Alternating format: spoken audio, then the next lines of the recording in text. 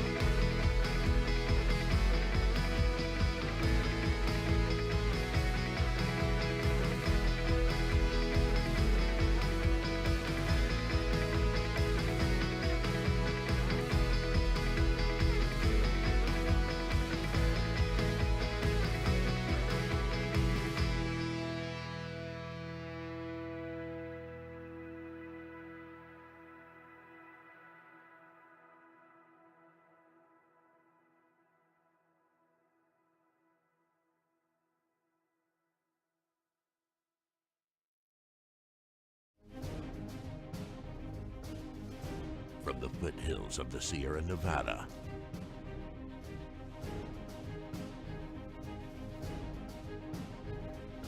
a new hero will emerge.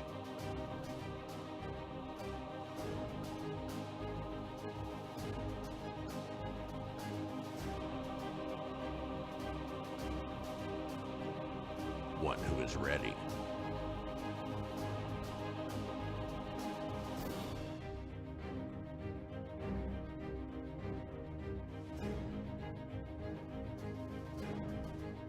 One who makes sure their friends and family are set.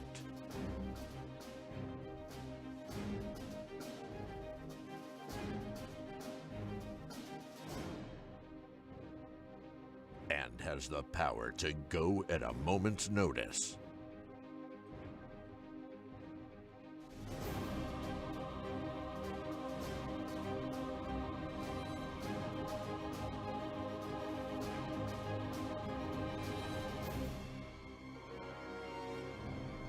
This fire season, you're the hero.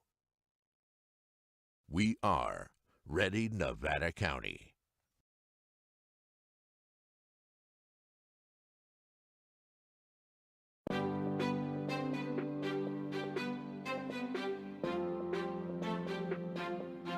Nevada County has a new tool to make evacuations safer and more efficient in the event of an emergency. This new tool is called Zone Haven, and we need you to know your zone. In order to know your zone, you need to go to community.zonehaven.com, type in your address. Once your address populates in the pop-up window, take that information and write down the zone that is given to you where you know you'll find it in case of emergency. Zone Haven and knowing your zone does not replace Nixle and/or Code Red. It actually supplements them, and it makes those tools more powerful because you'll know what zones are being evacuated or which ones are being placed on advisory. And as a result, you won't have to do anything else other than listen to those messages and know if it's time to go. Even if you don't have internet, this could be done by word of mouth, it can be done by radio, or it could be us driving down the street, so please know your zone.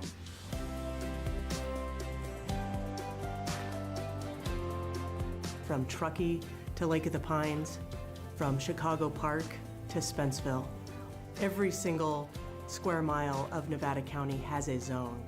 And having a zone that you know for your neighborhood is going to help you save time to be able to evacuate and keep you and your family safe.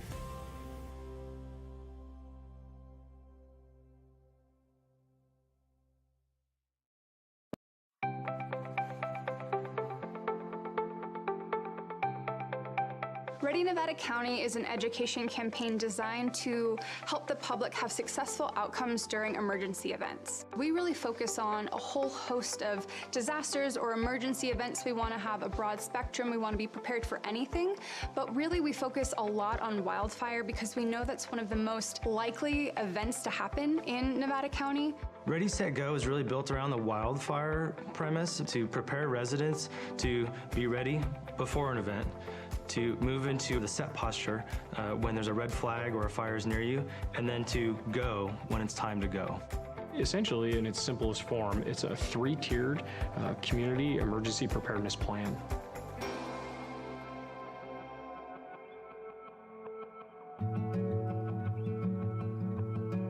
I have lived in this house, which we built, my husband and I, 26 years ago now, actually. We selected the hardy plank, the concrete siding, and also the metal roof. Then when we moved up here and heard about the 49er fire, that's when we started to say, wow, this really is even more important than we first realized.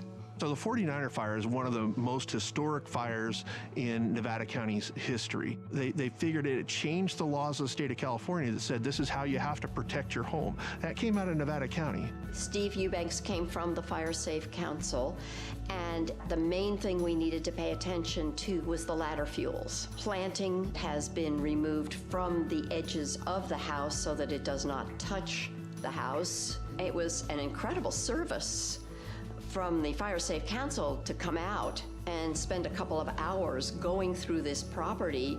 So the ready phase is when there's no immediate threat to you and your family. This is the time when you should be doing education and planning, whether that be training, educating yourself, or accumulating equipment, hardening your home, creating defensible space. Defensible space is really all about creating a buffer zone between your house and flammable vegetation. We really focus on defensible space around the home, that first 100 feet, but also around the roadway too. Another aspect of the ready phase is hardening the home, and really what that means is making your home more resilient to wildfire. That's going to be putting the fine-grained mesh around the vents of your home so that embers won't get under your house or into the eaves of your house. That's going to be using non-combustible materials on your deck and around your home. So when an ember storm comes through, it's not going to ignite your home itself.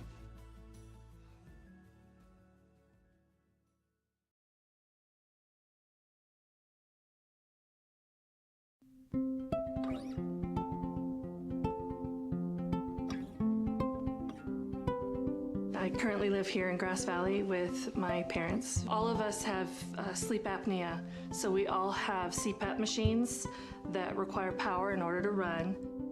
I also use a nebulizer, and that's used to disperse medication that I need to get myself breathing again.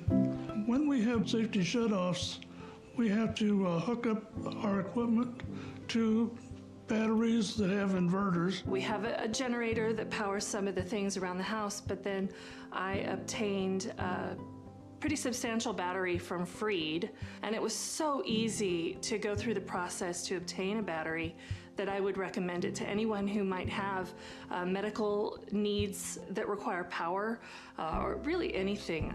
I would highly recommend contacting Freed.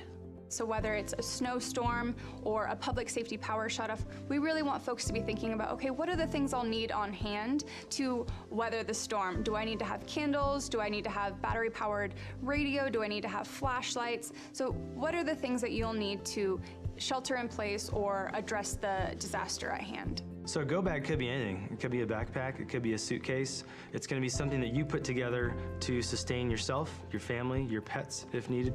That's going to have food, water, medication, clothing, toiletries to get you by for 72 hours.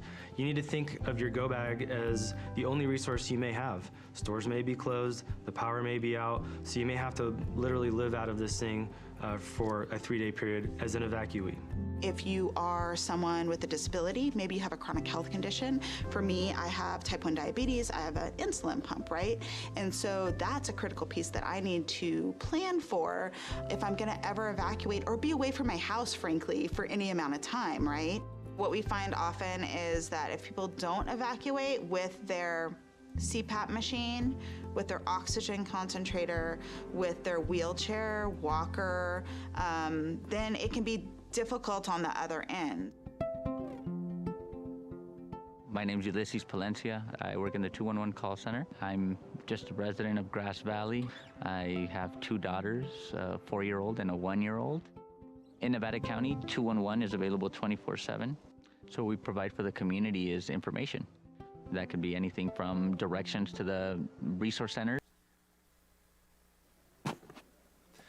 Welcome. July 9th, 2024, regular meeting of the Board of Supervisors of Nevada County. We'll call this meeting to order, and I asked Lee French to lead us in the Pledge of Allegiance.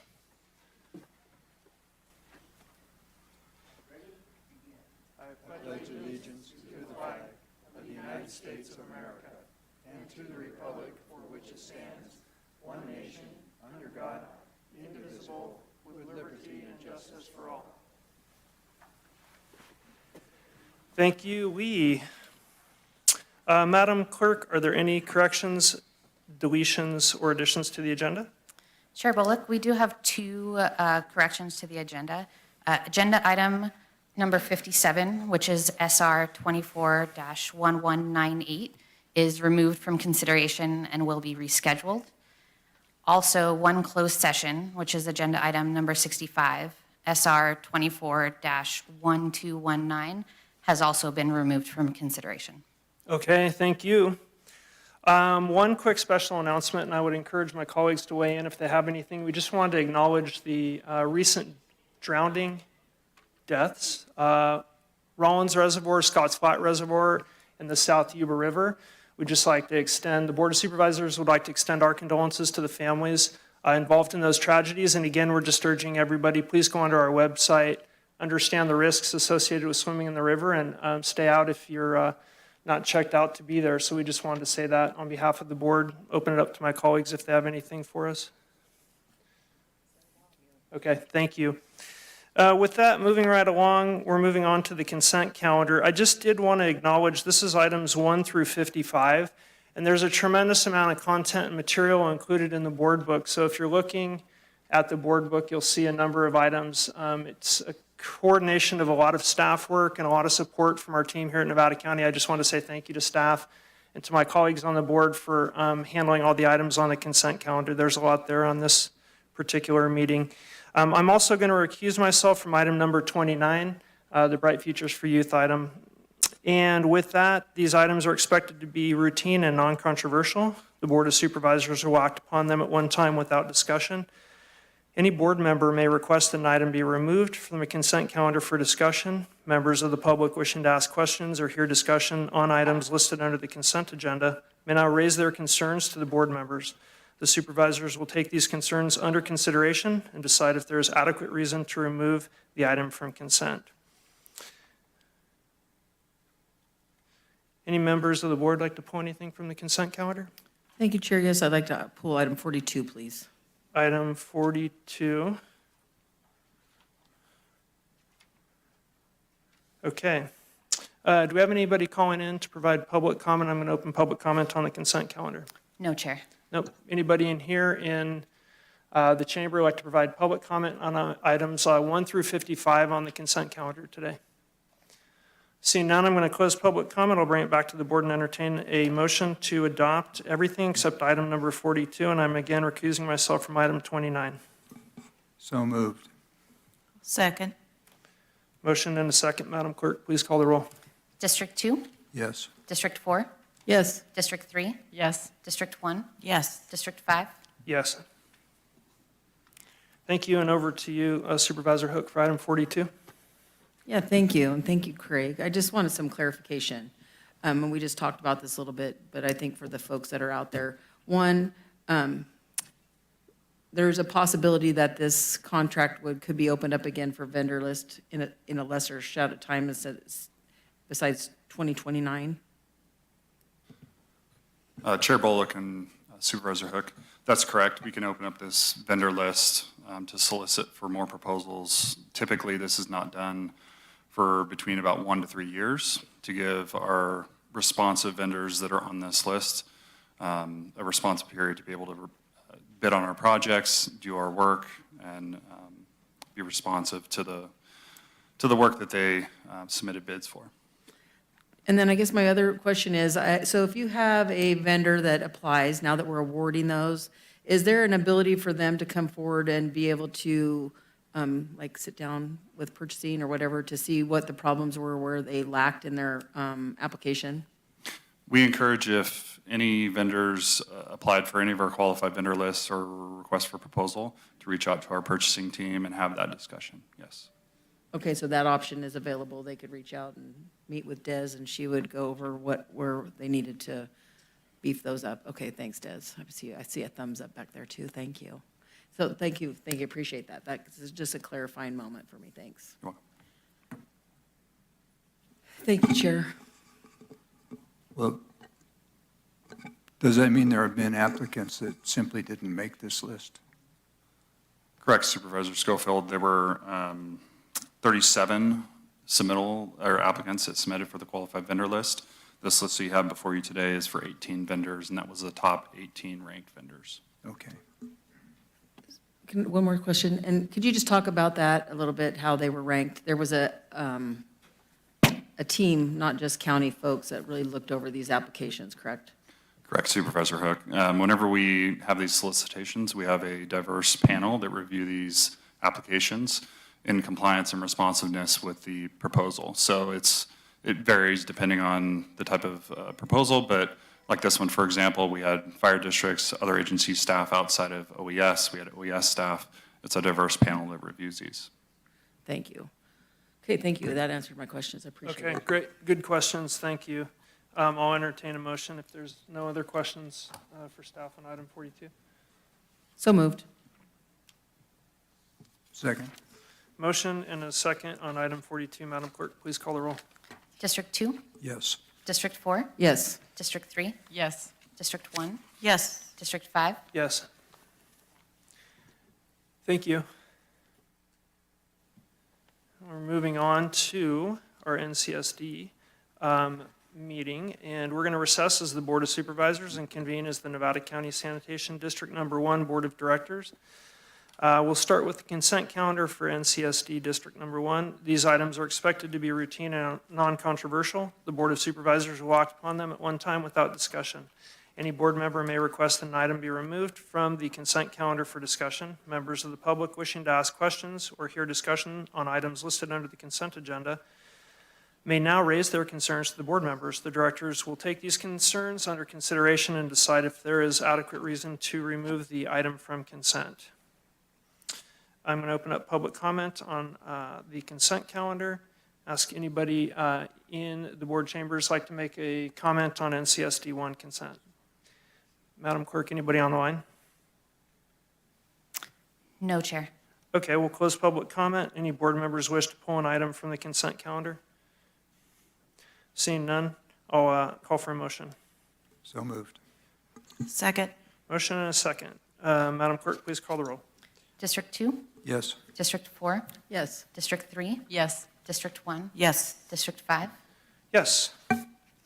And then we'll open up general public comment for NCSD number 1. Anybody in the board chamber like to make a general public comment on items not appearing on the agenda? I just have one thing. Supervisor Hood.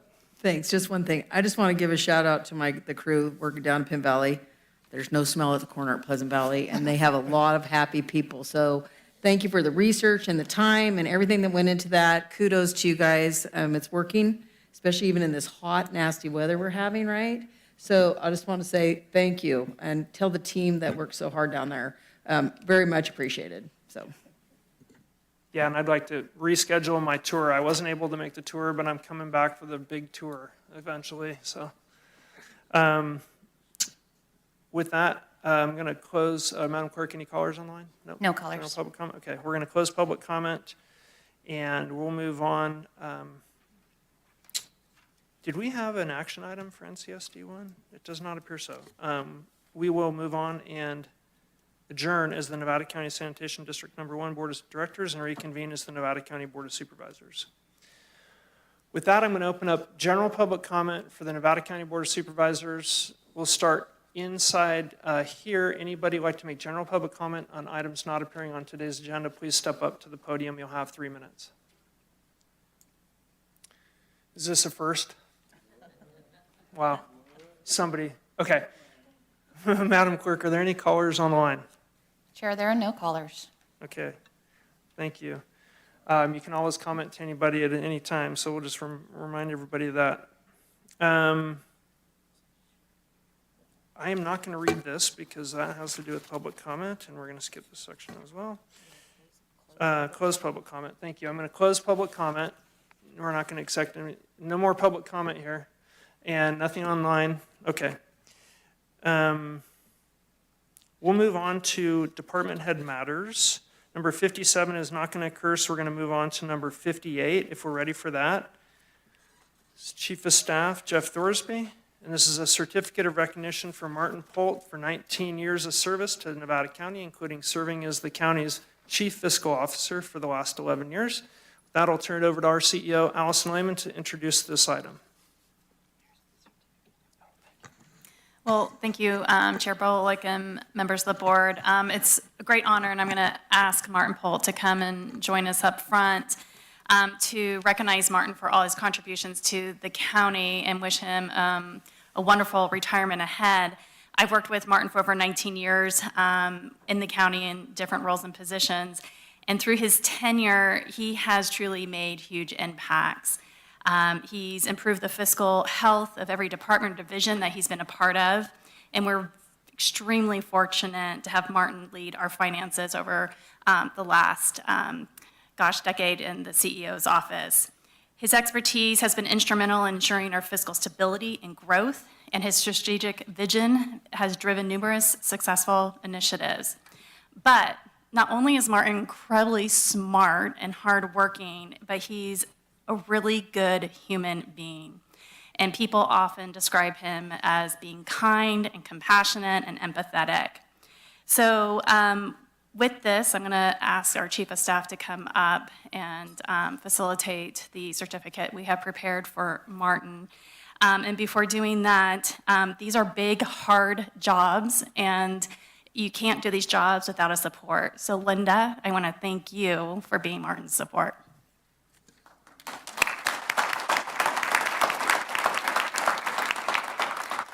So thank you, Mr. Thorsby. If you could go ahead and with the certificate.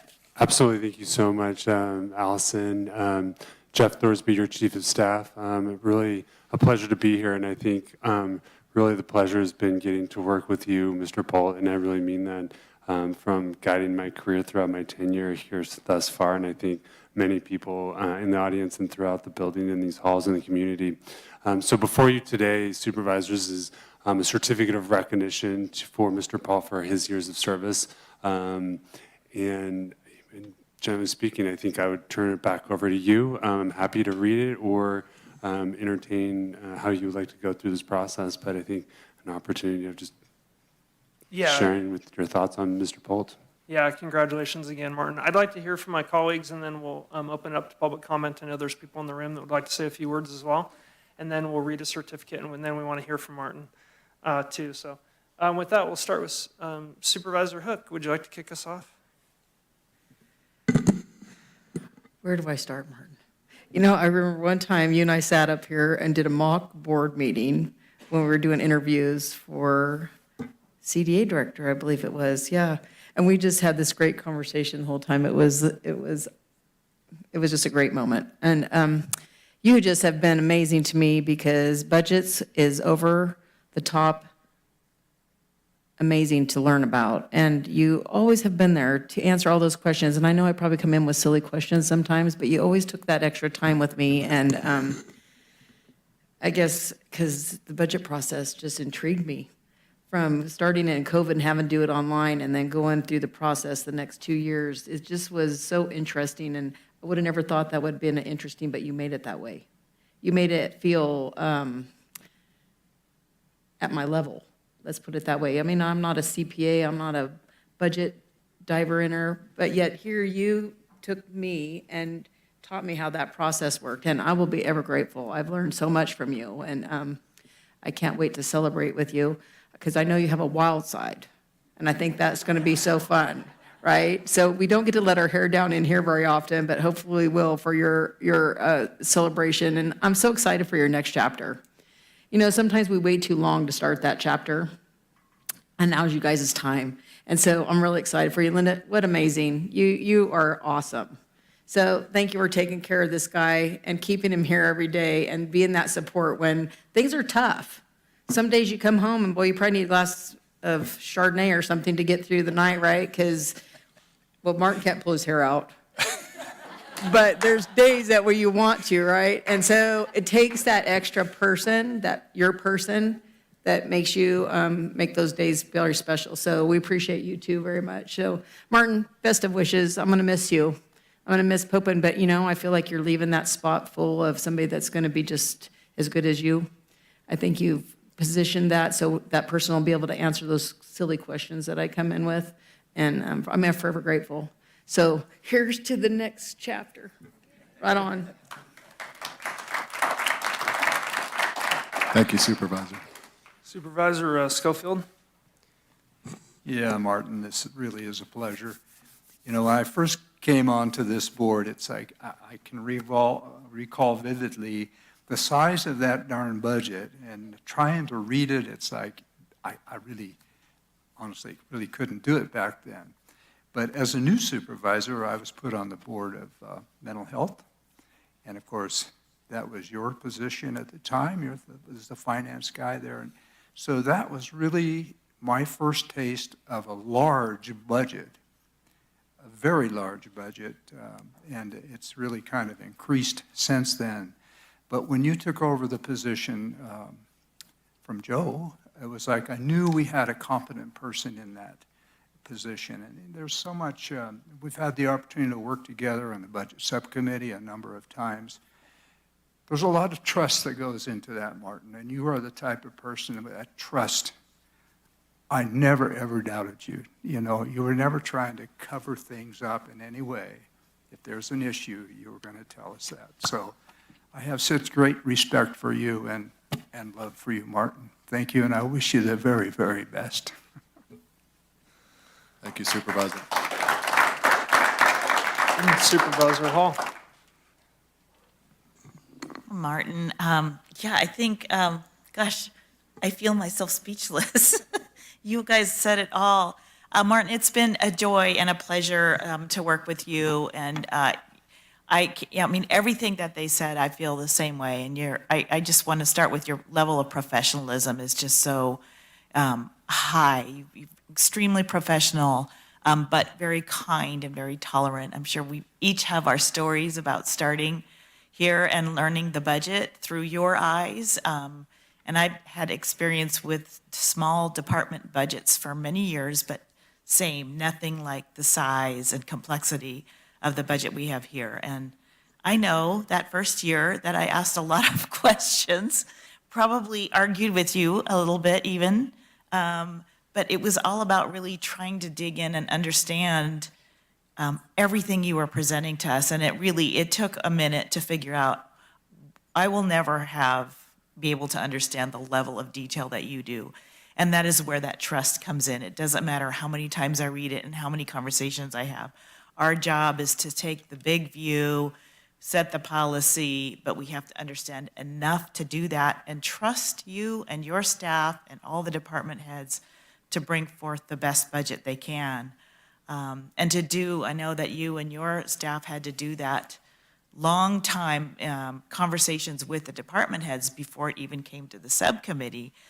So that's a long process that the public doesn't even see to get us to a place that feels solid and allows us to do what we need for the community, to meet their needs and their requests to us, but also keep us fiscally stable. And you've just done an unbelievably tremendous job at that. And I've learned a lot from you too. And yeah, I'm gonna miss you. I'm gonna miss you a lot. But I do think all the other boards and commissions in the county are gonna start knocking on your door. I think you have a lot to contribute to this county still, and I hope you find some really fun ways to do that. Thank you for everything, Martin. Thank you, Supervisor Hall. Supervisor. Well, I know ways that you can see Martin in his wild side if you choose to, and that will be at the Center for the Arts. with he and Linda dancing to whatever band is playing. And I'm fortunate that I get to continue to work with you on the board there. So when I walked into your office in December of 2022 after I got elected, I think we scheduled a half an hour, 45 minutes, and you handed me the budget, and it was like this tall. And I'm like, how are we going to boil this all down? So obviously didn't really get it, didn't understand it, went through my first year trying to dig in a little bit. But my second year, I did get it, and I had a litany of questions. I sent them to you and your staff and got a response within 24 hours, which in my view is unheard of in the financial world. So the professionalism and the competency that you have brought to that position is invaluable, and we will miss you a lot. And just your willingness to sit down and really help us understand the numbers, I've been very appreciative of that. So, and I promise that I will not release the video I have of you singing karaoke, but I will let all of you know the next time Martin does sing karaoke so you can come see for yourself. He's actually very talented. So thank you for your service to the county, and thank you, Supervisor. Look forward to seeing you at the center.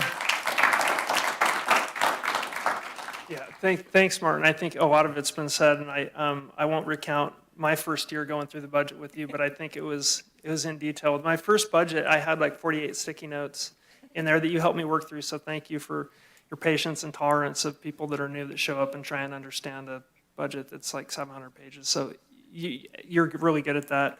I was just going to mention, for being, super high acumen with financial components and all of the pieces that go into making a budget, you have this human perspective that I've always enjoyed sharing with you. So you and I talk about fixing up houses and music and concerts and Center for the Arts and our life, and I really appreciate that about you. You bring that perspective to me just here and make people feel comfortable around you. So that, to me, is something that's very valuable that I'm going to miss. I really enjoyed that, and it made you and I kind of connect on a level that when we went into that board budget review process in the budget subcommittee, it was just, there was a lot of confidence and trust. I think that's been already said, but I just had a lot of confidence and trust, and particularly in this board, this budget ad hoc was interesting because we came into it under a challenged financial condition, and I think for me, a testament to your skill is really what you're leaving behind, which is an awesome financial position that this county and our community is in. So you've done a great job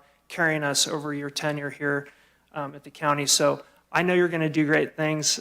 We have a kind of a half day of celebration for Martin on Friday. So if you're not part of it, just come in here to the Rood Center around noon and you'll be a part of all kinds of things celebrating Martin that day. So thank you again. I wish you the best of luck, and I'm sure you're going to do great things. Thank you. Thank you, Supervisor Bullock.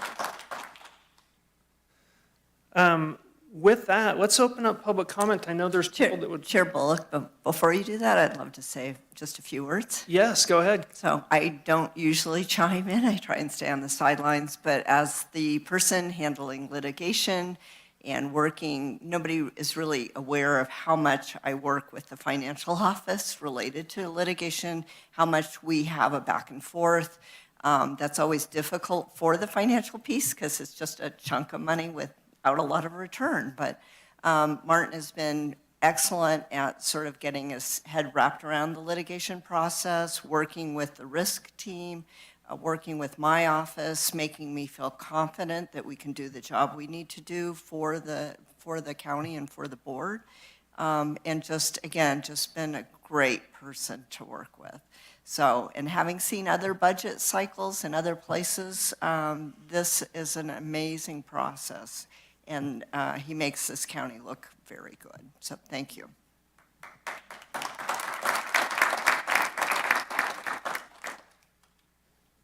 Okay, thank you. We'll open up public comment here in the board chambers. Does anybody like to step up and make a few comments? Now, Sarah's coming up. Thank you. Good morning, honorable supervisors, Chair Bullock.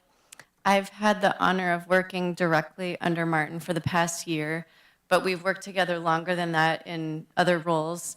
And I want to say that he's an ideal public servant. He is highly technically competent, and he cares deeply about this community and supporting your efforts to make it be the best community it can possibly be. So I think we benefited greatly from your time here, and I'm really grateful for all of the effort you've put into making a really smooth transition, and we're going to miss you.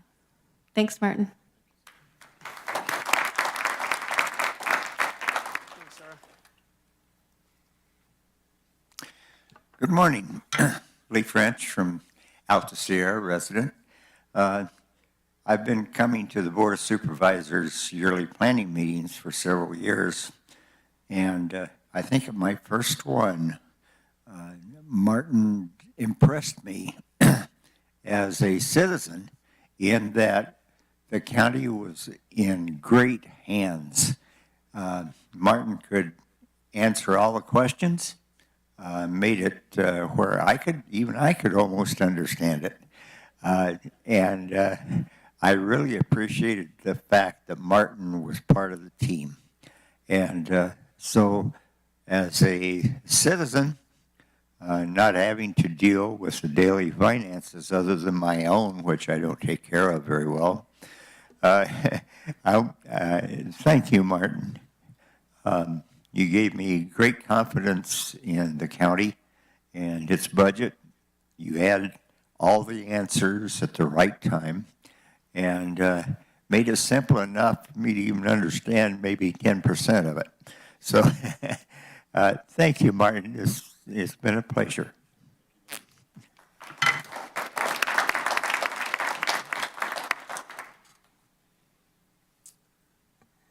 Anybody else in the chamber here? Madam Clerk, any callers online? No callers. No. Okay. Anybody else? Well, thank you for your public comments on that. With that, I'm going to close public comment, and we'll bring it back. I'd like to, I guess we'll read a certificate, and then we'll do a photo op if that works for you, Martin. But first I want to turn it over to you and hear a little bit from you if you'd like. Thank you, Supervisor Bullock, members of the board, and those who support me here. I can't say how much it means to me to hear these words. I'm really humbled by the thoughts and comments that you've had. So just wanted to say kind of what it has meant to me to be part of this county and in this, in our county departments and working here for 20 years. 20 years is not a small amount of time, and I never expected to be in one place for those many years. But for me, curiosity and interest in life and loving and caring about people and ideas, and that's really the core of who I am. Like most of us, I've had experiences and tragedies that can weigh me down. But through that fog comes a clarity to be bold and take risks to live life to the fullest. In my best moments, I embrace the saying that courage has boldness, magic, and power in it. Whatever you can do or dream you can do, do it now. This job has fed that thought and the love of life, people, and ideas that makes me who I am. I've made many friends here in the county, and the ideas, unbelievable ideas, all the time, great ideas from people in this county. Now that I've been here 11 years in this position, I'm kind of getting bored with this. Not. That's never going to happen. But it is time to move on to new and different dreams. And some of those include health, family, friends, fun and travel. But there are other big dreams that are yet to take shape. I don't know what those are yet. So I thank you for being such a vibrant and rich part of my story and my life. I thank Linda.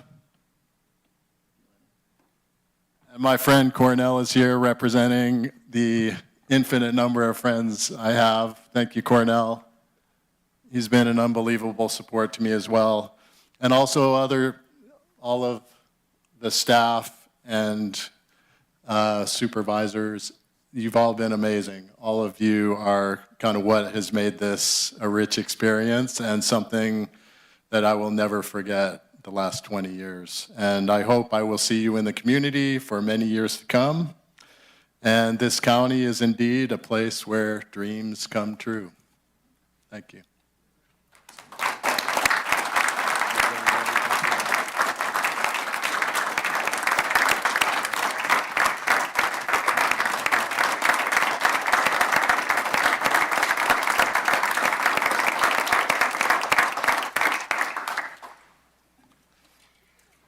Thanks, Martin. That was touching to hear that from you. I'm going to attempt to read this. I'm not going to rush it. I'm going to read the whole thing. So you're going to be part of this with us. This is a certificate of recognition for Martin Polt, July 9th, 2024.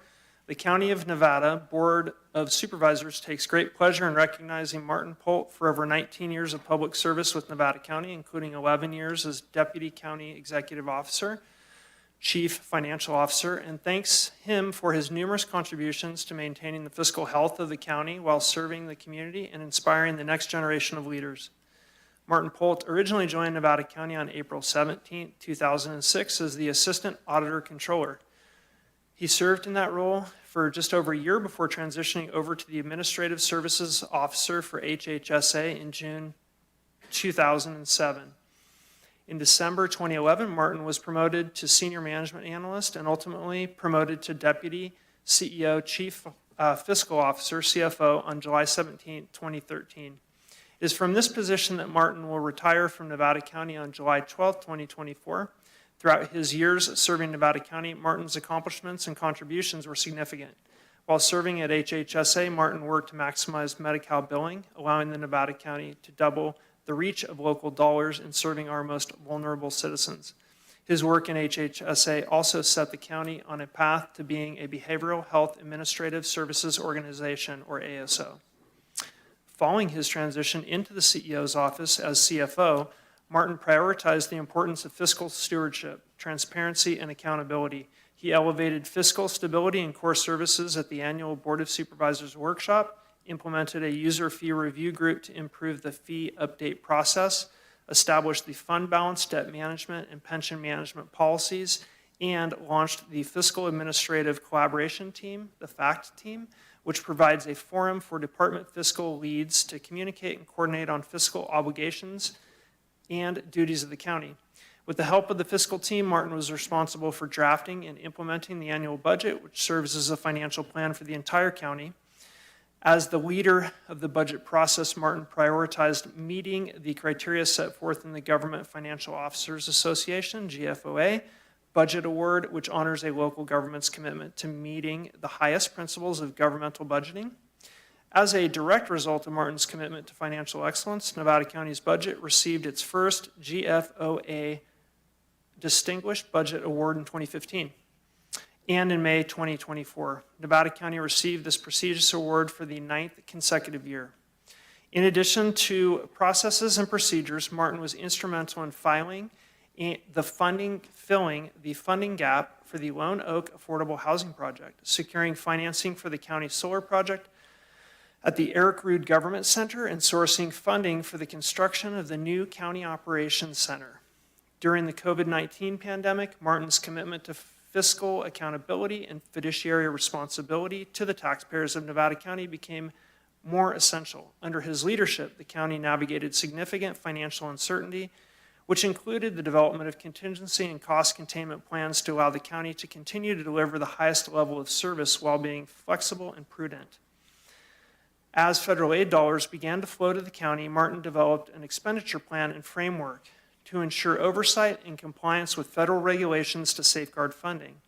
Using the same dedication to integrity and leadership as he gave to his work, Martin also had a notable impact on all the staff, the Nevada County colleagues he worked with over the years. Martin set up his staff for success and empowered many to move into greater roles in the county, such as HHSA Director and Chief Fiscal Administrative Officer for various departments. He encouraged his staff to get creative and implement fiscal and administrative improvements, including the decision to shift much of the budget process responsibility to the departments to complete and review. He established the Interim Budget Analyst Program to give interested participants the opportunity to expand their understanding of county budgeting processes, while also providing much-needed support to the county fiscal team during budget season. Both programs received statewide award recognition. Over the years, Martin participated in numerous challenging and difficult conversations related to funding our core services, programs, and special projects. But throughout each, Martin conducted himself with the utmost integrity and commitment to the fiscal health of the county, as well as the welfare of both constituents and county staff alike. The County of Nevada Board of Supervisors recognizes and thanks Martin Polt for his incredible leadership, integrity, and commitment to excellence throughout his 19 years of service to Nevada County. Thank you, Martin. Thank you.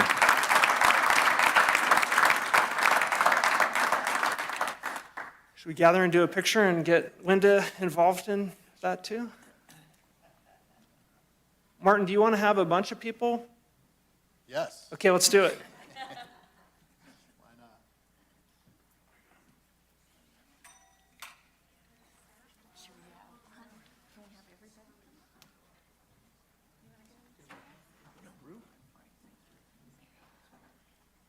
I'd like to invite department heads up for the picture, please.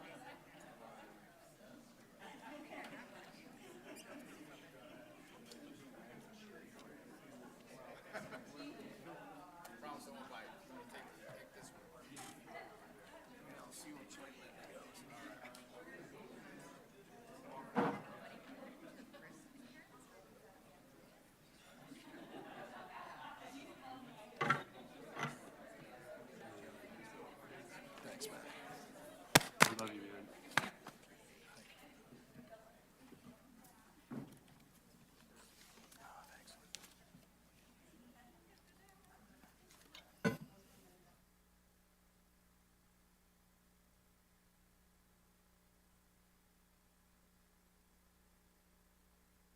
Okay, and that was a good time. I think everybody's been looking forward to saying a few words on that. And again, Aaron, welcome. We understand you're taking over, so you're going to get to enjoy all these huge budget questions that we're going to throw at you. And we're going to scrap and arm wrestle over stuff, and then we'll high-five each other when we're done. So looking forward to working with you. We're going to move on to item number 59. This is Chief Probation Officer Jeff Goldman. A resolution proclaiming the week of July 21 through 27, 2024 as Probation Service Week. With that, I'll turn it over to our Chief, Mr. Goldman.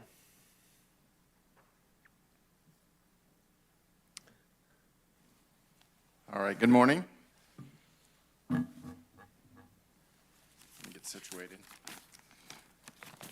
And I'm going to stand because my back is not working today, so once I sit down, it might take me a while to get back up. So, All right, good morning, Chair Bullock and distinguished members of the board. I'm Jeff Goldman, Nevada County's Chief Probation Officer. I'm here today to acknowledge the hard work and dedication of the members of the Nevada County Probation Department. Probation officers work every day to supervise justice-involved individuals in our community, but also assist individuals with securing housing, finding jobs, and enrolling in treatment.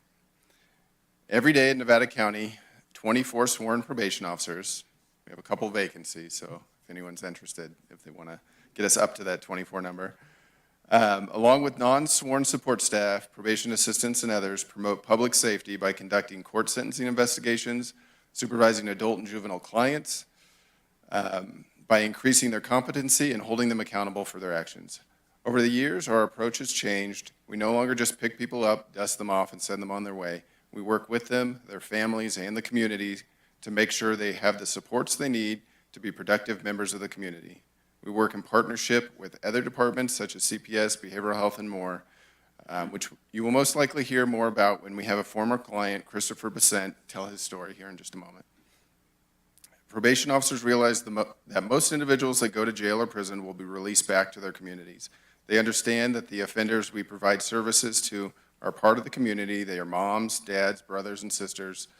They are many times people that have experienced some intense trauma in their lives. Officers know them. Offers for them to successfully re-enter the community.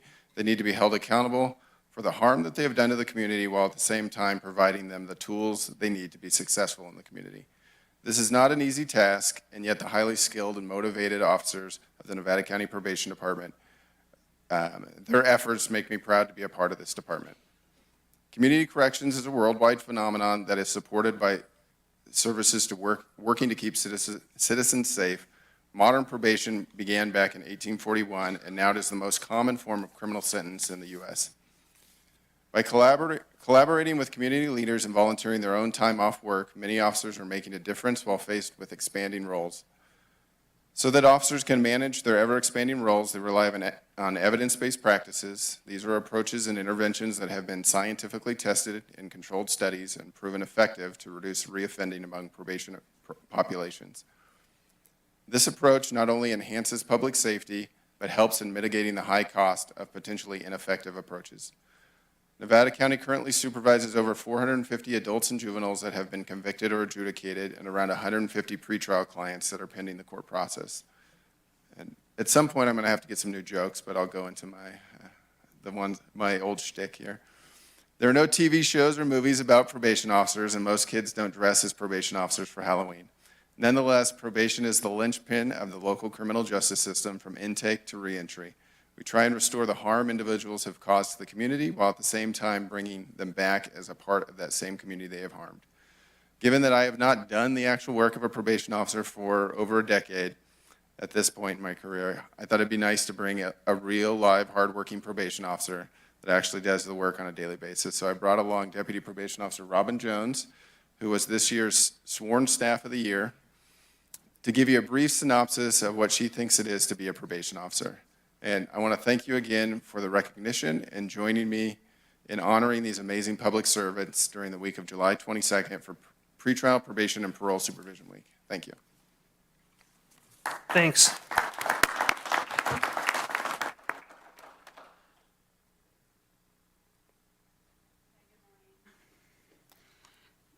Chair Bullock and distinguished members of the board, I wanted to express my gratitude for the opportunity to be here today to discuss a little bit about what the officers at Nevada County Probation do on a daily basis.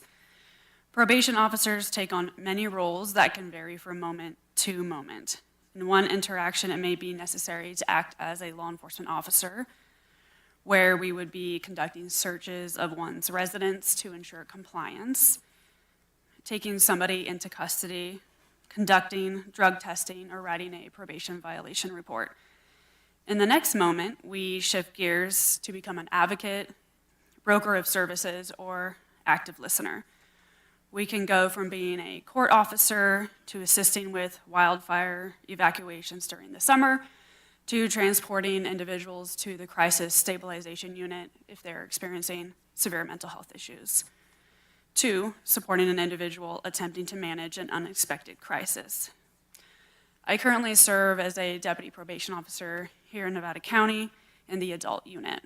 I primarily supervise offenders that are deemed high risk to recidivate. This includes people that are getting out of state prison, that serve local prison sentences, or they're sentenced to felony probation. Officers in our department also supervise caseloads for specific offenses such as domestic violence, sex offenses, as well as specialty courts such as DUI court, mental health court, and adult drug court. Regarding juvenile supervision, and in addition to regular juvenile supervision caseloads, officers supervise first-time offenders who are granted diversion and who are admitted into a transitional age youth program. Additionally, there is Youth Empowerment Services, also known as Yes Court. Adult and juvenile supervision, as well as diversion programs, are utilized to enhance community safety and foster positive change for the individuals we serve, all while holding them accountable. We strive to identify one's underlying needs and risk factors that may have led them to the criminal justice system. We do this by completing assessments and getting to know individuals through contact in the community, their residences, and in our office. We learn about their lives, their both struggles and strengths, and work with them to address their underlying needs so that they can live a more peaceful life. We understand that if we identify the possible underlying needs factors driving one's drug use, criminal behavior, or cognitive abilities, we can direct our efforts to their specific needs that, if addressed, can make a big difference in an individual's life. Today, I have invited Christopher Pezent to join us to share a brief overview of his story. He is someone who experienced many years of severe drug addiction and the lifestyle and hardships that accompany that, and the criminal justice system, including being supervised by the probation department. Due to the severity of the circumstances when he was being supervised by the probation department, there was concern that if Chris did not turn around his life, that he would either lose his life to drugs or end up in prison. He has made radical changes in his life, which is why he was specifically invited here today.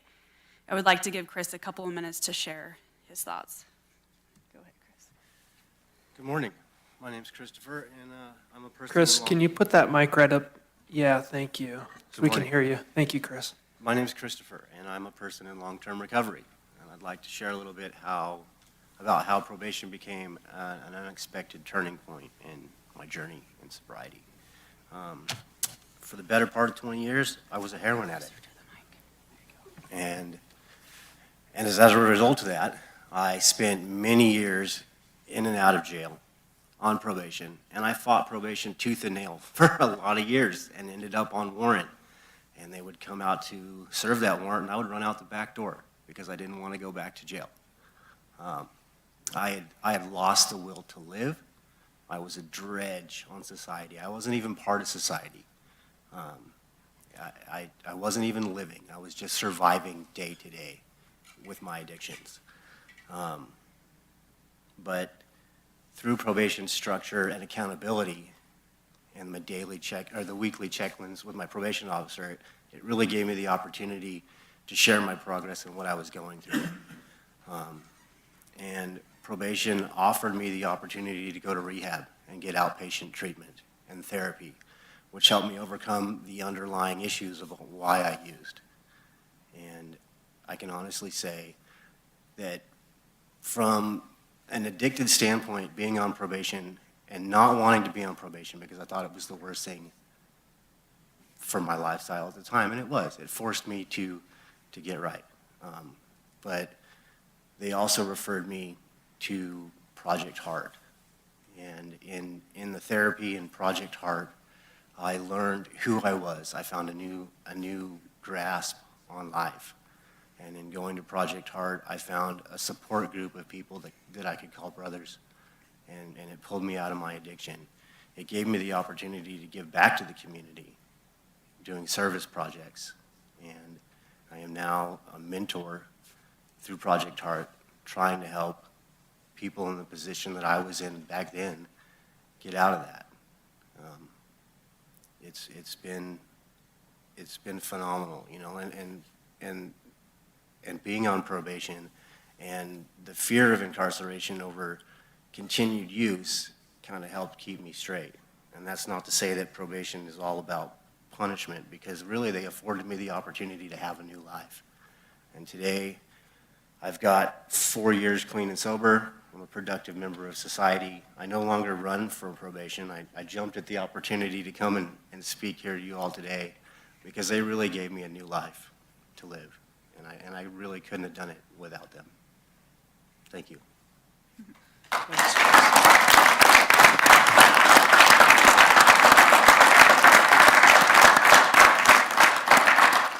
Thanks, Chris. Yeah, we appreciate you coming and talking to us. It's inspirational to hear your story. And I'll turn it over to you, Chief. Anything else to add before we? Okay. Resolution would be great. Okay, thanks. Well, I'll turn it over to my colleagues here for any questions or comments. We'll start with Supervisor Swarthout.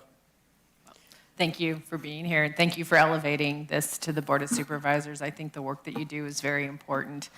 Just the stories I've heard in the community, one moment you're a law enforcement officer, and in the next moment you're a social worker or a behavioral health specialist or an education advisor. There's the depth and breadth of the work that you do is really important, and I think that is envisioned today by hearing Chris's story. So thank you for sharing that with us, and keep up the good work. We really appreciate it. Thank you, Supervisor Hall. Thank you so much for everything you do. Christopher, thank you for being willing to share your story. It takes a great deal of courage for all of us, any of us, to face our worst days and our worst deeds and then move forward from that. So wish you the best of the luck going forward. Thank you, Jeff, for bringing this data-informed new ideas to the department and empowering your staff and looking at the best data out there to make sure that you guys are doing everything that you can. I really appreciate the way the probation department just dives in deep in the community and does all these, variety of tasks and does them all well. If there were a show, I would watch it. I think it's fascinating what you all do for your work, and I appreciate you all very much. Thanks. Supervisor Schofield. Yeah, Jeff, I just want to thank you and your team for the work that you do. It seems like that much of really the enforcement and the success, and you're a great example, Chris, is coming from probation anymore. I mean, it seems like some of the laws that have been changed in recent years has just put so much on your backs to make it work. And it's so great to have somebody like you come forward, Chris, and give your personal experiences. Makes us feel good because it sounds like that means our programs are working, because there's a lot of times we look at it and go, oh my gosh, is this really working? You guys are doing a great job. Chris, thank you for coming forward with your experiences. Thanks, Jeff. Well, thank you, both of you, all of you. And so this is interesting. I would just say, though, sometimes you see probation on TV shows. They ought to follow you around and really see how it works, because they don't depict it correctly. And what you guys are doing here is incredibly important. I mean, we see the change over time, and I love how you even bring, it's not just always about the probationer, it's about a family. So when you're working with youth, that's another huge portion of this that really is making that big difference. And Chris, you're a hero. So look at yourself that way. When you step forward and make that change and that challenge, kudos. I just think you're amazing. And then to come and share it. Because like Heidi even said that, we all have our things that we've had to come back around from. None of us are perfect, right? And to give back, that is huge. I love that you're working on the heart program, because that just shows you have a big heart. So kudos to you. Thanks for coming in here and doing that. And to all you guys that do probation, because you have a really versatile job. It's pretty amazing to me. I mean, like you just talked to, housing, behavioral health, really, it all ties into us as people, right? And it makes me feel good. If I had a place I'd had to go, or if I would want you to be on my side. I wanted you to be my team. So thank you all very, very much. What a great presentation. And we will celebrate you not just this week, but all year round, because it is all year round, every day, 24/7 job. So bless your hearts. Appreciate you so much. And Chris, thanks for being here.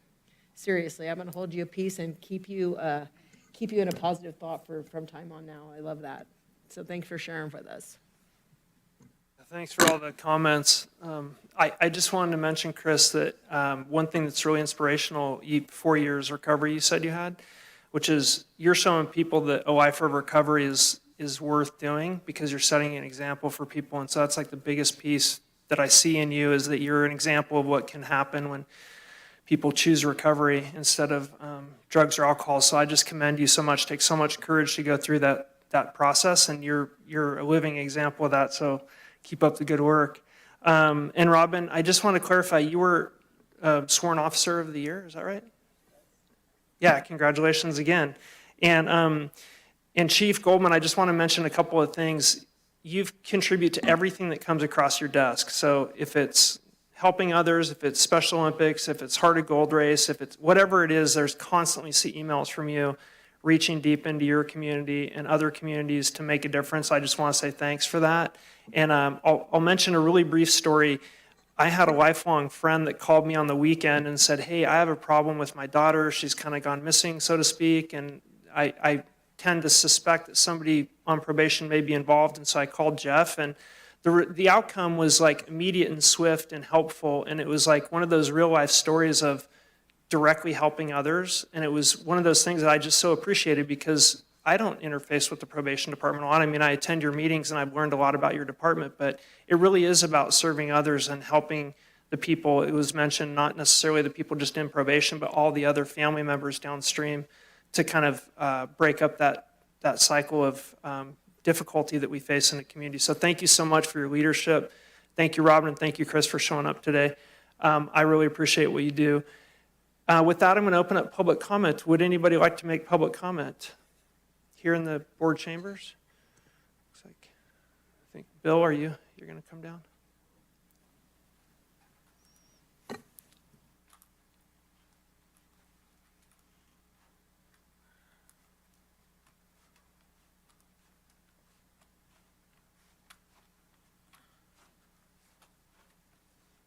Good morning, Board of Supervisors. And God bless you, Chris. I wanted to share a story about what happened to me.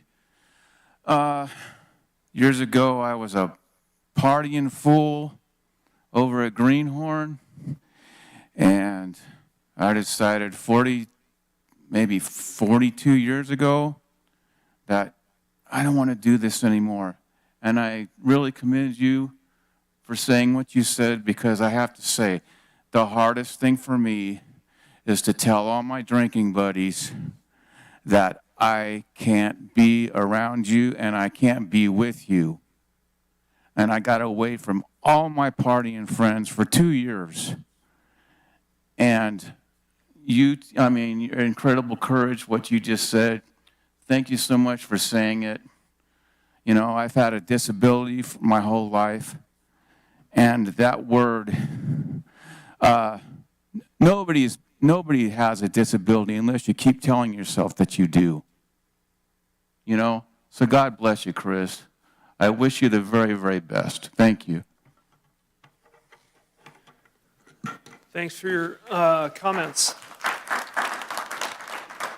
Madam Clerk, are there any callers on the line? No callers. Okay, thanks. Anybody else like to make public comment on this item? Seeing none, we'll go ahead and close public comment, and I'll bring it back to the board. Any final thoughts? If not, we can entertain a motion. Oh, I'm sorry, we have a resolution. Yes, thank you. Do you want to read it for me? Sure. Since you have it in front of you? Sure. Thank you, Supervisor Hall. Okay, I'll go ahead and read the resolution. Do you want to wait for the motion or no? After? Yeah, you can read it. Okay.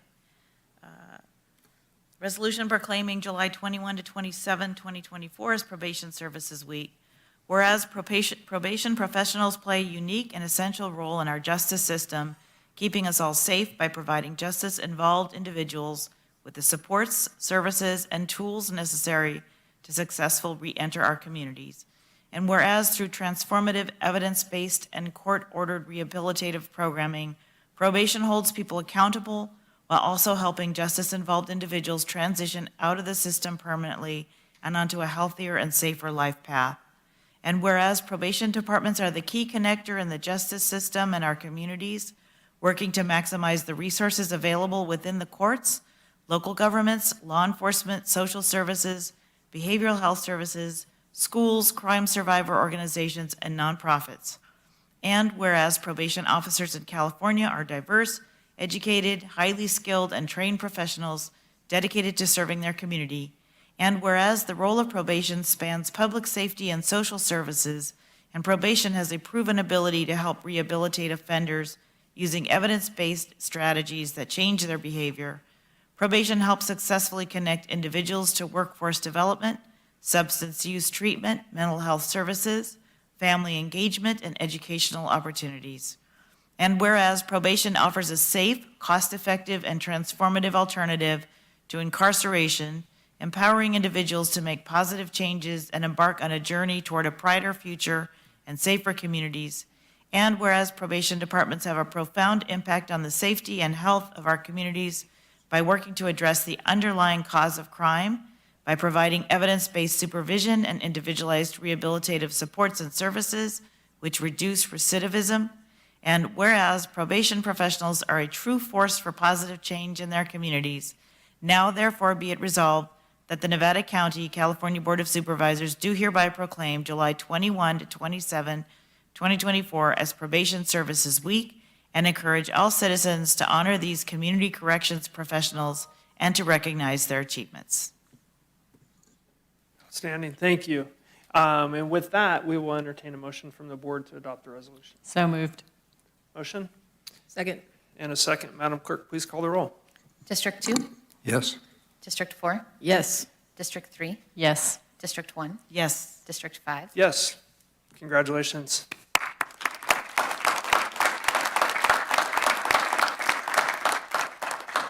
you want to do a picture? Okay, let's do it.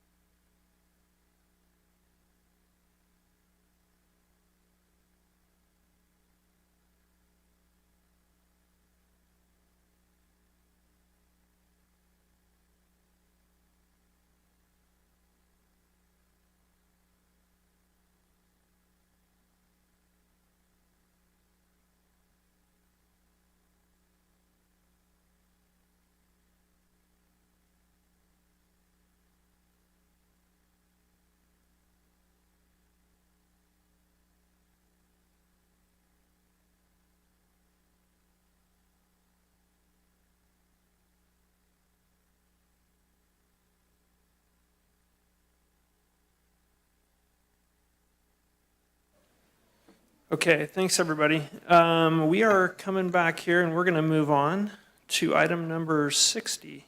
This is a presentation from the Nevada County Youth Commission, and I'm going to turn it over to Allison, our CEO, to open up this item. All right, thank you, Chair Bullock and members of the board. It's my honor to introduce your Nevada County Youth Commission. We have Annie Pickens, who's going to lead the presentation today, sitting in the department head chair, and I want to talk a little bit about Annie and how she really is a model of this program. So Annie came on over a year ago and served as one of the founding members of the Youth Commission. She is responsible with her peers of creating bylaws, looking at outreach, bringing recommendations to the board last August for approval. Came back as a student intern in the CEO's office, and she really has provided the administrative support to the commission.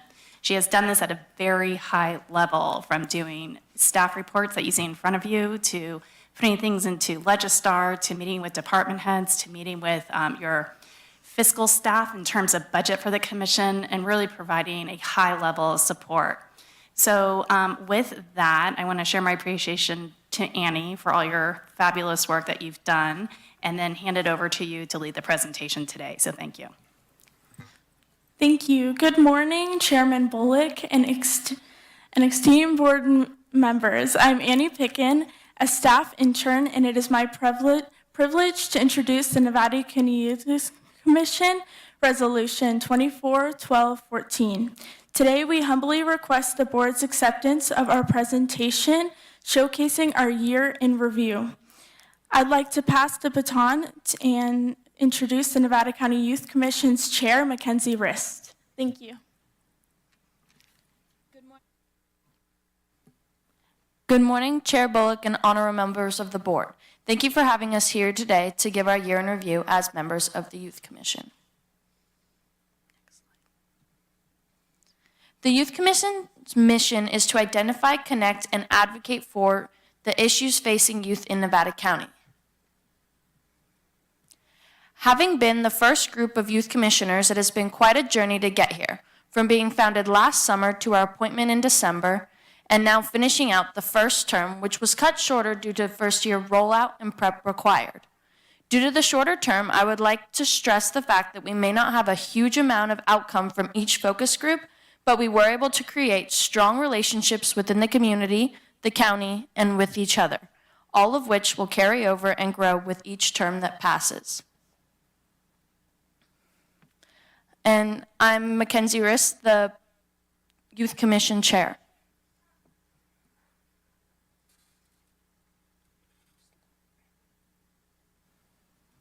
I'm Anna, the Secretary of the Youth Commission.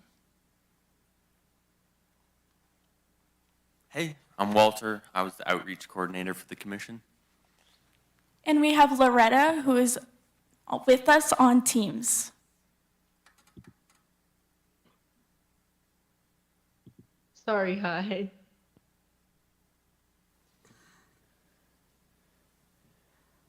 I'm Ariana, and I am the chair of the Food and Schools Subcommittee. I'm Sam Ovey, and I'm the chair of the Mental Health / Drug Use Subcommittee.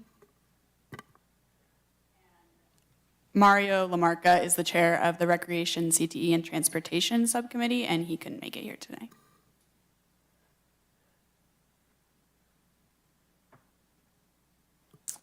All right, hi again. I am the chair of the Food and Schools Subcommittee. We have Walter Helvin, Frank Post, Robert Gago, and Ana Zarate Cortez in our committee. During our time, we made a lot of different connections in the community. We worked with the Better Bites Coalition, a nonprofit organization focused on promoting scratch-cooked school meals for all of Western Nevada County students. We work closely with their coordinator, Sarah Lieber, who strive to include students of all ages and community members in the coalition. Since she will be returning to teaching in the fall, Better Bites Coalition is going to be student-led and work with Sam Conniff-Klatt in relaying what students want to see happen with their meals. While working with Better Bites, we had the opportunity to table at many different events to raise awareness for the cause and collect petition signatures. With the help of some very eager and competitive middle school students, we were able to collect 805 signatures in support of scratch-cooked meals and locally sourced ingredients. We also helped with a letter writing campaign and collected 200 letters from students, parents, and community members in support of the coalition, and those were sent to the JPA. During our Truckee meeting, we got to meet with the amazing Kat Sultan Murad, who is the Director of Food and Nutrition Services in the Tahoe Truckee Unified School District.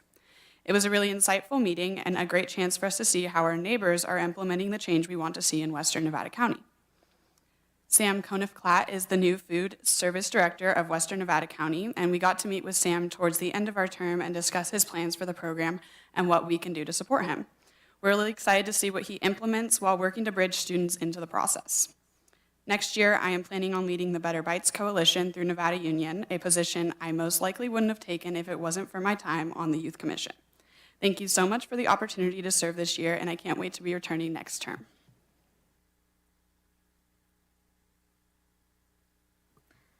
Hi, I'm Sam. I'm the chair of the Mental Health/Drug Use Subcommittee. Our other members, we also had Mackenzie Rist, Anthony Garcia Ramirez, Ari Funk, and Lily Markham.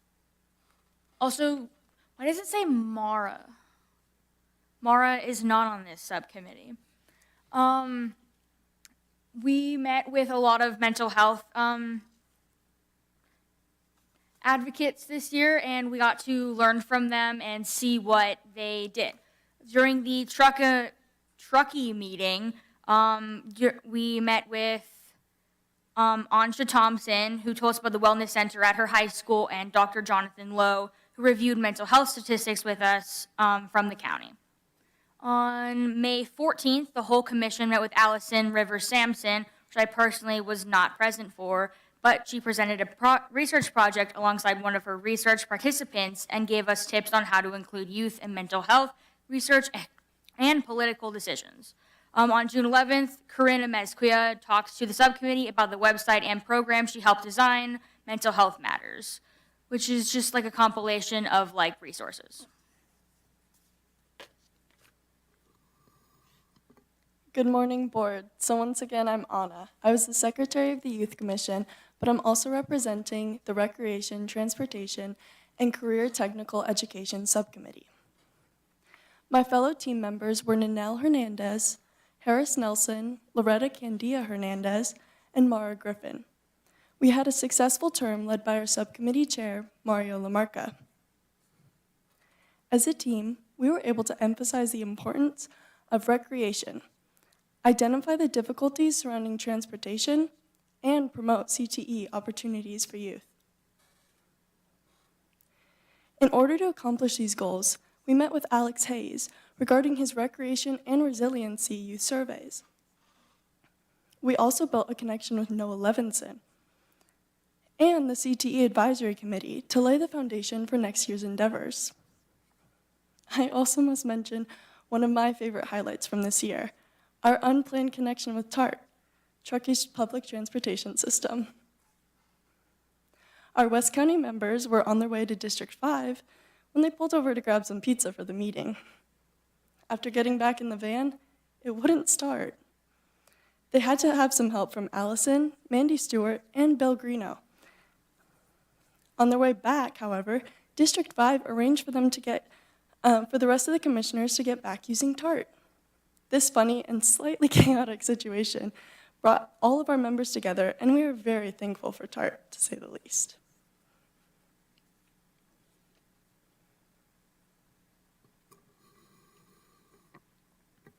Hello, members of the board. As I mentioned before, I'm Walter, and I was in charge of leading a lot of the kind of communication and outreach efforts for the commission in our community, and I'd like to present a lot of the highlights to you. So on this first slide, you can see Congressman Kiley's visit. This was one of our earlier meetings, and I think was a really fascinating experience because we got to meet a sitting congressperson and ask a lot of questions about public service. And I think, as students, it's something we learn about in school, but we don't often get to be in the position we're in. And to learn from him was really quite fascinating.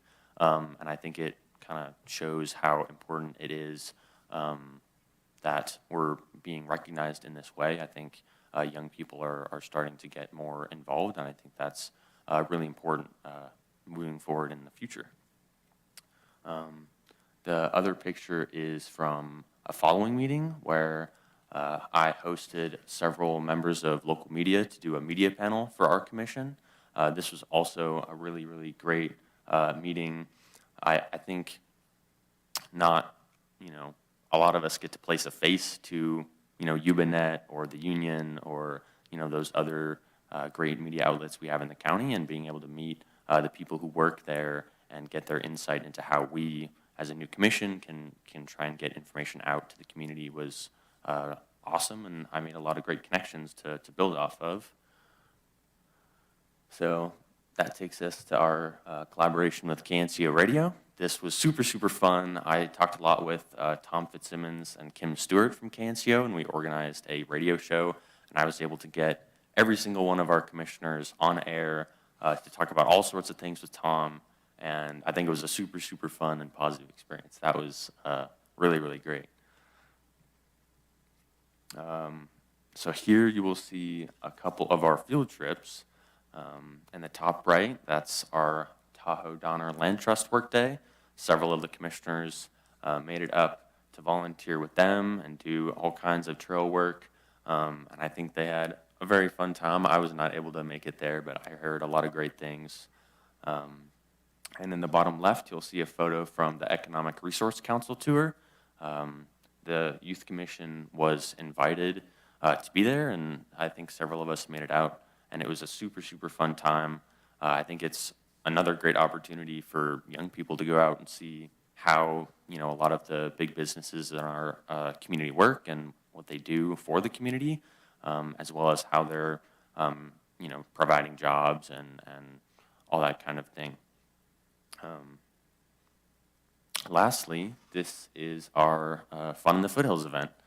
We organized this event and put it on the last Friday in June, and we hosted a band and food and nonprofits in Pioneer Park in Nevada City, and we had pretty good turnout and had a lot of fun. I think it was super, super productive to put together an event for the community, go out, make it happen, and see some positive results from that. So thanks for checking this out with me.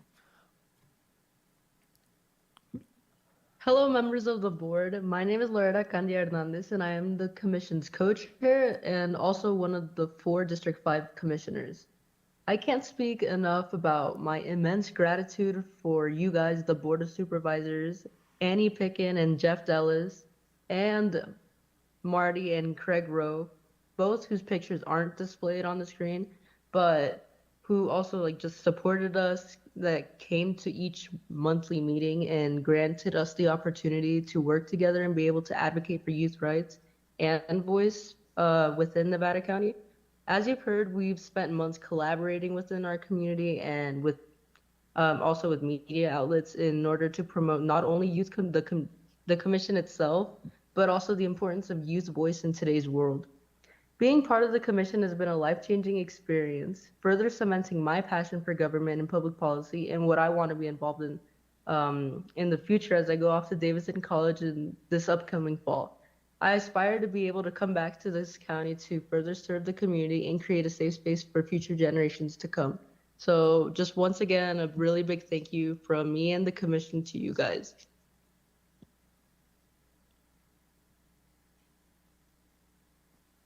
We would now like to welcome the incoming 2024-25 commissioners. They're not present today, but we'll be meeting with them later this month for the first time.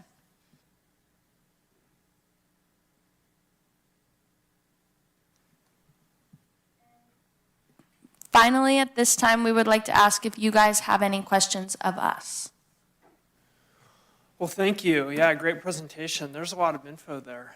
And I've been fortunate to kind of be involved, with your journey, growing and starting and getting it done. So thanks for the great presentation. I'll turn it over to my colleagues. So if we have any questions, we'll start with Supervisor Schofield. Any questions?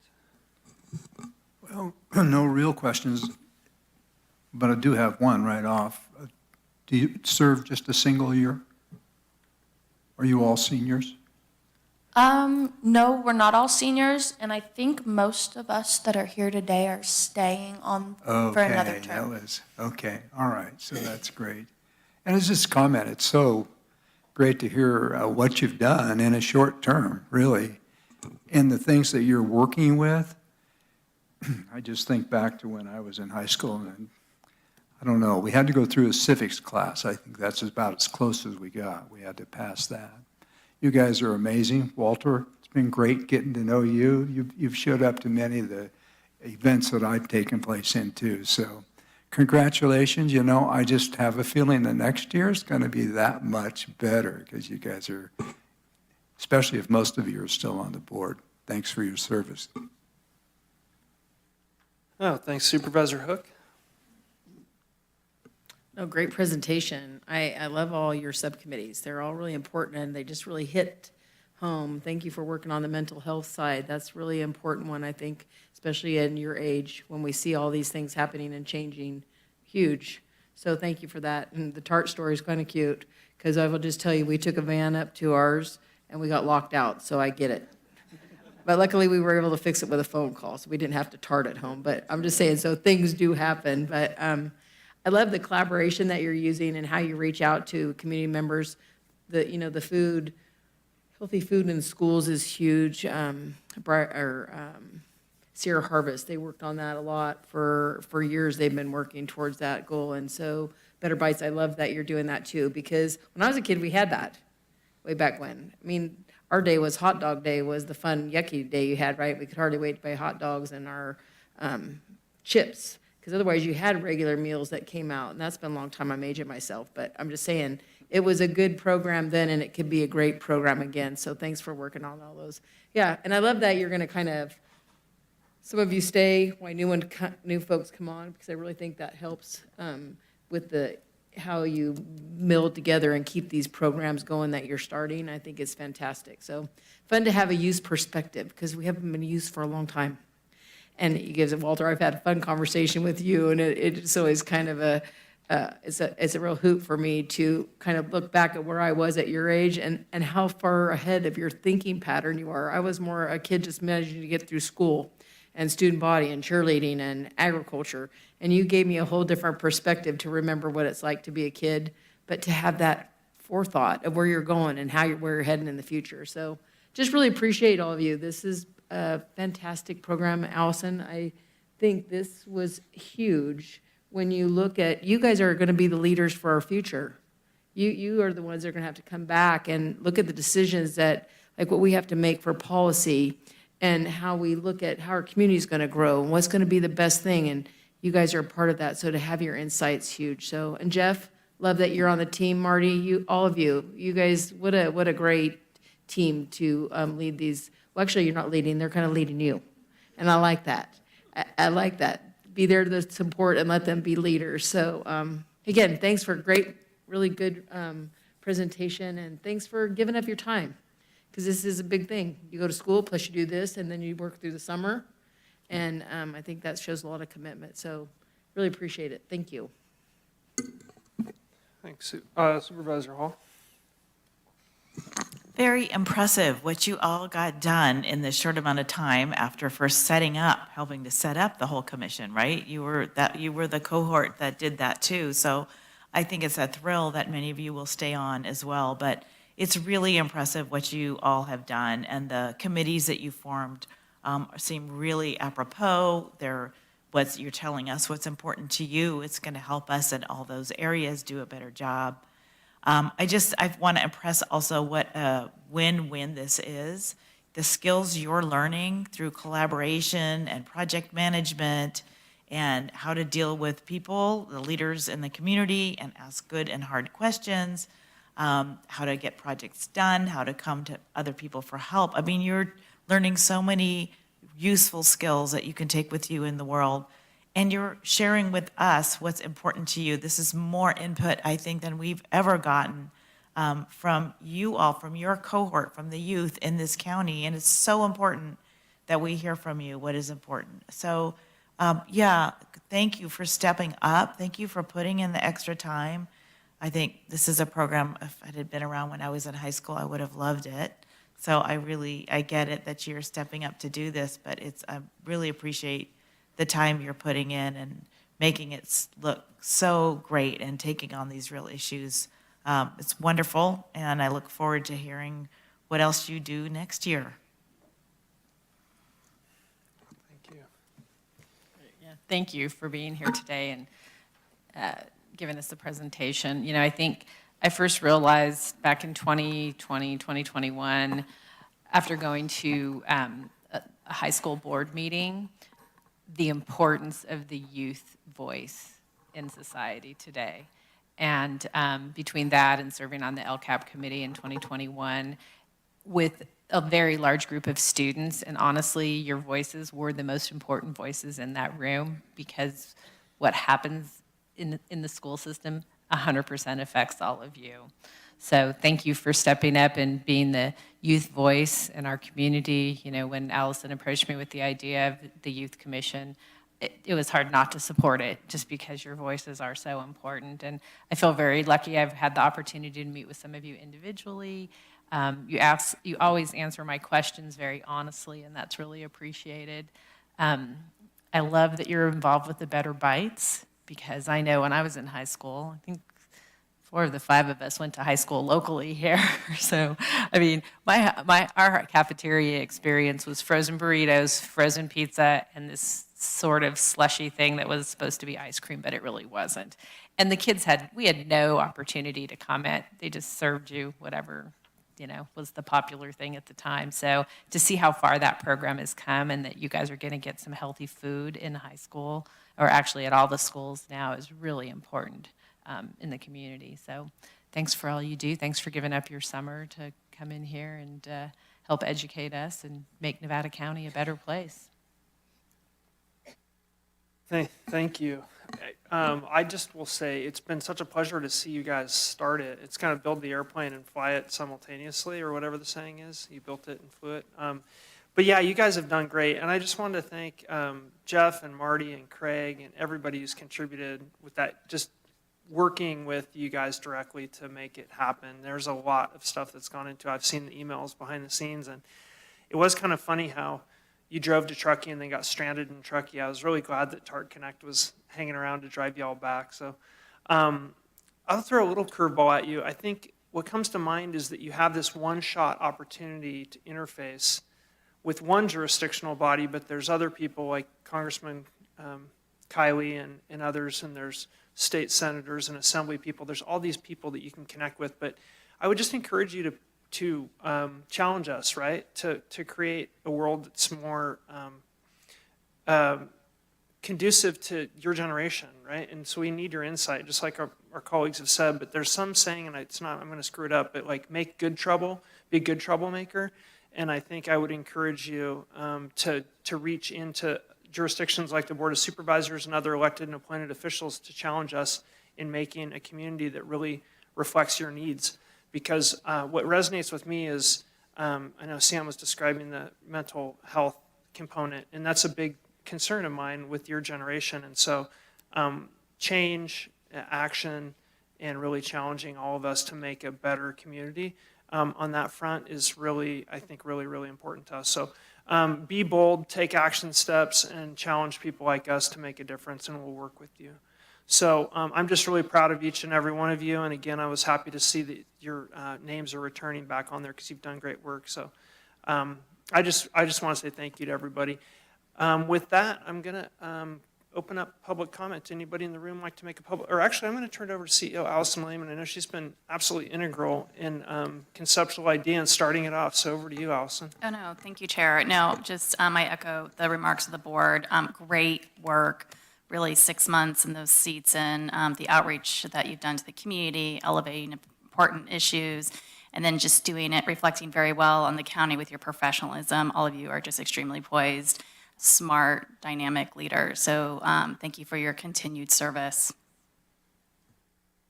Outstanding. Mr. Dellis, do you have any comments for us?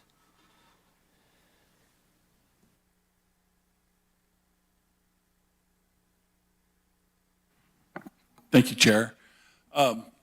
I've spent my career working with students in a variety of different ways, primarily teaching at Nevada Union, coaching, and I am humbled by the commitment these kids have made, these young people, to make their world a better place. It would be really easy for any of them to put their nose to the grindstone, focus on school, academics, athletics, their other extracurriculars, but they have stepped up to provide a community service, and they are they are setting the stage for themselves for the future to be community servants, and they're also modeling that for their peers, that there's opportunity to make the world a better place. And I look forward to working with a number of these young people who will return to the Youth Commission. 10 of our 16 youth commissioners are returning, which I think is a testament to the efficacy that they feel to be part of something larger than themselves. And then we've now backfilled with 8 new members, including Jalen Hale, who's going to represent District 2. She's a Bear River sophomore. So we think we've got a really solid group returning, and we're really excited for our new members. Thank you. Thank you. Thank you, Jeff. Anybody else here would like to make a public comment?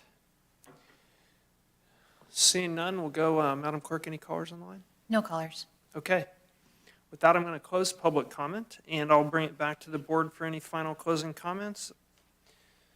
Seeing none, I would entertain a motion to approve.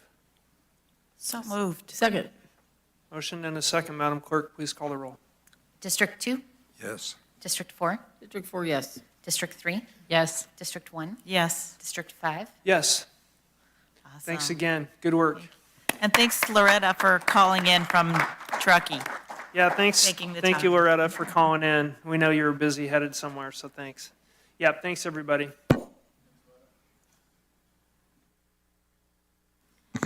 Yeah, I'll mention it's been a really awesome exercise in cooperation getting the D5 commissioners here and getting these commissioners there. There's a series of emails that happens every other day, like, can you drive so-and-so to so-and-so place? And we all, everybody chimes in, but it's awesome. It's working. Good job, guys. So, Chair Bullock, we have some options for you. We are running ahead this morning. Okay. So you may choose to go into closed session, which we're prepared for. We're also prepared if you want to move forward with board announcements, and then our item is an 11 o'clock timed item. Yeah, I would like to go to announcements if we're prepared. If my colleagues are prepared, great. If not, we can move on. Okay. Anybody else have announcements? Nope. I can whiz through mine really quick, or I'll skip the bulk of them and do them really quick, and then we can take a quick bio break, and then we'll go into closed session. Does that work? I'm sorry, into our 11 o'clock. Yeah, I believe that would work. Okay. Just one moment, I'll move all the way forward to my announcements.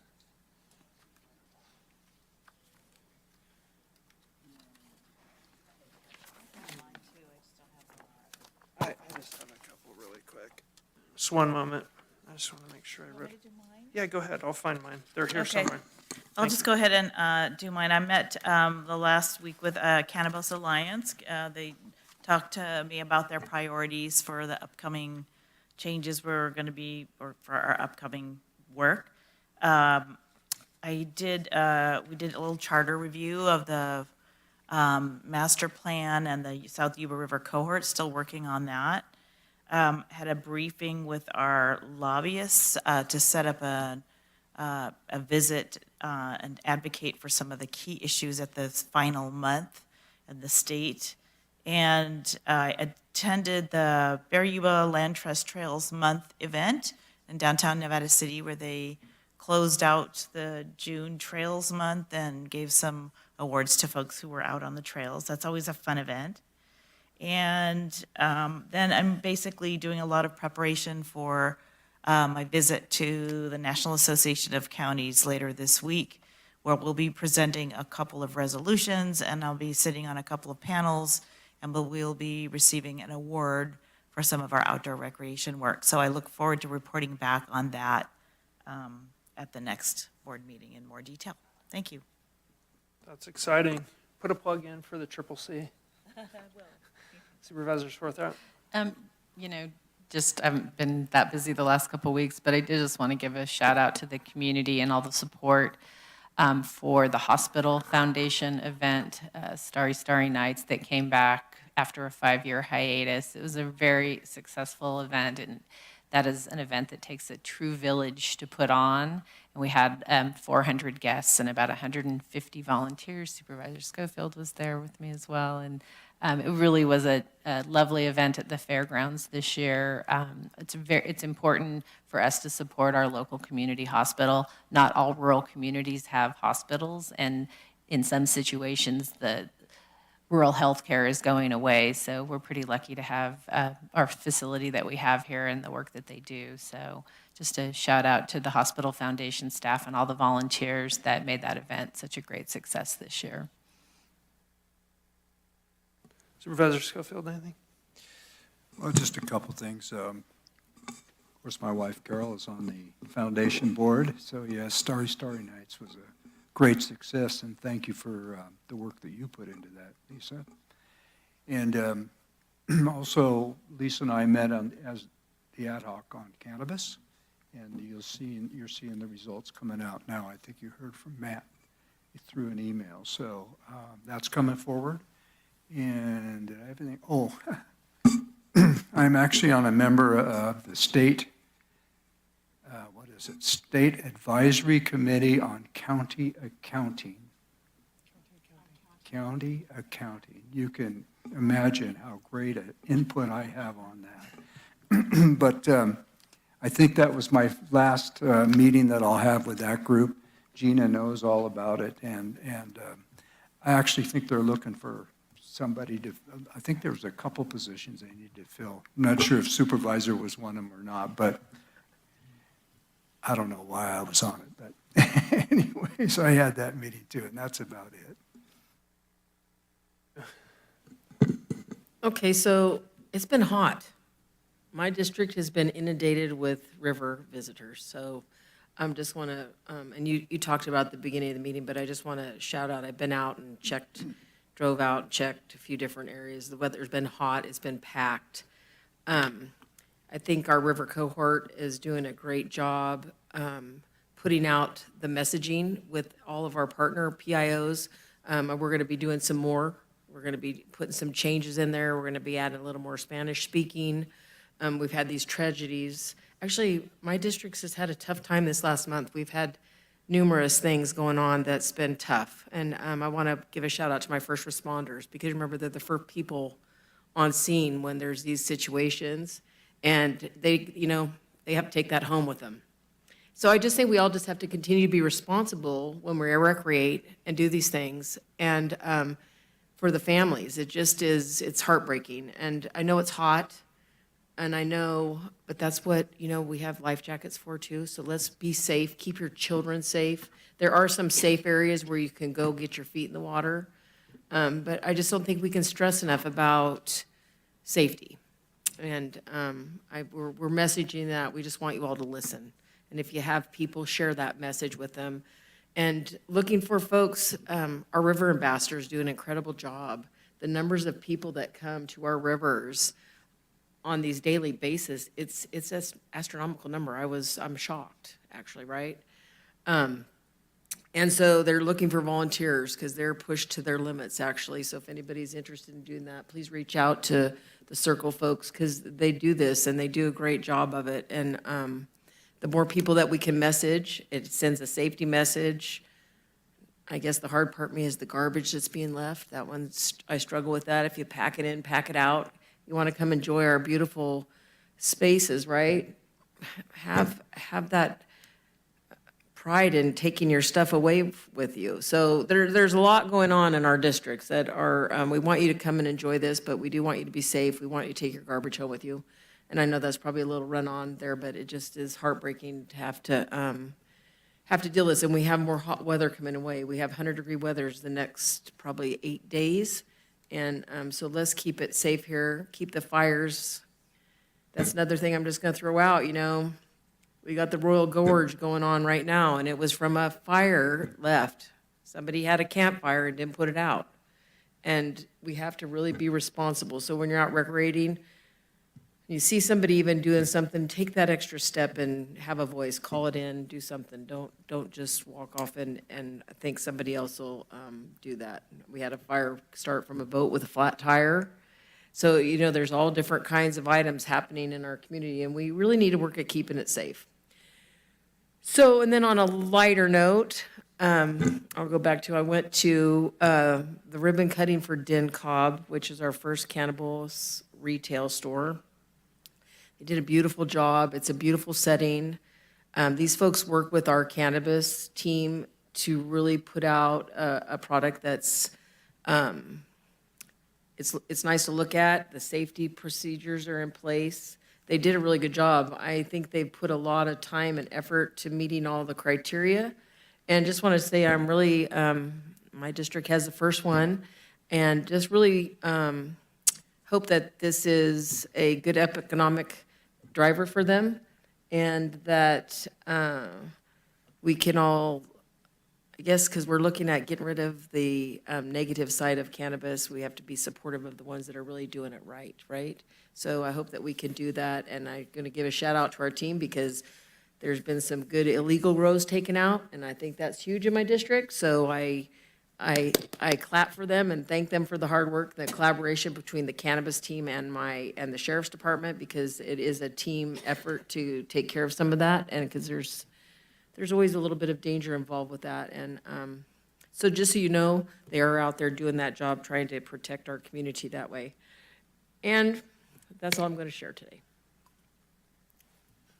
A lot of good updates, thanks. I was just going to start kind of where you left off, Supervisor Hook, and the sheriff's support of the illegal cannabis grows. It was interesting because I met with the Cannabis Alliance as well, and then I got a call from a illegal grower trying to kind of talk about the enforcement side. And so I'd just like to thank the Sheriff's Department for their enforcement activity, because I immediately responded back. It just so happened that it was right after that activity occurred, so I kind of sent that grower all of the info, and there you go. It takes a lot of coordination with everybody, water quality and our safety people, to get that enforcement activity done. So thanks to the Sheriff's Department.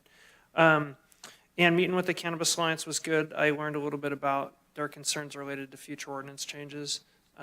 Again, just a lot of listening on my part. We had a housing ad hoc.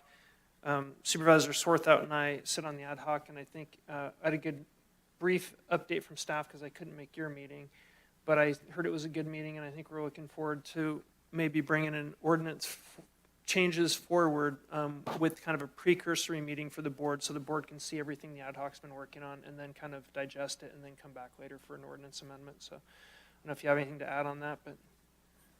No, actually, the last meeting was really good. We learned about potential for allowing some tiny homes in the community. It was very informative, and I think when we get ready to bring that out for public consumption, I think people will be pleased with the work that our staff has done to put that together. So. Yeah, Exactly. Yep, that's my feeling as well. Good work there. And then we are kind of in library work mode. The Library Advisory Committee, I don't think that's a technical term, but the architecture and engineering firm is convening work groups to understand our Truckee Library. So we're kind of working through these public process meetings and sitting down and talking about it, which is the fun part. We've done a lot of work to get there, so now it's kind of, hey, what's it going to look like? Where's it going to go? All these different things. Got a staff update on the RMP grant. I attended Mayors and Managers with our CEO, Allison, and it was always good for me. I don't get to all of them, but that one was really great to kind of hear from the other jurisdictions. It's one of those things that you get to do and kind of understand where the cities and towns are. Supervisor Schofield and I had an AQMD meeting, I believe, since the last time we gave updates. And then one of the highlights for me was really going and presenting to Placer County Board of Supervisors, and I'm sorry I was late. Thanks for chairing the meeting. Just presenting our library to them, and they have committed to helping us, helping the community and the Friends of the Library and other people work toward that bonding initiative to understand how the library may be financed in the future. So a big thanks to Placer County Board of Supervisors and their leadership for getting that done so quickly. More to come, and our board will have an opportunity to weigh in on the details related to that prior to any decisions that would affect Nevada County. So just putting that out there. 4th of July in Truckee was interesting, as it usually is. There's nowhere to park, there's nowhere to drive, there's nowhere to eat. You can't go to the grocery store, you can't get gas, you can't leave your house. But no fires started. I don't know if there was only 1 or 2 minor incidents, and there was, I got to say, I respect what the community has done up there. So I think everybody pulled together. I was out on the 5th of July. There wasn't a bunch of trash or problems, so I mean, I think we're kind of headed in the right direction, but it's always very crazy. I met with Hobart Mills and the Klondike Homeowners Association for a meeting related to the proposed development that's under consideration by our Planning Commission. The board may see emails from that, but again, that's going to the Planning Commission, so it's not within our peer review yet, but I just wanted to meet with that Homeowners Association. I didn't offer any opinions on the development, but I just wanted to listen to them. And then I had a great meeting with the Golden Seniors, which is a senior living meeting where a bunch of seniors get together at Park and Rec and they talk about what challenges they face. It was really fun for me to sit with them for an hour, and Kelly Carpenter came up and supported that meeting, and we have a stakeholders meeting that we're developing to try and get some people in the room to help discuss and describe what's affecting that population. It was really, I learned a lot. I have to say it's not something I interface with a lot, but I'm going to pick it up and try and do more there. And then the Tahoe Forest Hospital District has an interim CEO. His name is Louie, and we sat down and met with him and one of their board members because there's been some transitions in leadership at the Tahoe Forest Health Systems, so it was nice to talk to them. They're a huge stakeholder in our East County community. And then finally, TDPUD is doing a PSOM kind of training, I guess, just in case we have a PSOM event in East County, so our staff was also on that. And then we had the COAD meeting yesterday for the Royal Fire, which it sounds like there's no immediate needs for the Royal Fire. There's pets and households, and we're just not seeing a lot of demand. So it sounds like everything's okay there for now. That's it for me on announcements. And with that, I think we have about 9 minutes until we're scheduled, and we'll just take a quick break. Is that right? You have the option of going into closed session. We believe we could cover that item in 10 minutes, or breaks. We'll defer to you, Chair. Oh, great. Okay, why don't we take a really quick bio break? We'll meet in closed session, conclude closed session, and then meet back here. Do you want to read us in, Kit? Yes, I do. Again, as stated, the one closed session, item 65, has been taken off calendar. We are going into closed session related to the opioid litigation. And you're going to ask? Yes. Do we have any public comment on the closed session items? Seeing none, I'll close public comment on the closed session. Thank you, Kit.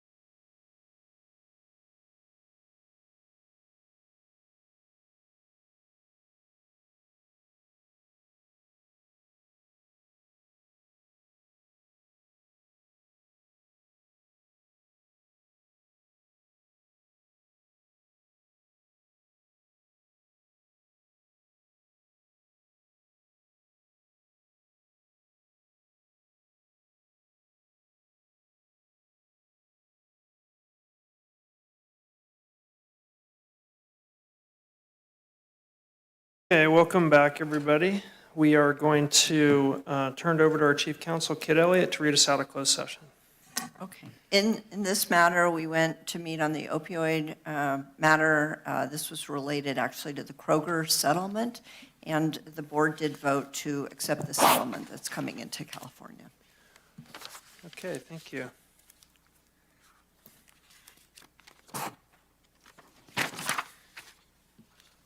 We're on to item number 61. This is Acting Public Works Director George Shurek.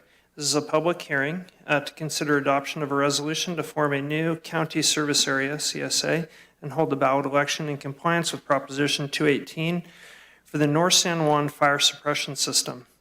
Resolution for ballot election for establishment of county service area 39, North San Juan Fire Suppression System, and for establishment of parcel charges starting fiscal year 2026-27. This is in District 4. With that, I'll turn it over to Patrick to lead us off in this process. Thank you, Chair. Board members, again, my name is Pat Perkins, and I am the Principal Engineer here at Nevada County. Today, we're here to give you a very brief update on the North San Juan Fire Suppression District, and also to bring you up to speed with a vote for a potential formation for a CSA on the North San Juan Fire Suppression System maintenance. At this point, I'd like to turn the presentation over to Stephen Whittlesey at my right, and we'll start it and get it going. Thanks, Pat. Hello, board. I'm Stephen Whittlesey. I'm the Senior Civil Engineer in Public Works. I'm just going to give you a presentation going over the ballot proceeding and a general CSA formation process check-in. Some background on the project. It's a new fire water storage and distribution system proposed in the North San Juan Commercial Core. This project will have a new county service area that would support the operation and maintenance of the system once it's constructed. The parcel charges would be paying for that annual operation and maintenance. Today's item is the ballot election to establish those parcel charges, which is a condition of approval from the local area formation commission.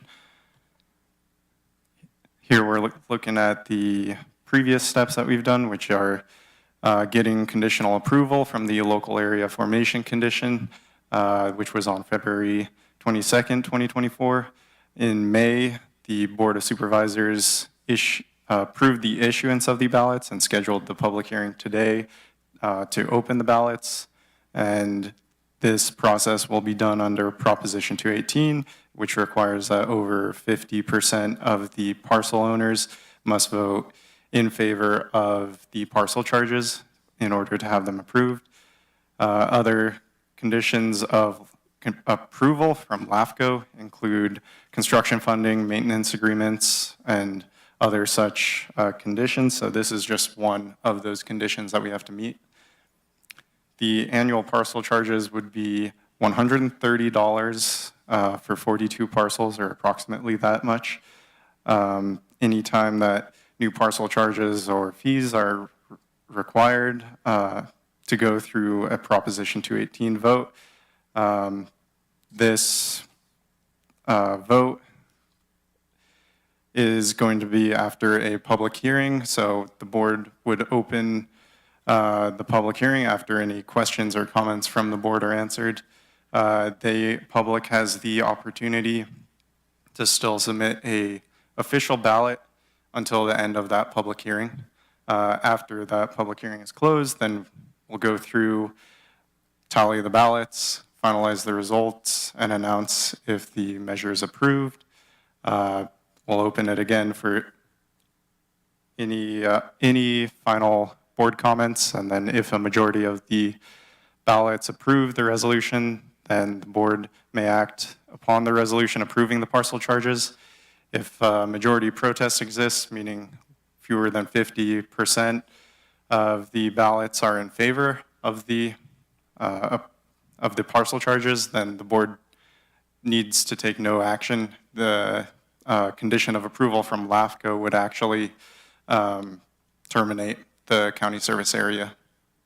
So with that said, we'll open it up for any questions or comments from the board. Thank you. Thanks. Stephen and Patrick, thank you. Any questions from the board before we open the public hearing? What was presented, process? Nope. Seeing no questions from the board, we'll go ahead and open up the public hearing on this item, and we'll ask that you, let's see, I'm going to ask our, Madam Clerk, do we have any callers on the line? Chair, we do not have any callers. Okay, we'll open up the public hearing. Any public comment here in the board chambers related to this item on the formation?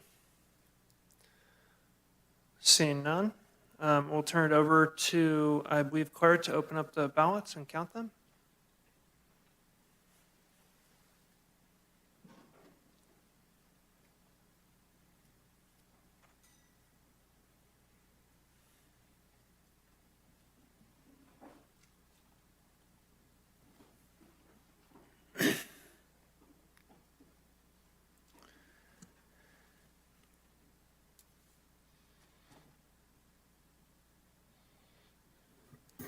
All right, thank you. We'll begin opening the first ballot.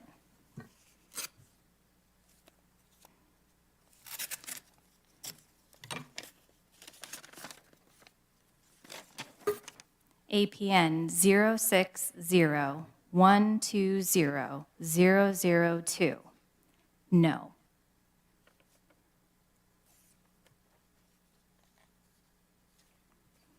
Zero 060120002.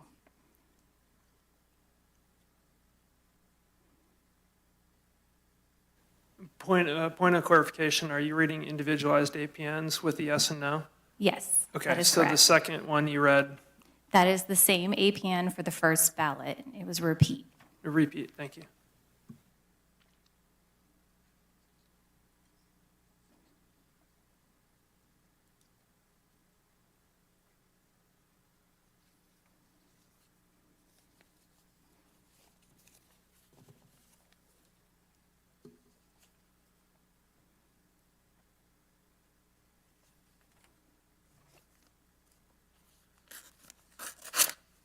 Second ballot.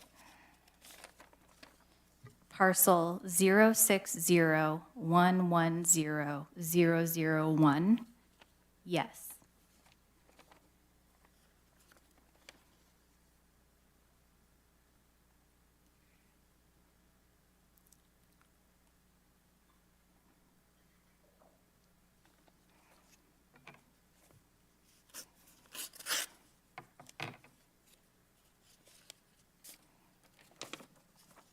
Next ballot, APN 060120074. Yes.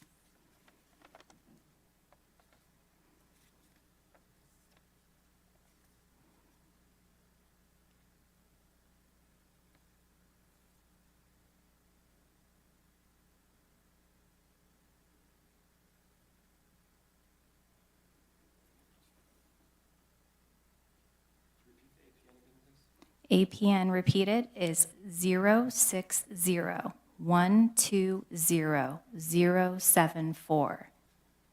And the vote is yes.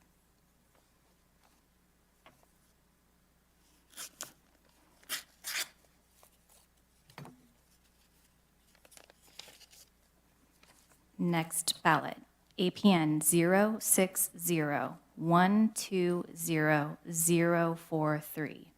And the vote is yes.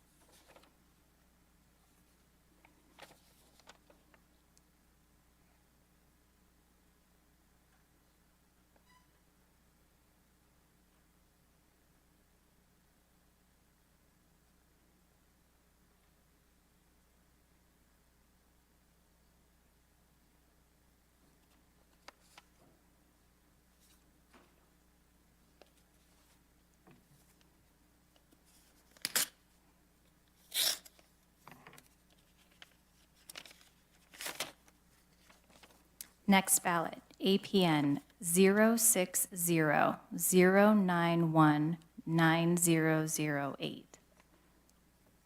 And the vote is no.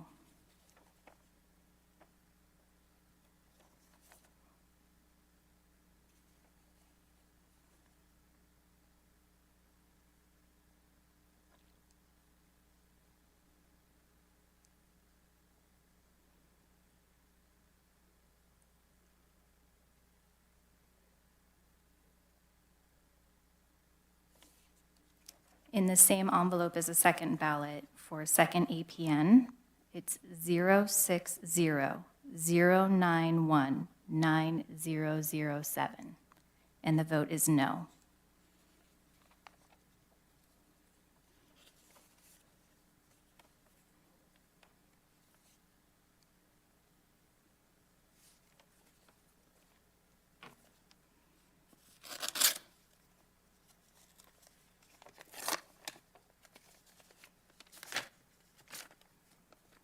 Next ballot, APN 060-090-052, and the vote is yes.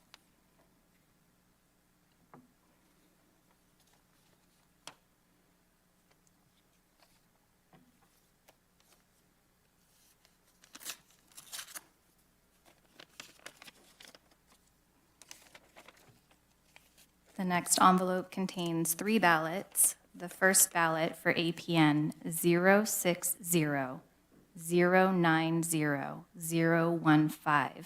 The vote is yes.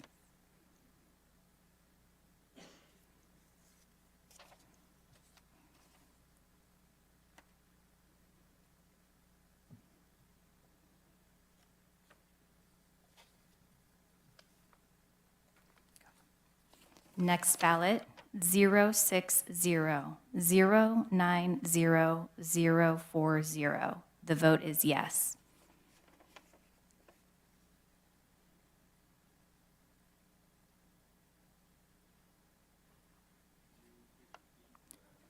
Repeating the APN for the ballot, 060-090-040. The vote was yes.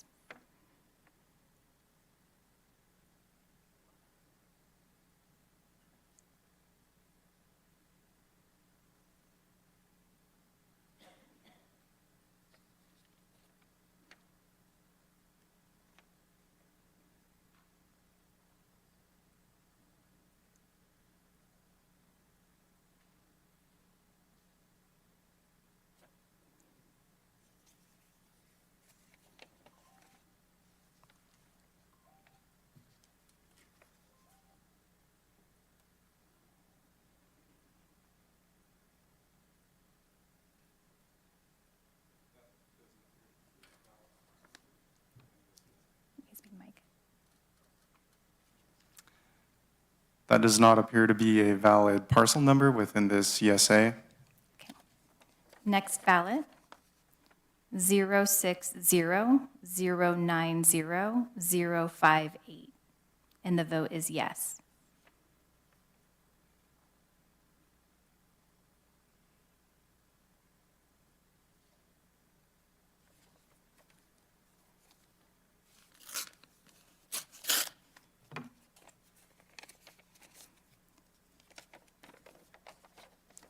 Next ballot, 060-120-023, and the vote is yes.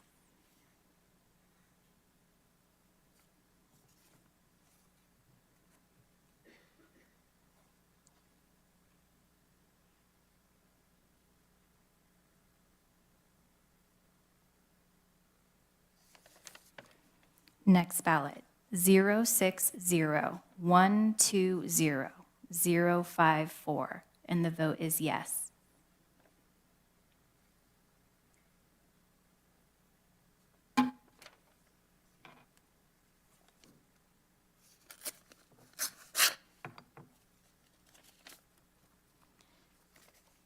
Next ballot, 060-120-035, and the vote is yes.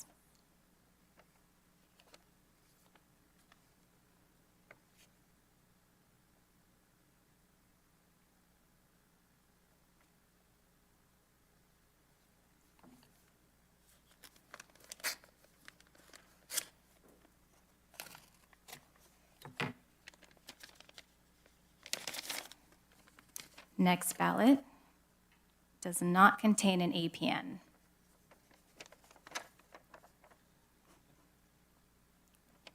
We can set that aside and review name. Yes, yes, please. Thank you.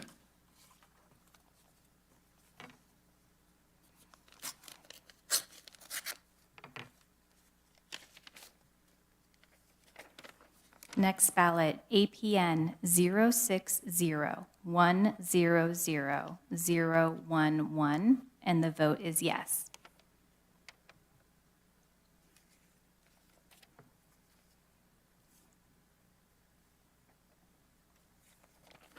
Next ballot, 060100018, and the vote is yes.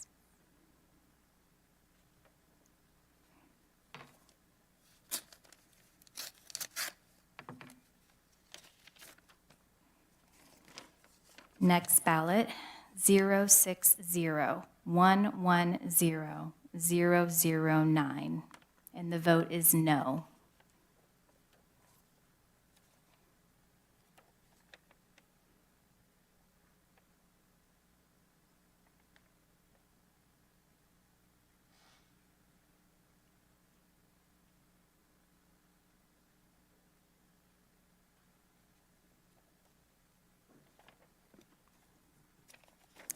Next ballot, 060110011, and the vote is no.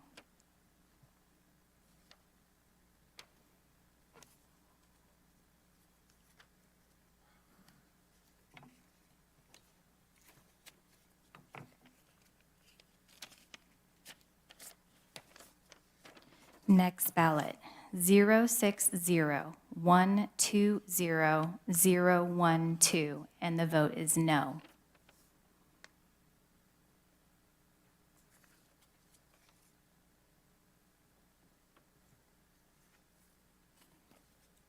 Next ballot, APN 6010006. Could you repeat that again, please? Of course. So it starts with 6010006, and the vote was no.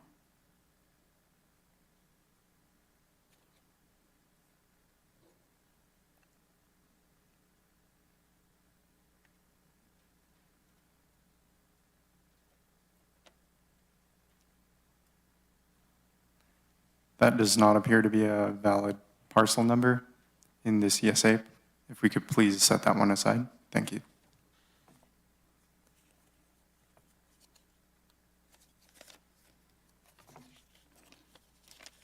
Next ballot, APN 060090017, and the vote is yes.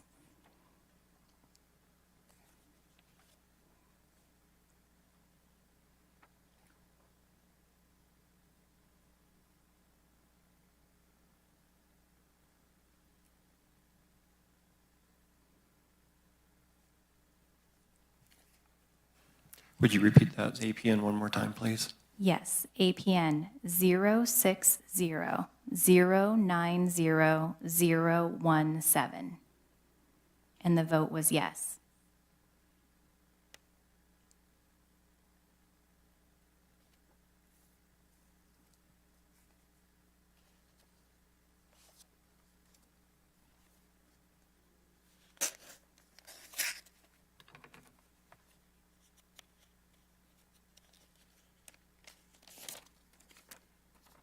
Next ballot, 060110018, and the vote is no.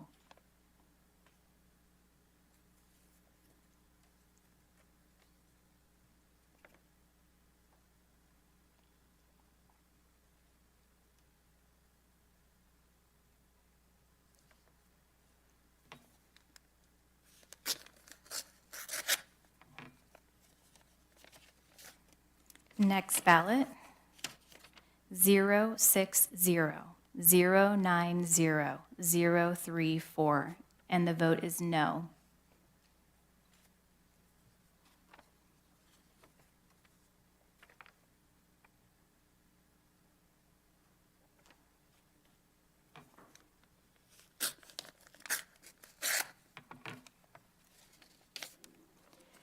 Next ballot. They have written 601268. and the vote is yes.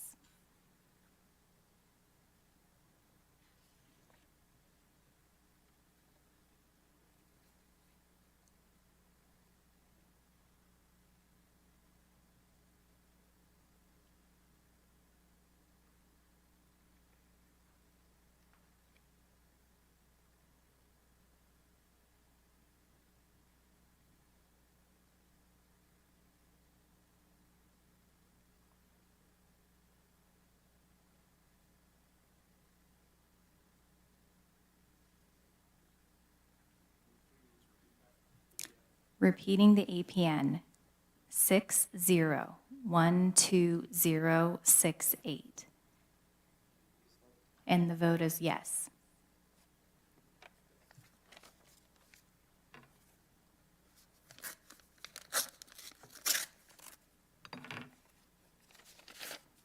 Next ballot, 60-10004, and the vote is no.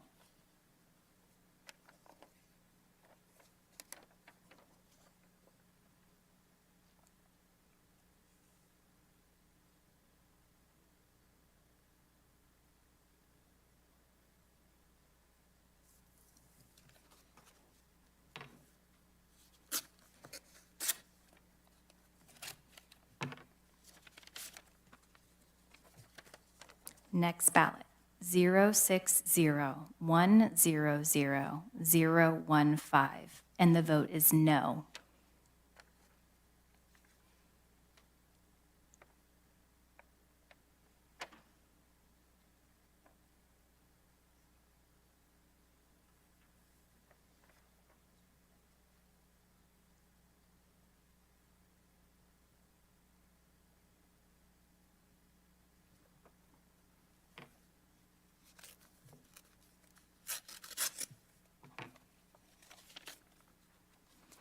APN 060-100-0, it appears to be 12, but we'll need to confirm. And the vote was no.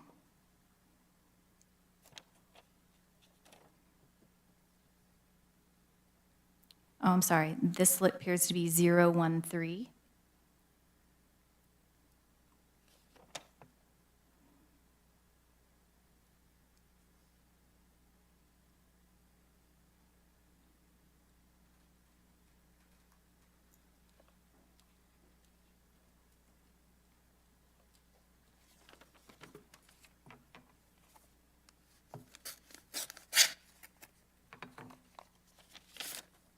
Next ballot is missing an APN number, has an address.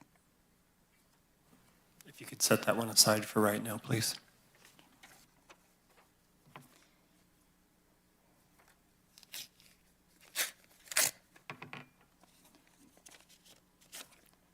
Next ballot, 060-091-010, and the vote is no.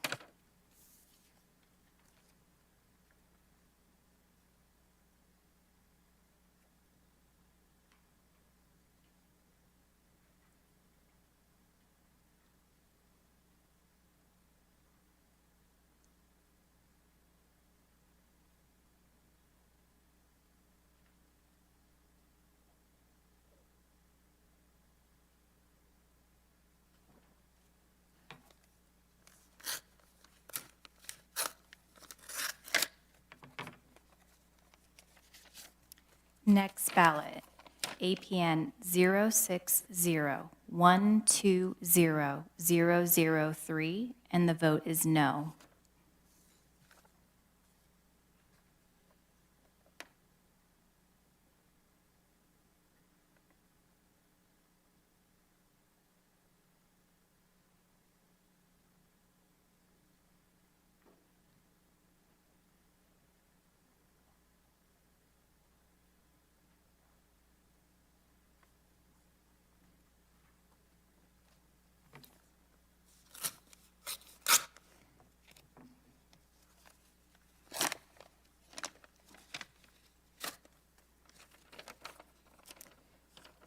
Next ballot, 060120004, and the vote is no.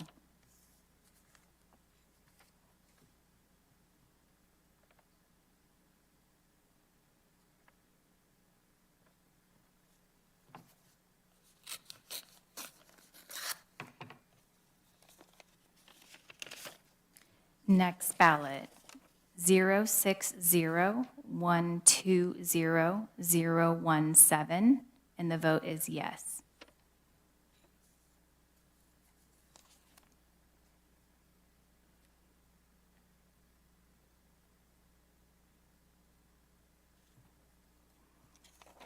Next ballot, 060120015, and the vote is yes.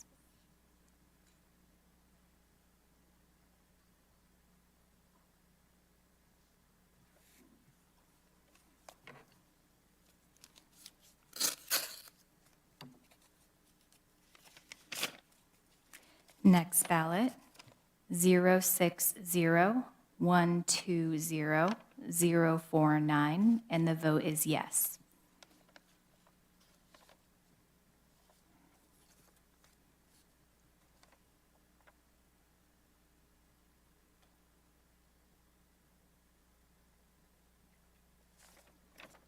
Next ballot, 060120038, and the vote is yes.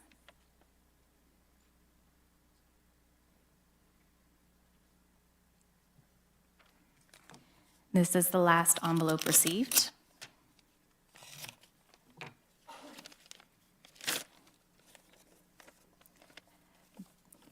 Ballot number, APN number 060140050, and the vote is yes.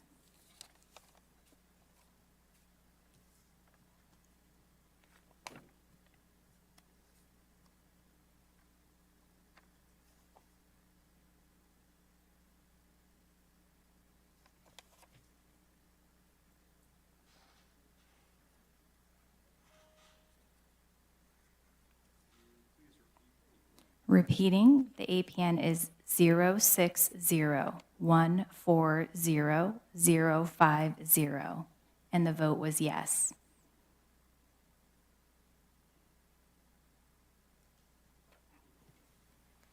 That does not appear to be a valid APN. Please place that one aside. Okay, and this is the last ballot received.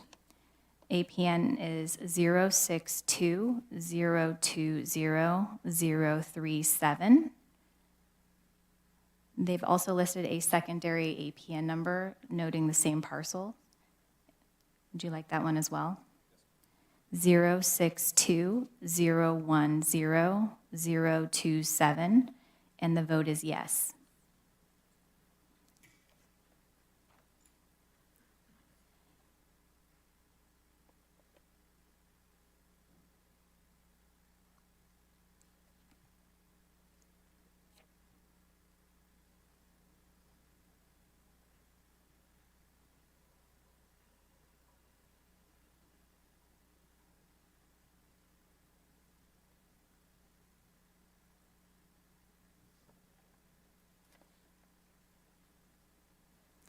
Those do not appear to be valid APNs. Please place those aside. Thank you. And then we have just the two remaining that did not have APNs listed, if we want to count those. Chair and board members, if we could have a few minutes to set aside and try to go through some of these discrepancies that we've got with the parcel numbers, that would be terrific. Okay, thank you. I'm looking to our chief counsel to see, can we suspend the public hearing in favor of taking another item and then come back? Nope. Okay, we'll have to wait it out. Go ahead, thanks. Okay, thank you.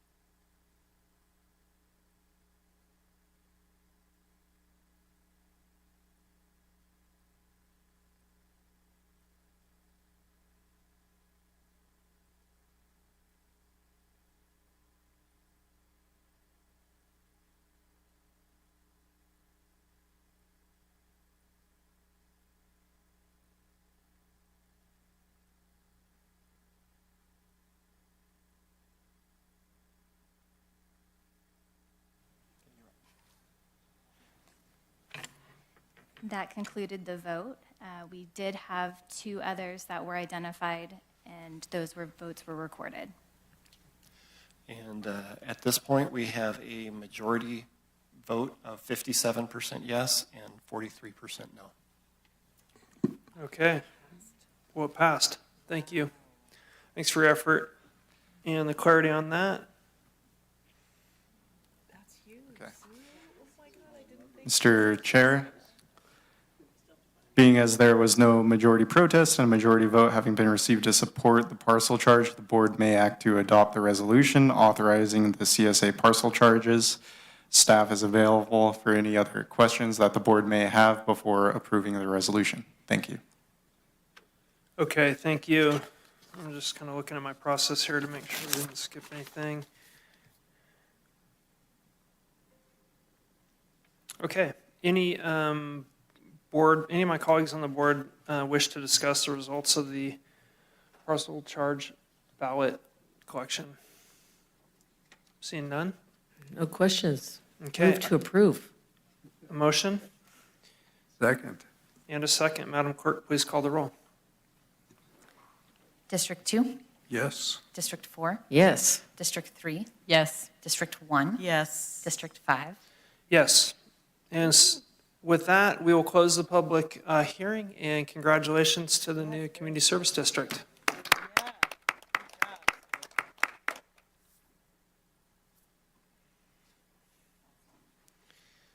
Nice work. That's a long process. We're going to move on to item number 62, Acting Public Works Director George Shurek. This is a resolution adopting the Nevada County Zero Emission Vehicle Transition Plan. With that, we're going to turn it over to Mr. Let's see. Yep, we will turn it over to Mr. Shurek. Thank you, Chair. Good afternoon, Board. We're here this afternoon to talk about the zero electric vehicle emissions program we've got going on with the county. And we have from Frontier Energy, our consultant, Chris White, here to talk about it. And next to her is our Fleet Division Manager, Josh Zelensky. So I'll turn it over to Chris to give you a recap on what we've learned. Thank you very much for having me today. And most of the slides that you have seen that I'm showing you today, you saw just about 2 months ago. We appreciated all of your input. There were just a few minor tweaks and changes that we made from the draft to the original. And so in the interest of time, I'm going to go really, really quickly through these original slides. There are a few that we added in response to questions that you asked me last time. So just a reminder that we have been doing these projects across the West Coast and across the United States. I do want to give a shout out to the staff that we've worked with, particularly with Josh. He's been very supportive, very engaged, very informational. It's been a great project with you all, and thank you for letting us work with you on it. We really looked at a number of strategies to help you implement zero-emission vehicles, which are largely being driven by state and now federal regulations. Eventually, everything, and when I say eventually, I mean in the next 10 years, almost every vehicle we see is going to have a plug or a fuel cell.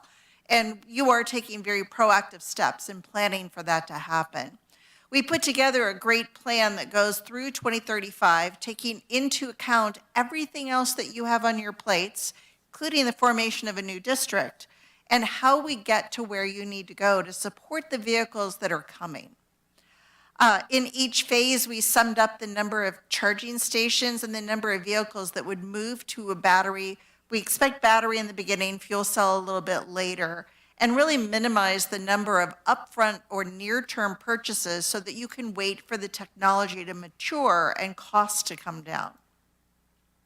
So as we looked at this end of the rainbow in 2050, which is a long way from now, we are looking at it being slightly more expensive than staying with gasoline. I want to remind you, there is no option to stay with gasoline. It is going away.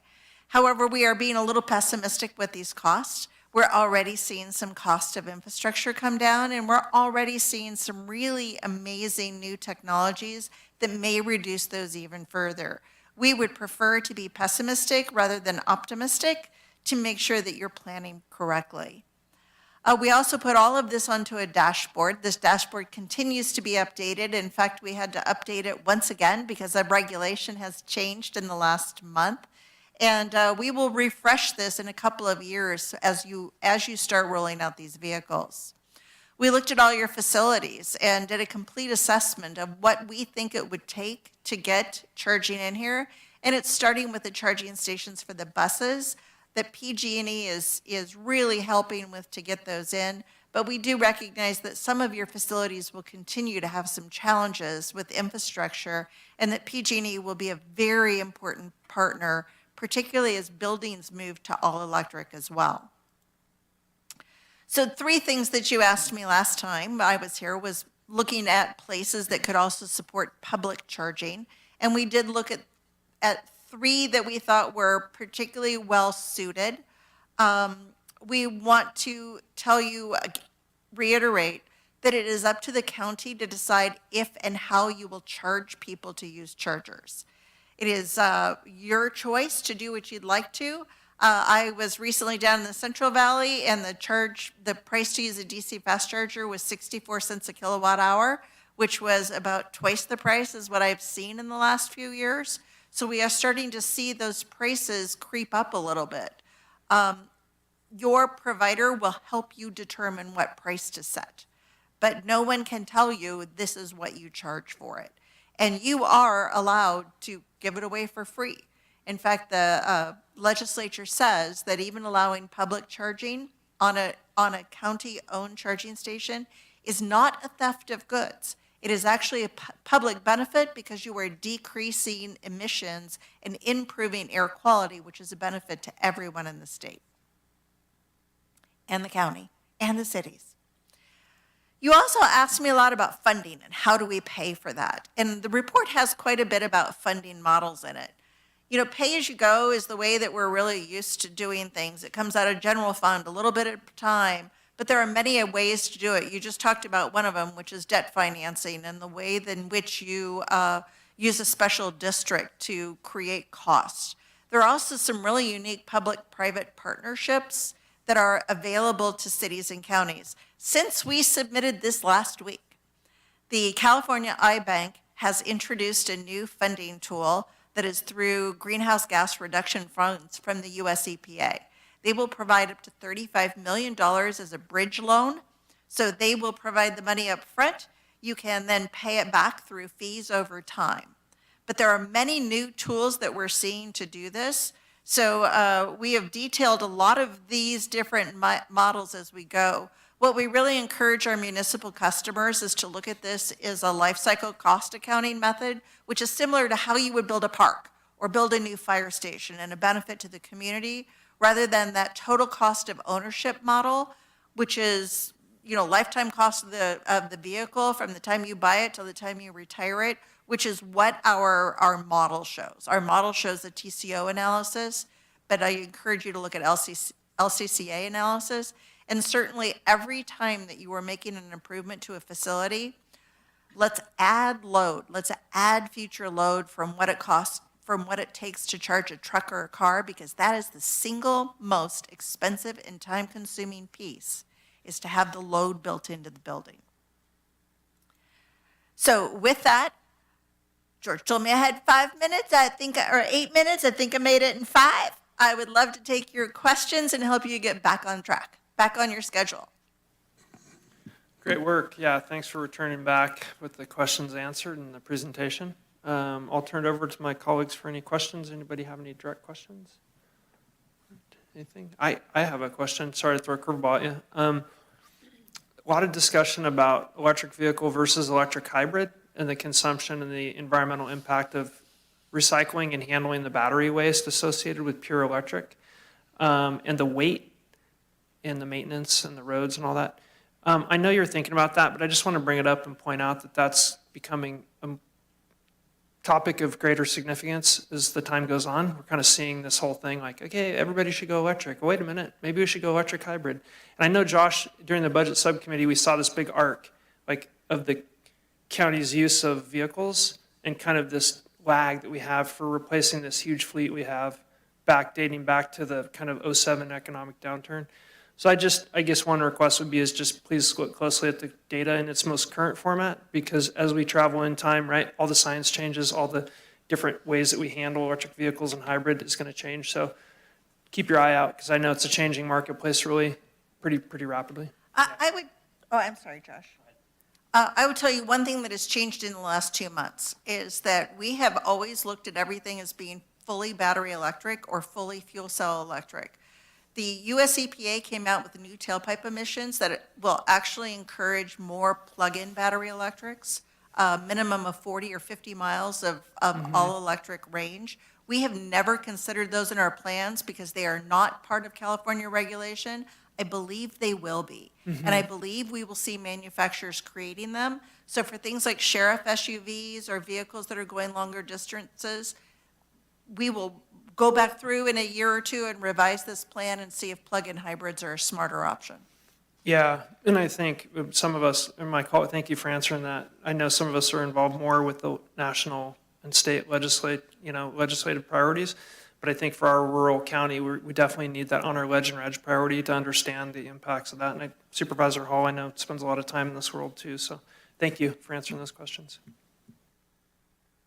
Yeah, I just want to come back to the actual plan, which looks reasonable to me. So it gives us time to start ramping up slowly while being open to new data as it comes along, and you'll keep us updated. That's my understanding of it. Is that right, George? Yes, a lot of this stuff, Chris will tell you that starting in January of 27, one out of every 4 vehicles that every jurisdiction in California purchases or brings into their fleet is going to have to be electric vehicles. And then, was it, Chris, January of 2030, 1 out of every 2 vehicles? George, you're being super optimistic. Starting on January 1, 2027, everything that is a big pickup truck and bigger will have to be either battery electric, plug-in hybrid, or fuel cell electric. Okay. So we are really trying to figure out how you buy a bunch of stuff early, Right. so you come in just under the wire. Yeah, so to my mind, I mean, I would like to see this happen, but only at the way to make that we aren't losing money or spending money too early or too quickly. I mean, I want to make us, the cost benefit has to work for us, and as a rural county, we don't need to be way out in front on any of this stuff. But yeah, if we're getting in early on the purchases to keep the price down and then going slowly so that we can adjust, sounds good. Then, and then you had a slide in the presentation or in the packet that talks about the fact that in the short run, it's more expensive to buy the new products, but in the long run, you save money because you aren't buying gas anymore. That would change if cost of electricity starts going up, but at this point, it looks like it would be a long-term cost savings, correct? All of the early data projects this will be a lower cost of operation. Just from the fact that you don't have to stock fan belts and spark plugs and some of the other traditional things that you need for a gas car. Yeah. Yes, we do anticipate that the cost of fuel is going to be significantly less. Wear and tear on the roads, what data indicates right now is even though the cars are heavier, it is not enough to do more damage to roads. But I'm going to say this is all based on models. There are not enough on the road yet for us to know if models and real life are the same. Yeah, but there's also technology can continue to get better. And I mean, I know my mom has one, and I've driven it a bunch of times, and they've improved so much over the years. It's pretty amazing. This week, Amazon.com celebrated its 35th anniversary. It's hard for us all to remember when it wasn't here, but 35 years ago, it started as an online bookseller, shipping books to our houses. So it's amazing how fast technology evolves. Yeah, thank you. Thank you for all these great suggestions in terms of funding as well, and letting us know that things are moving fast. And I just want to say that I appreciate the approach that we're taking, and I think it's the right one. Thanks. Josh has really been quite a champion of reminding us how important it is that he has access to parts. and that many of the vehicles that you have today in your fleet share a common part. They're all Fords, they all have the same belt.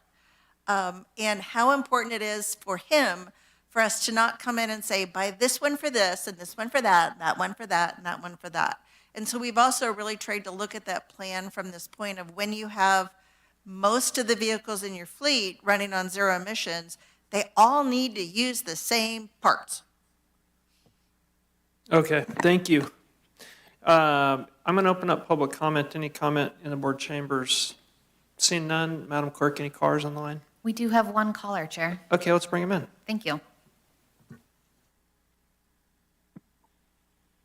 Hi, this is Matthew Coulter, Grass Valley, and I'd just like to comment on the fact that this zero emission header is completely bogus. So the little kids in Africa digging out the minerals to make the batteries don't create emissions. We don't create emissions mining it into what it needs to be formed into for the batteries, or shipping them across the world to manufacture stuff for rich people to move around and say, I'm going to go get a latte in my zero emission vehicle, and put tire dust in the air, and 350,000 gallons of fresh water is used in manufacturing. The whole green and this movement, I mean, I was very excited about it. I went to solar hydro school many years ago in Colorado, and there was great hope for it. But like many good things, it gets hijacked by certain people, and then it becomes this government subsidy for everything.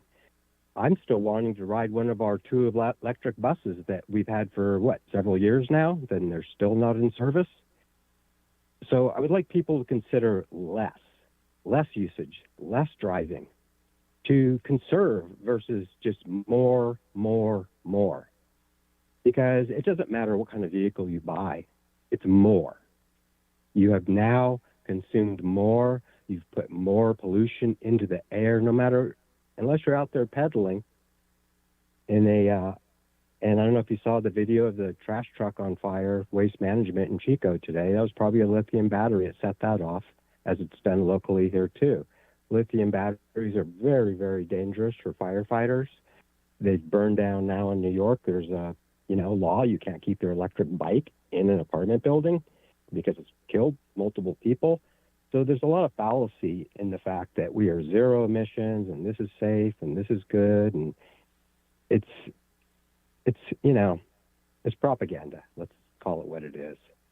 And it's subsidized, and the electric car market is going down rapidly because the people at the bottom initially could afford them and they could be early adopters. That's fantastic. But the average American is driving a 15-year-old car with no chance of buying a new one anytime soon due to the cost, and unless they're going to live in it. And if you're going to live in a car, you're probably not going to buy an electric car. So please consider less usage, more bike lanes, more ways to get people moved around that they mandatorily have to move around, but a less impact, because this isn't working. All right, thank you, Matthew. Thanks for your comments today. See no additional public comment here. Any other callers? Nope. Okay, we'll close public comment on this. I'll bring it back to the board for any final comments. Seeing none, I'll look for a motion to adopt. So moved. Second. Motion and second. Madam Clerk, please call the roll. District 2? Yes. District 4? No. District 3? Yes. District 1? Yes. District 5? Yes. Okay, thank you. Yeah, thanks for the good work on this. Thanks for bringing the information and the answers back for us. Item number 63, this is Office of Emergency Services. Director Craig Griesbach, and this is a resolution approving the Good Neighbor Agreement between the USDA Forest Service, Tahoe National Forest, and Nevada County Office of Emergency Services for the Wildfire Resilient Communities and Landscapes Collaboration in the amount of $301,000, with $35,657.24 in U.S. Forest Service in-kind and $10,107.92 in OES in-kind for the period July 9, 2024 through December 31, 2033, authorizing the Director of Emergency Services to execute the agreement and directing the Auditor Controller to amend the fiscal year 24-25 Emergency Services budget. This is a 4/5 affirmative vote required. With that, I'll turn it over to Craig. Good afternoon. Now, Chair Bullock, members of the board, Craig Reesbach, Director of Emergency Services with Nevada County. As your board knows, wildfire mitigation efforts require partnership and action at all levels. With over half the county being Tahoe National Forest, it's crucial that we work hand in hand with our federal partners to ensure we're doing everything we can to help protect our community. For the better part of this past year, our Office of Emergency Services team has been working with the Tahoe National Forest team to establish the Good Neighbor Agreement that you have before you today. This agreement not only is a vehicle of enhanced collaboration, but provides a long-term framework for implementation of multi-jurisdictional and multi-benefit projects on both federal and private lands. I'd like to thank Jonathan Cook Fisher and Catherine Pallison, who is here with us today with the Truckee Ranger District, their team at the entire Tahoe National Forest, and Alex Keeble-Toll, who joins me this morning for this presentation with our OES team, as they've been really the drivers to make sure this comes to fruition. I would now like to introduce Alex Keeble-Toll with our team in OES to provide a brief presentation of this item. All right, good morning, Chair Bullock and members of the board and staff. So over the last several years, OES has really worked alongside our local partners to put resources and projects on the ground at the individual and the community scale.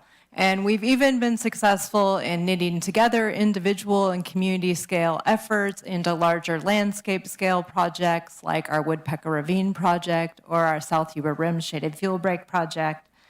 But this Good Neighbor Agreement really allows us truly for the first time to have a shot at working at the landscape scale, not just at the scale of hundreds of acres or thousands of acres, but the opportunity to design collaborative projects that are priorities across nearly 300,000 acres of Tahoe National Forest land in Nevada County and to the benefit of adjacent private lands, county right-of-ways, and other areas of priority.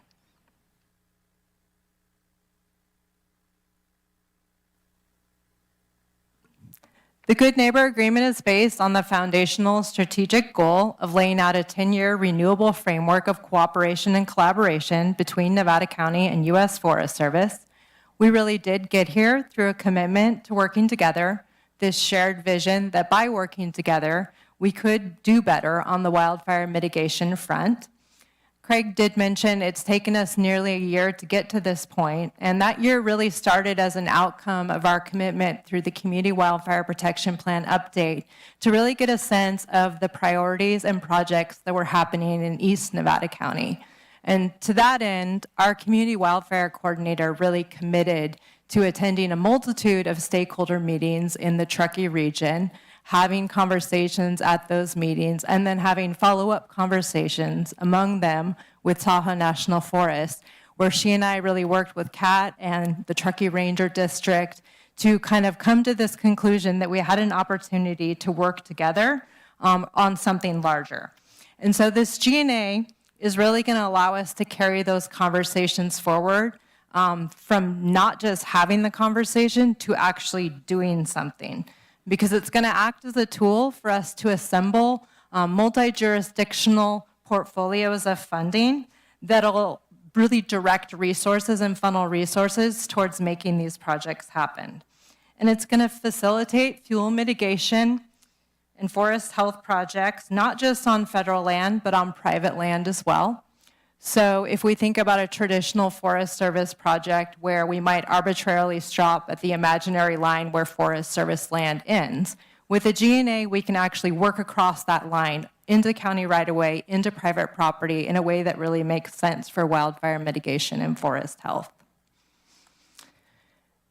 So this G&A has a three-part scope of work, and I had really hoped to be able to introduce Jonathan Cook Fisher, the Truckee District Ranger, to dive into the details, but he's currently assigned to the Royal Fire.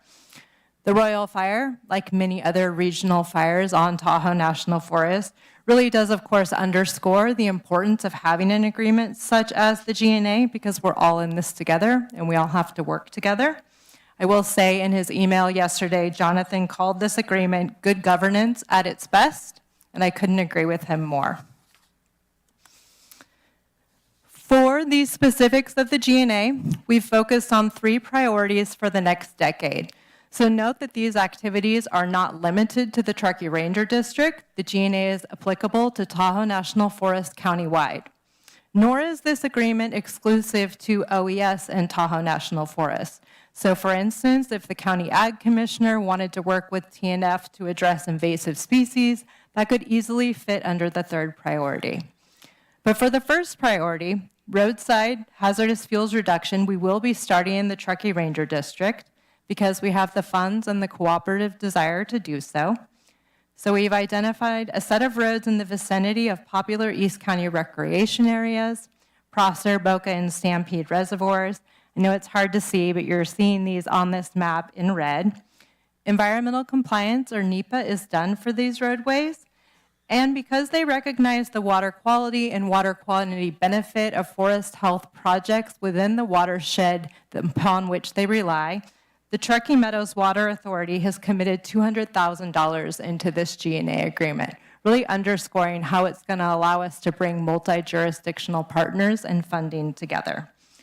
Alongside that, we are bringing $100,000 of funds from your board designated towards wildfire mitigation at the 2023 workshop.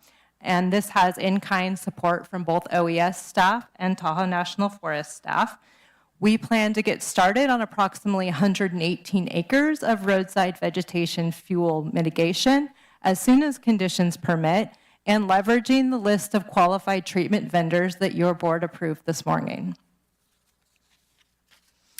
We will also be working on forest health project development and implementation. OES and Tahoe National Forest have committed to work together to incubate priority projects and get them funded. And finally, we'll be working on vegetation management and project maintenance over the next decade. Under the GNA, we're mutually committing to maintaining the benefits of implementation actions and the durability of investment of multi-jurisdictional partners. So here you're seeing roadside vegetation work completed by the Tahoe National Forest on the top, and maintenance of this TNF work through the use of prescribed fire on the bottom. Before wrapping this presentation on the GNA up with the recommendation, I did want to take a moment to mention the partnership we're forging with our other federal partner in Nevada County, the Bureau of Land Management, or BLM. BLM, as I think we're all aware, has suffered staff capacity challenges that makes pushing forward work on BLM challenging, and yet we know this work needs to be done. Our defensible space inspection team is out in the community and hears constantly from the community members about their concerns over BLM parcels, and we know that you do too. And in the spirit of how can we get things done together, we've built a relationship with BLM staff and figured out how to make important things happen. And really, this is kudos to our defensible space inspector supervisor, who's really been leading this effort by being in the community and building that relationship with BLM staff. So we currently have 3 impactful projects on BLM land that we're moving forward. Each represents a unique opportunity to fill a gap in resources, capacity, and community need. So first, we're implementing fuels reduction activities on BLM parcels around Grizzly Hill School to protect that community resource on the San Juan Ridge. Second, we are having botanical parcels done on botanical surveys done on BLM parcels in the Ponderosa project area, and that's so that those parcels will be shovel ready. An environmental assessment, or the environmental compliance document for those parcels, was completed a couple of years back, but that was contingent upon these botanical surveys being done, and they were never done, so we're making that happen.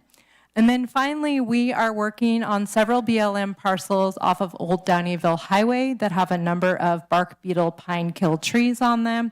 There's about 23 trees on 2 parcels, and we are going to be deploying vendors from our qualified list to go out there and remove those trees, thereby creating a safer evacuation route for the residents of Nevada City and the Deer Creek watershed. Overall, these projects with BLM are really showing us two things. The foundational role that having a small, flexible amount of funding can play in getting important pilot projects on the ground, and the value in building cooperative relationships with our federal partners to get things bigger than us done. Which brings us to the recommendation for today, which is to approve the resolution for the Good Neighbor Agreement between USDA Forest Service, Tahoe National Forest, and the Nevada County Office of Emergency Services for the Wildfire Resilient Communities and Landscapes Collaboration in the amount of $310,000, and that's for that roadside project in East County initially, with associated U.S. Forest Service and OES in kind for the period July 9, 2024 through December 31, 2033, authorizing the Director of Emergency Services to execute the agreement and directing the Auditor Controller to amend the appropriate budget. And with that, we want to thank you and move to any questions you may have. Yeah, great presentation. Thank you. Lots of detail. And I know a little bit about this, but I'll turn it over to the board if we have any questions for Alex. No questions? No? Yes. Yeah, I do. Supervisor Hall. Yeah, this is awesome all the way around. My only question is, what does it take to get this happening more in Western County too? What ranger district should be, I mean, why are we not moving forward in Western County also? What's the obstacle? There's really no obstacle. We just initiated the conversations with Truckee Ranger District because we had the opportunity to have those conversations first. And essentially, we needed to come up with a project and funding to give the agreement legs under it. We have had conversations about the opportunity to, for example, extend the South Yuba Rim hazardous fuel reduction project by doing roadside vegetation abatement, going out Relief Hill Road, so kind of off the end of that project and wrapping around to Little Town of Washington. So it is a county-wide agreement in the sense that it's for Tahoe National Forest and adjacent private lands and whatever else is determined to be a priority. It's just about having those conversations, finding out what the priorities are, and then going after funding to make it happen. Okay, thank you. Any other questions? Go ahead, Supervisor. Yeah, no question. I just want to be, just for the record, though, the project's not to exceed 3,001 or $301,000. I mean, right? Not 310. Oh, I'm sorry. Yes, 301,000. Well, I just if I wanted, misspoke. yeah, just curious. Okay, perfect. Yeah, and that's for that initial project in Eastern County. And then as new projects come online, we roll additional funding in as it becomes available. Nice. Thank you. Yeah, outstanding. I don't have a lot of questions. Just I'll ask my questions and then I'll make a few comments. But is the Forest Service pursuing, or do you know, maybe we don't know, but are they pursuing GNA agreements with the Truckee Fire Protection District and the town as well, trying to enter into partnerships where they can cross-collaborate? Can you pull that right up in front of you? Whoop. There you Great. go, thanks. So as far as Good Neighbor Authority specifically, you can only enter into a Good Neighbor Authority agreement with the county, tribe, or the state. Okay. This will be actually our first Good Neighbor Authority agreement as a forest. So I do think we work with the Truckee Fire Protection District, but this type of agreement in particular, we only have at this point, or once you've approved, we only have it with Nevada County. Yeah, okay, understood, thank you.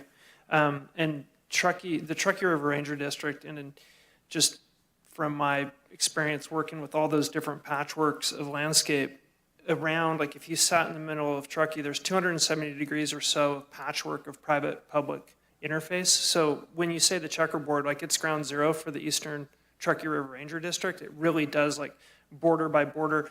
The back of the like Big Jack and Little Jack, which is the 06 road, if you walk back there, it's literally like a parcel, private, public, on and on and on. So I guess what I'm saying is it's a great starting point to execute this type of agreement. I know you understand what I'm talking about with your experience there, but yeah, thank you for pursuing it. It's awesome, and it's, for me, just in my first term, it's the first time the county's got a big fuel fire protection type of agreement project going on in that area. So talked a lot to CAL FIRE about grant opportunities, and I just really thank you for bringing this forward for the people in Truckee.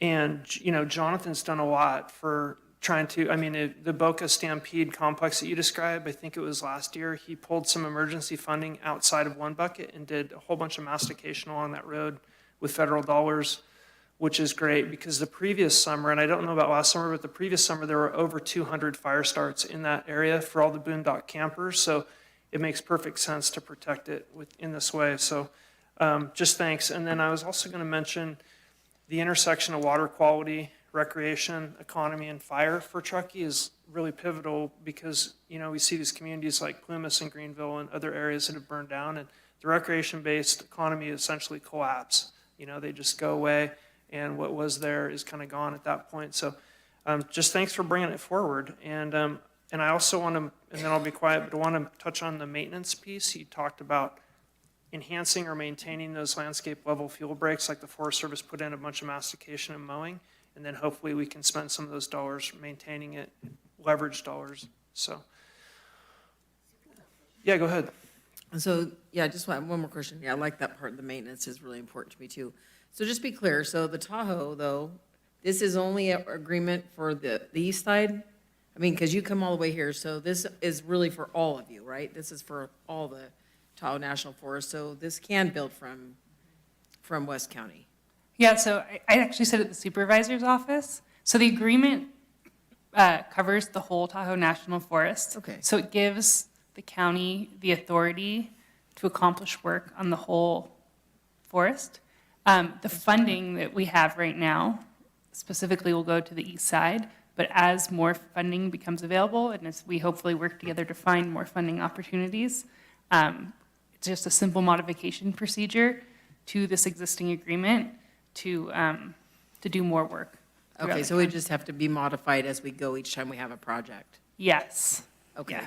So it's just not a open agreement? I just wanted to be clear. So each time we'll have to come back to the table and agree, depending on where the funding's coming from. I mean, it's always interesting, the Forest Service owns all these lands, and we still have to find funding to fix what we have going on with federal lands, right? And so I just want to have to keep going back to the drawing board with this agreement. Hopefully, it'll just be an easy fix in adjusting as we find dollars. Yeah, that's the idea. This is kind of an umbrella agreement, and yeah, hopefully we Okay, can good. plug in more. Thanks for working on this. Yeah. Because it takes an inside person to have an interest to push that kind of language along. So thanks for doing that. Yeah, in the Truckee River Ranger District, and I'm going to screw it up, but like 4 years ago or 4.5 years ago, there's a huge genesis of fuel reduction projects that got approved, got funded, got kicked off, and are being done. So every summer, like one of our big trails is closed right now for mountain biking, Jackass Ridge, because they're doing this massive fuel reduction project that links all these pieces together. So the Truckee River Ranger District has really been phenomenal in their ability to capture funding, put it on the ground, solve the fuels, and kind of move on to the next area. Well, that's what I'm kind of thinking of, like our Pines to Mines. Yeah. There's that checkerboard right there that, Yeah. how, being able to manage that and make it vegetation safe, right? Yeah. And I met with Sierra Pacific Industries, and I haven't mentioned this, but they have a whole fire fuels department that they've tilted up within their organization to protect their timberlands. So it's kind of a cool piece, and their focus is really integrating existing road systems with the Tahoe National Forest and private landowners to try and make connected fuel breaks. It's kind of cool seeing everybody kind of work together to get to the point where we understand that we can't just do one property at a time. So thank you. Any other questions, comments? Okay. Any public comment on this item? Yes, Chair, we have one caller. Okay, let's bring him in.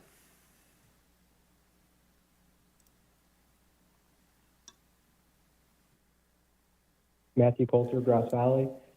The key words I picked up in this conversation were not just talking, but doing something.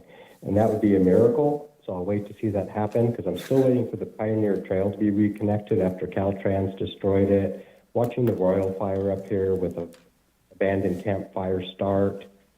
Listening to the GVPD move campers out of Wolf Creek this morning, and not move them out, but just notify them of the camping ordinance and that they can't have a campfire on Wolf Creek. So it's just bizarre to me that we're trying to do this through collaboration, because the collaboration is the fire destroying the forest.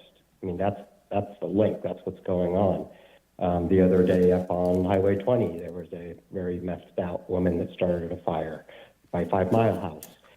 We have a lot of people in the woods that are just out of their minds, or if they're not out of their minds, they're just blatantly ignorant. And the amount of fuel reduction on the east slope versus the west slope is like a 99-to-1. So I don't really know what's going on the west slope when we have no controlled burns. We do these token projects, and it's basically when the fires start, we have to use them as controlled burns to eliminate fuel, because that's the only way we can legally get away with it. So I'd like the Board of Supervisors to focus on some serious fuel reduction, because we keep talking about it. We put laws in place to literally fine people. I haven't heard one person be fined this year for illegal burn fires and escapes, because we don't have the manpower to go to court. No one wants to go to court to prosecute these people.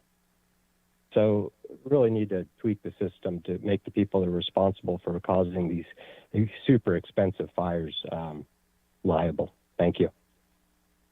Thanks for your comments, Matthew. Any other comments here in the board chambers? Seeing none, nobody else online, we'll go ahead and close public comment. I'll bring it back to the board. Any additional comments from the board? Seeing none, I'll entertain a motion to adopt this awesome thing. As much as I'd like to make that motion, I'm not going to. I'll make the motion. I'll second it. I was waiting. I'm sorry. I was worried for a second. Okay, Madam Clerk, please call the roll. District 2, Yes. District 4, Yes. District 3, Yes. District 1, Yes. District 5. Yes. Thanks. Great work. Thank you again. And will you, can you come back and report, like, after you do a parcel or two, or? I'm sure that'll be part of it. Yeah, we can come back to the board for a full report. We were also thinking some site visits once work starts with you as well. Yeah, that sounds great. Thanks for taking your time. We know you're busy. Thank you. Okay, with that, we will not go into closed session. We've completed the closed session for item, item 64 is completed, 65 has been pulled. The board will recess for lunch. We'll come back here at 1:30 to join our employee awards ceremony, which we're all looking forward to. So don't be late, 1:30. Thanks, everybody.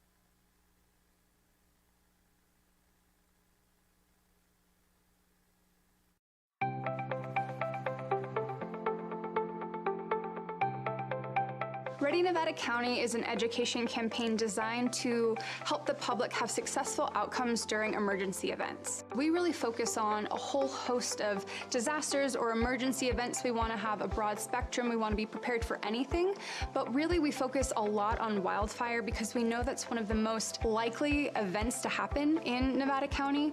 Ready, Set, Go is really built around the wildfire premise to prepare residents to be ready before an event, to move into the set posture when there's a red flag or a fire is near you, and then to go when it's time to go. Essentially, in its simplest form, it's a 3-tiered community emergency preparedness plan.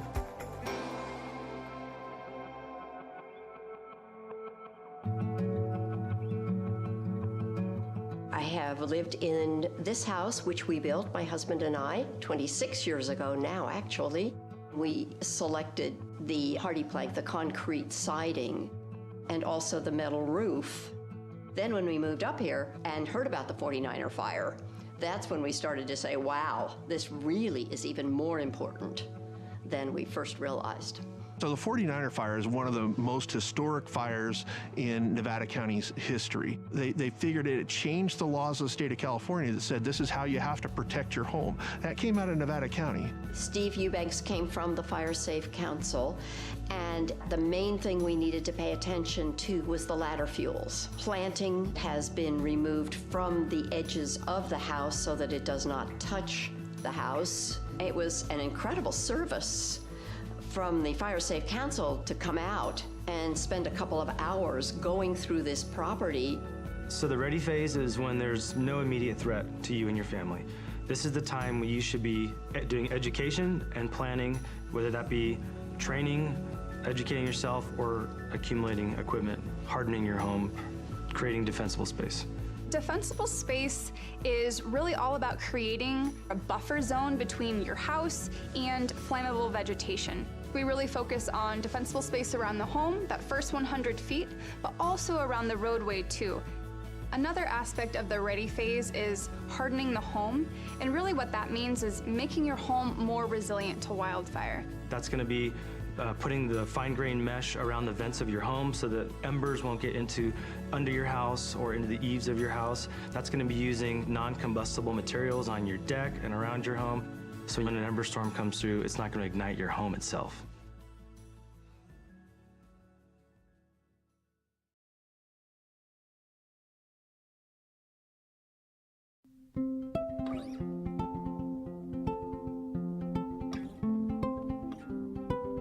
I currently live here in Grass Valley with my parents. All of us have sleep apnea, so we all have CPAP machines that require power in order to run. I also use a nebulizer, and that's used to disperse medication that I need to get myself breathing again. When we have safety shutoffs, we have to hook up our equipment to batteries that have inverters. We have a generator that powers some of the things around the house, but then I obtained a pretty substantial battery from Freed, and it was so easy to go through the process to obtain a battery that I would recommend it to anyone who might have medical needs that require power, or really anything. I would highly recommend contacting Freed. So whether it's a snowstorm or a public safety power shutoff, we really want folks to be thinking about, okay, what are the things I'll need on hand to weather the storm? Do I need to have candles? Do I need to have battery-powered radio? Do I need to have flashlights? So what are the things that you'll need to shelter in place or address the disaster at hand? So a go bag could be anything. It could be a backpack, it could be a suitcase. It's going to be something that you put together to sustain yourself, your family, your pets if needed. That's going to have food, water, medication, clothing, toiletries to get you by for 72 hours. You need to think of your go bag as the only resource you may have. Stores may be closed, the power may be out, so you may have to literally live out of this thing for a 3-day period as an evacuee. If you are someone with a disability, maybe you have a chronic health condition. For me, I have type 1 diabetes, I have an insulin pump, right? And so that's a critical piece that I need to plan for if I'm gonna ever evacuate or be away from my house, frankly, for any amount of time, right? What we find often is that if people don't evacuate with their CPAP machine, with their oxygen concentrator, with their wheelchair, walker, then it can be difficult on the other end. My name's Ulysses Palencia. I work in the 211 call center. I'm just a resident of Grass Valley.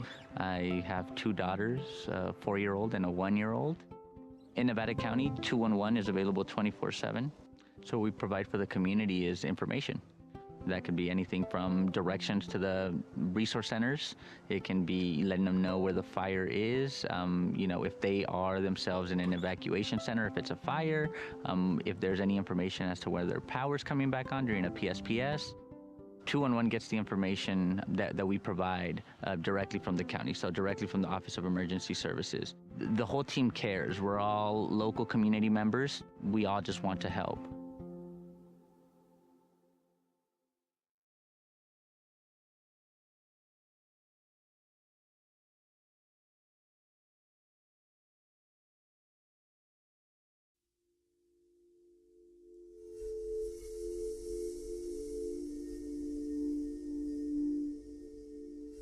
So we were all sleeping in bed on Thursday, November 8th in Paradise. And first the house phone rang. Picked up my phone. It was my sister who lived a block or so away from us. We were woken by a telephone call from my daughter. She said that we were being evacuated. I left sooner than them. I had everything ready. They were on the way out the door. There was not time to think about what you're going to take, what you're not going to take. The night before the fire, I knew it was a red flag warning, and I knew that it was a high risk. So on my way home, I filled up the tank. On our way out, we didn't get too far from the house, and we're watching fire coming down the hill. There was a machine shop right to my right there, and it had gas tanks and propane tanks. And I saw a lone ember kind of floating through, dancing through the air. And I watched it as it landed on the machine shop. In the time it took me to get my phone back into hand and to take a picture, it was engulfed in flames. And I knew that within moments it would start exploding and I would be dead. And just as I moved out of the range of the explosions, they started happening, and I prayed for the people behind me. 10-minute drive normally to Chico became almost 4 hours. So it was a long trip.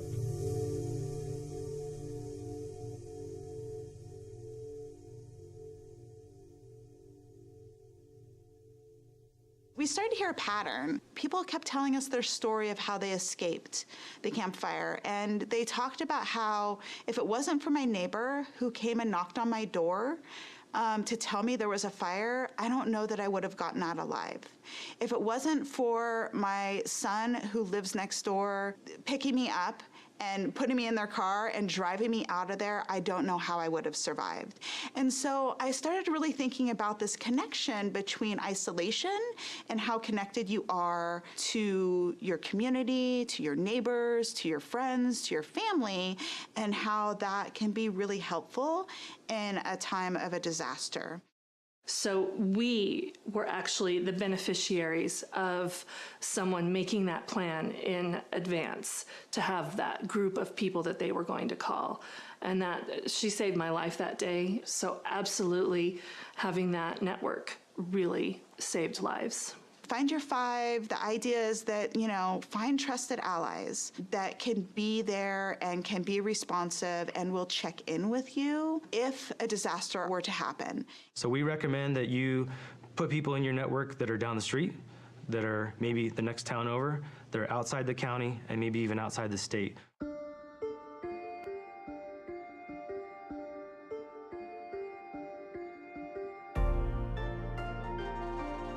The final tier of the Ready, Set, Go is that go piece, and it's simply that, it's go. Evacuation information comes in two types. The first type could be an evacuation warning. This is essentially information that we're going to push out to the public, notifying them of a potential threat in their area where they may have to evacuate their home. An evacuation order is essentially that. We are telling people that it's time to go. There is an imminent threat to life, and we do not believe that you have much time to leave the area. Code Red is a opt-in alerting system that will dial your number. It'll send you a phone call, a text message, and an email notifying you of an emergency. That message is sent from our office, the Office of Emergency Services. It's going to be very targeted to your area, and it'll be specific to you. At 5:13, the phone rang with the Code Red call. And so as I was going up 49, I could look over to the left and see the flames in the canyon. The next layer is for staff to actually be out driving in the areas with a high-low siren.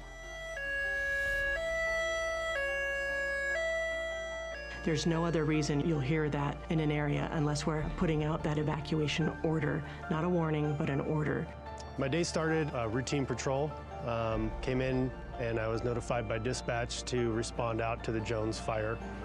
Houses that had evacuation tags made it so we could just pass by. We knew that the residents had already been evacuated. Residences that did not have the tags We would have to physically go in, knock on the door, look in the windows, make sure there were no occupants inside. Once you've been evacuated, as you're leaving, put this tag somewhere very, clearly identifiable, whether it's a mailbox, a gate, your address marker, so that deputies and officers can quickly identify if your residence has already been evacuated.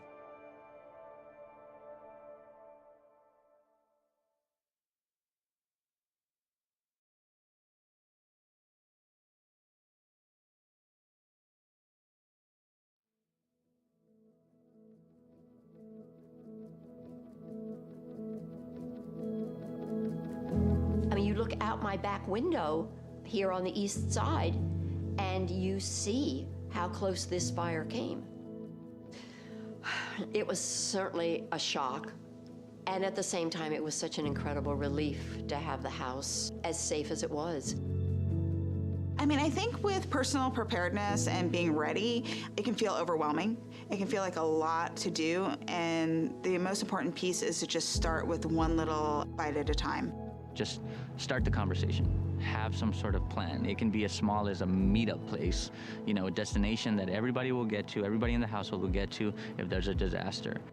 Recognize you live in a community, in a county, that really does take the emergency response as a priority. We have worked diligently throughout the last few years on ensuring that not only our staff are trained and prepared, but we're also putting that out for our community.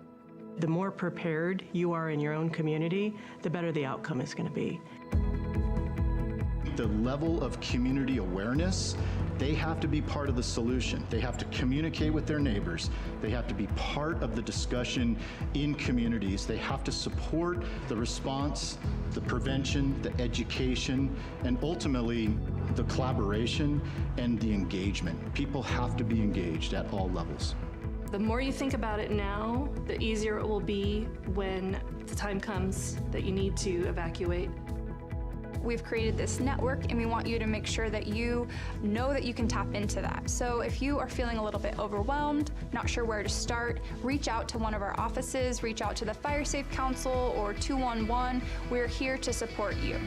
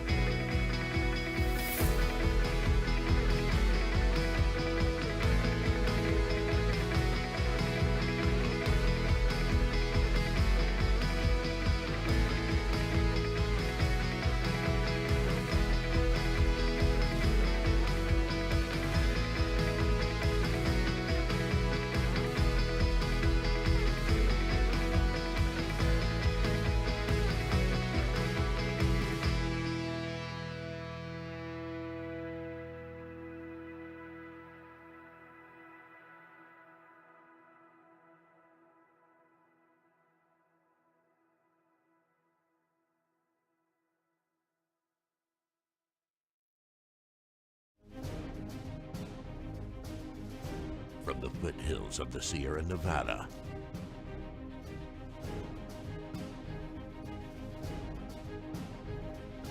a new hero will emerge.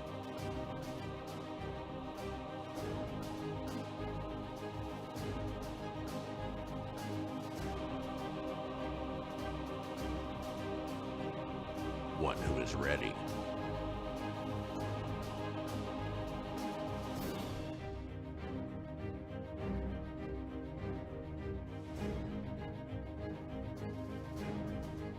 One who makes sure their friends and family are set.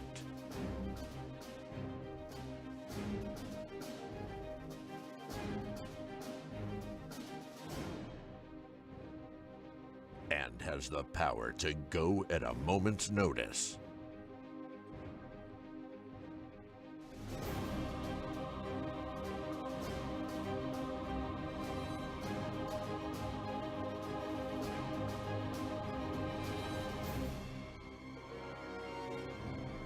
This fire season, you're the hero. We are Ready, Nevada County.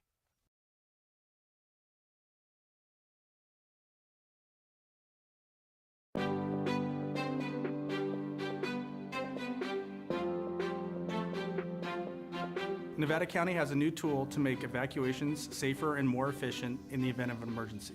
This new tool is called Zone Haven, and we need you to know your zone.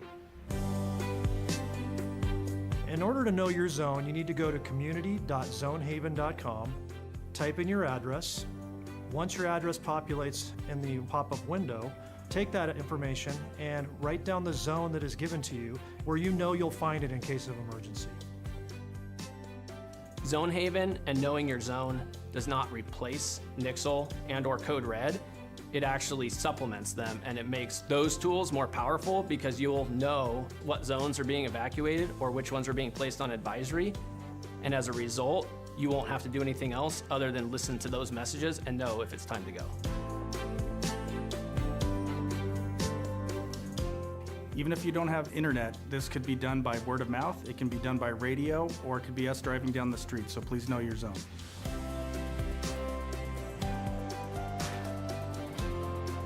From Truckee to Lake of the Pines, from Chicago Park to Spenceville, every single square mile of Nevada County has a zone.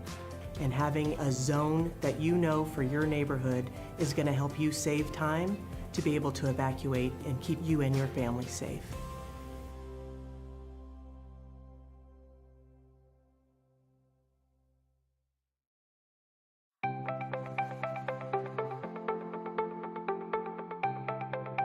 Ready Nevada County is an education campaign designed to help the public have successful outcomes during emergency events. We really focus on a whole host of disasters or emergency events. We want to have a broad spectrum. We want to be prepared for anything, but really we focus a lot on wildfire because we know that's one of the most likely events to happen in Nevada County.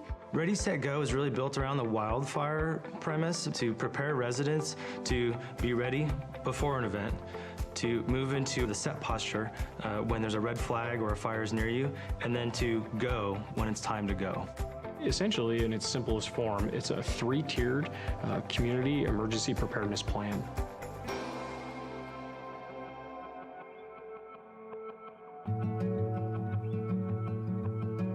I have lived in this house, which we built, my husband and I, 26 years ago now, actually. We selected the hardy plank, the concrete siding, and also the metal roof. Then when we moved up here and heard about the 49er fire, that's when we started to say, wow, this really is even more important than we first realized.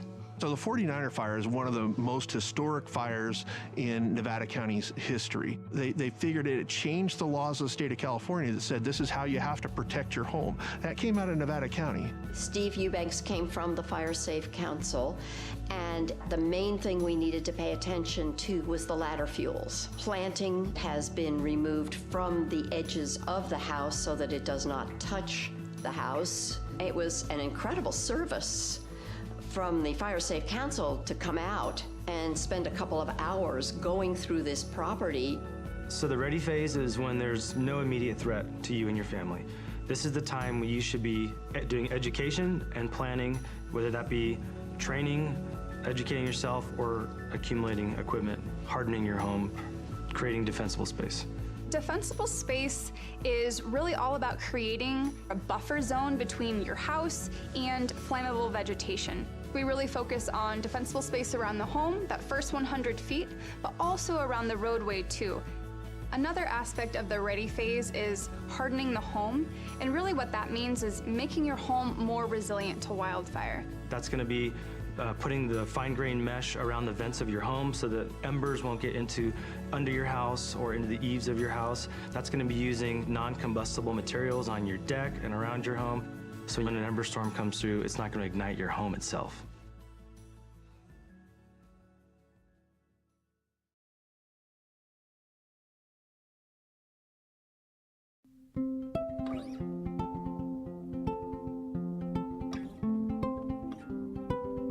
I currently live here in Grass Valley with my parents. All of us have sleep apnea, so we all have CPAP machines that require power in order to run. I also use a nebulizer, and that's used to disperse medication that I need to get myself breathing again. When we have safety shutoffs, we have to hook up our equipment to batteries that have inverters. We have a generator that powers some of the things around the house, but then I obtained a pretty substantial battery from Freed, and it was so easy to go through the process to obtain a battery that I would recommend it to anyone who might have medical needs that require power, or really anything. I would highly recommend contacting Freed. So whether it's a snowstorm or a public safety power shutoff, we really want folks to be thinking about, okay, what are the things I'll need on hand to weather the storm? Do I need to have candles? Do I need to have battery-powered radio? Do I need to have flashlights? So what are the things that you'll need to shelter in place or address the disaster at hand? So a go bag could be anything. It could be a backpack, it could be a suitcase. It's gonna be something that you put together to sustain yourself, your family, your pets if needed. That's gonna have food, water, medication, clothing, toiletries to get you by for 72 hours. You need to think of your go bag as the only resource you may have. Stores may be closed, the power may be out, so you may have to literally live out of this thing for a 3-day period as an evacuee. If you are someone with a disability, maybe you have a chronic health condition. For me, I have type 1 diabetes, I have an insulin pump, right? And so that's a critical piece that I need to plan for if I'm gonna ever evacuate or be away from my house, frankly, for any amount of time, right? What we find often is that if people don't evacuate with their CPAP machine, with their oxygen concentrator, with their wheelchair, walker, then it can be difficult on the other end. My name's Ulysses Palencia. I work in the 211 call center. I'm just a resident of Grass Valley. I have 2 daughters, a 4-year-old and a 1-year-old. In Nevada County, 211 is available 24/7. So what we provide for the community is information. That could be anything from directions to the resource centers. It can be letting them know where the fire is, if they are themselves in an evacuation center, if it's a fire, if there's any information as to whether their power's coming back on during a PSPS.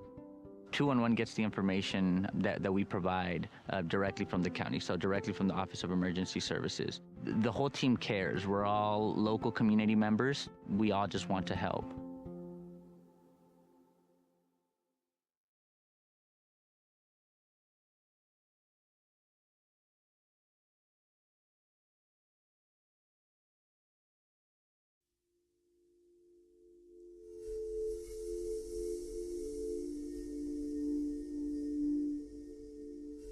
So we were all sleeping in bed on Thursday, November 8th in Paradise.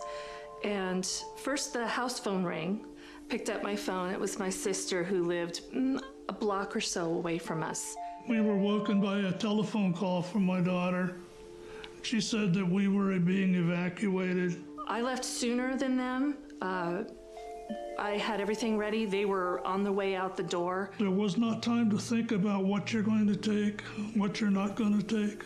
The night before the fire, I knew it was a red flag warning, and I knew that it was a high risk. So on my way home, I filled up the tank. On our way out, we didn't get too far from the house, and we're watching fire coming down the hill. There was a machine shop right to my right there. And it had gas tanks and propane tanks. And I saw a lone ember kind of floating through, dancing through the air. And I watched it as it landed on the machine shop. In the time it took me to get my phone back into hand and to take a picture, it was engulfed in flames. And I knew that within moments it would start exploding and I would be dead. And just as I moved out of the range of the explosions, they started happening, and I prayed for the people behind me. 10-minute drive normally to Chico became almost 4 hours. So it was a long trip.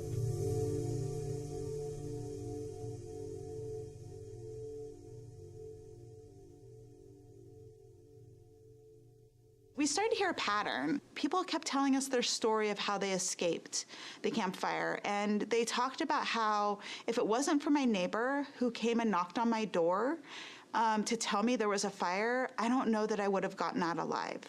If it wasn't for my son who lives next door picking me up and putting me in their car and driving me out of there, I don't know how I would have survived. And so I started really thinking about this connection between isolation and how connected you are to your community, to your neighbors, to your friends, to your family, and how that can be really helpful in a time of a disaster. So we were actually the beneficiaries of someone making that plan in advance to have that group of people that they were going to call. And that she saved my life that day. So absolutely having that network really saved lives. Find your five. The idea is that, find trusted allies that can be there and can be responsive and will check in with you if a disaster were to happen. So we recommend that you put people in your network that are down the street, that are maybe the next town over, that are outside the county, and maybe even outside the state.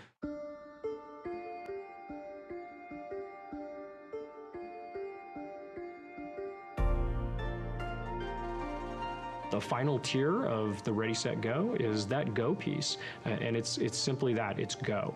Evacuation information comes in two types. The first type could be an evacuation warning. This is essentially information that we're going to push out to the public, notifying them of a potential threat in their area where they may have to evacuate their home. An evacuation order is essentially that. We are telling people that it's time to go. There is an imminent threat to life, and we do not believe that you have much time to leave the area. Code Red is a opt-in alerting system that will dial your number. It'll send you a phone call, a text message, and an email notifying you of an emergency. That message is sent from our office, the Office of Emergency Services. It's going to be very targeted to your area, and it'll be specific to you. At 5:13, the phone rang with the Code Red call. And so as I was going up 49, I could look over to the left and see the flames in the canyon. The next layer is for staff to actually be out driving in the areas with a high-low siren. There's no other reason you'll hear that in an area unless we're putting out that evacuation order, not a warning, but an order. My day started routine patrol, came in and I was notified by dispatch to respond out to the Jones fire. Houses that had evacuation tags made it so we could just pass by. We knew that the residents had already been evacuated. Residences that did not have the tags, we would have to physically go in, knock on the door, look in the windows, make sure there were no occupants inside. Once you've been evacuated, as you're leaving, put this tag somewhere very, clearly identifiable, whether it's a mailbox, a gate, your address marker, so that deputies and officers can quickly identify if your residence has already been evacuated.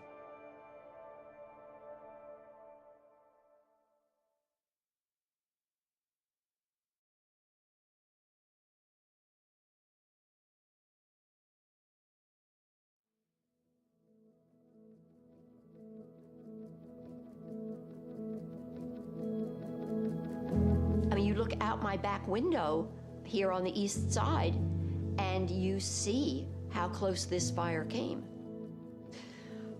It was certainly a shock, and at the same time, it was such an incredible relief to have the house as safe as it was.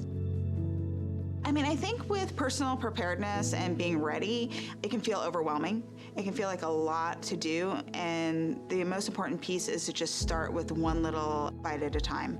Just start the conversation. Have some sort of plan. It can be as small as a meetup place, a destination that everybody will get to, everybody in the household will get to if there's a disaster.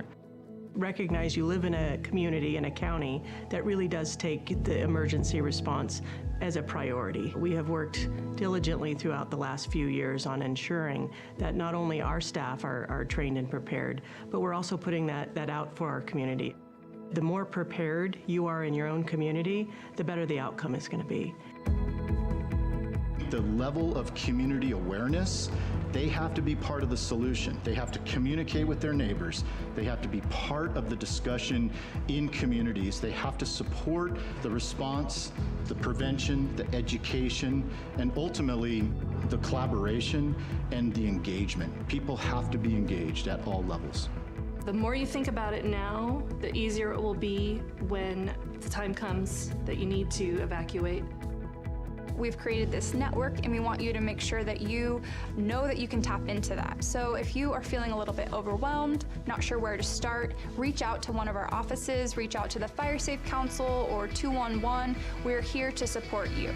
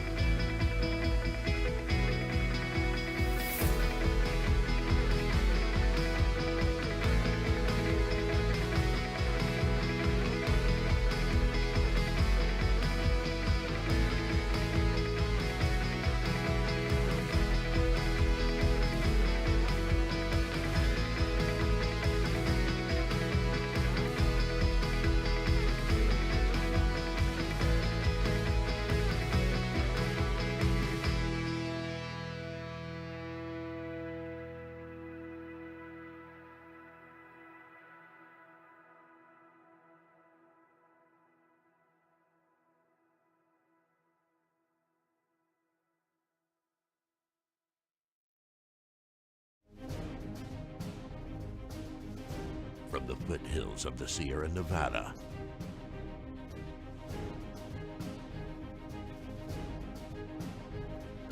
a new hero will emerge.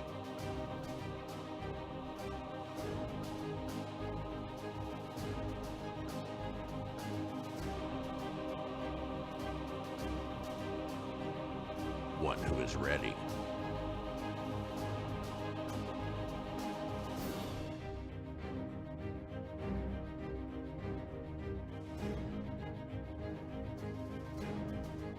One who makes sure their friends and family are set.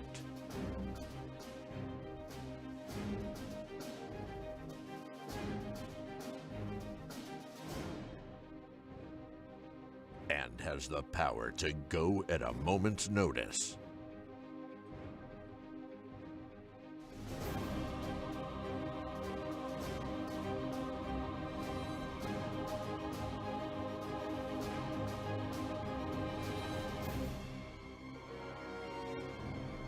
This fire season, you're the hero.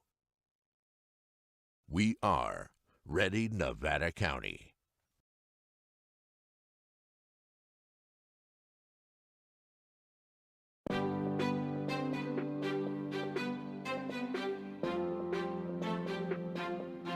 Nevada County has a new tool to make evacuations safer and more efficient in the event of an emergency.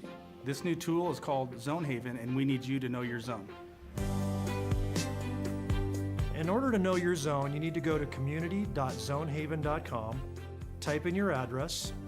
Once your address populates in the pop-up window, take that information and write down the zone that is given to you where you know you'll find it in case of emergency. Zone Haven and knowing your zone does not replace Nixle and/or Code Red. It actually supplements them, and it makes those tools more powerful because you'll know what zones are being evacuated or which ones are being placed on advisory. And as a result, you won't have to do anything else other than listen to those messages and know if it's time to go. Even if you don't have internet, this could be done by word of mouth, it can be done by radio, or it could be us driving down the street, so please know your zone.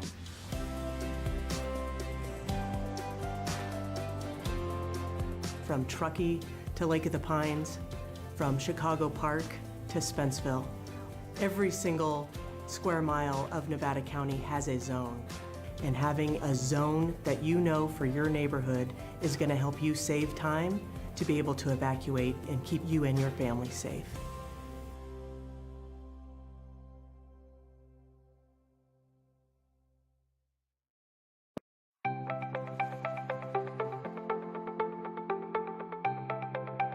Ready Nevada County is an education campaign designed to help the public have successful outcomes during emergency events. We really focus on a whole host of disasters or emergency events. We want to have a broad spectrum. We want to be prepared for anything, but really we focus a lot on wildfire because we know that's one of the most likely events to happen in Nevada County. Ready, Set, Go is really built around the wildfire premise to prepare residents to be ready before an event, to move into the set posture when there's a red flag or a fire is near you, and then to go when it's time to go. Essentially, in its simplest form, it's a 3-tiered community emergency preparedness plan.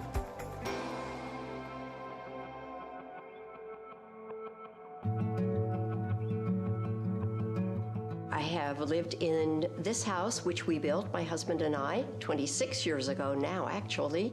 We selected the hardy plank, the concrete siding, and also the metal roof. Then when we moved up here and heard about the 49er fire, that's when we started to say, wow, this really is even more important than we first realized. So the 49er fire is one of the most historic fires in Nevada County's history. They figured it changed the laws of the state of California that said this is how you have to protect your home. That came out of Nevada County. Steve Eubanks came from the Fire Safe Council, and the main thing we needed to pay attention to was the ladder fuels. Planting has been removed from the edges of the house so that it does not touch the house. It was an incredible service from the Fire Safe Council to come out and spend a couple of hours going through this property. So the ready phase is when there's no immediate threat to you and your family. This is the time when you should be doing education and planning, whether that be training, educating yourself, or accumulating equipment, hardening your home, creating defensible space. Defensible space is really all about creating a buffer zone between your house and flammable vegetation. We really focus on defensible space around the home, that first 100 feet, but also around the roadway too.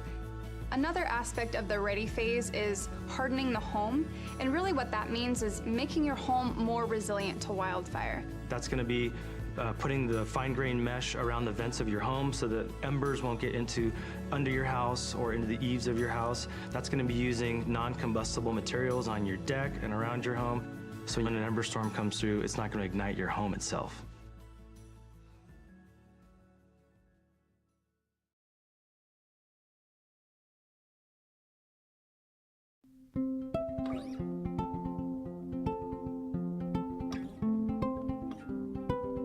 I currently live here in Grass Valley with my parents. All of us have sleep apnea, so we all have CPAP machines that require power in order to run.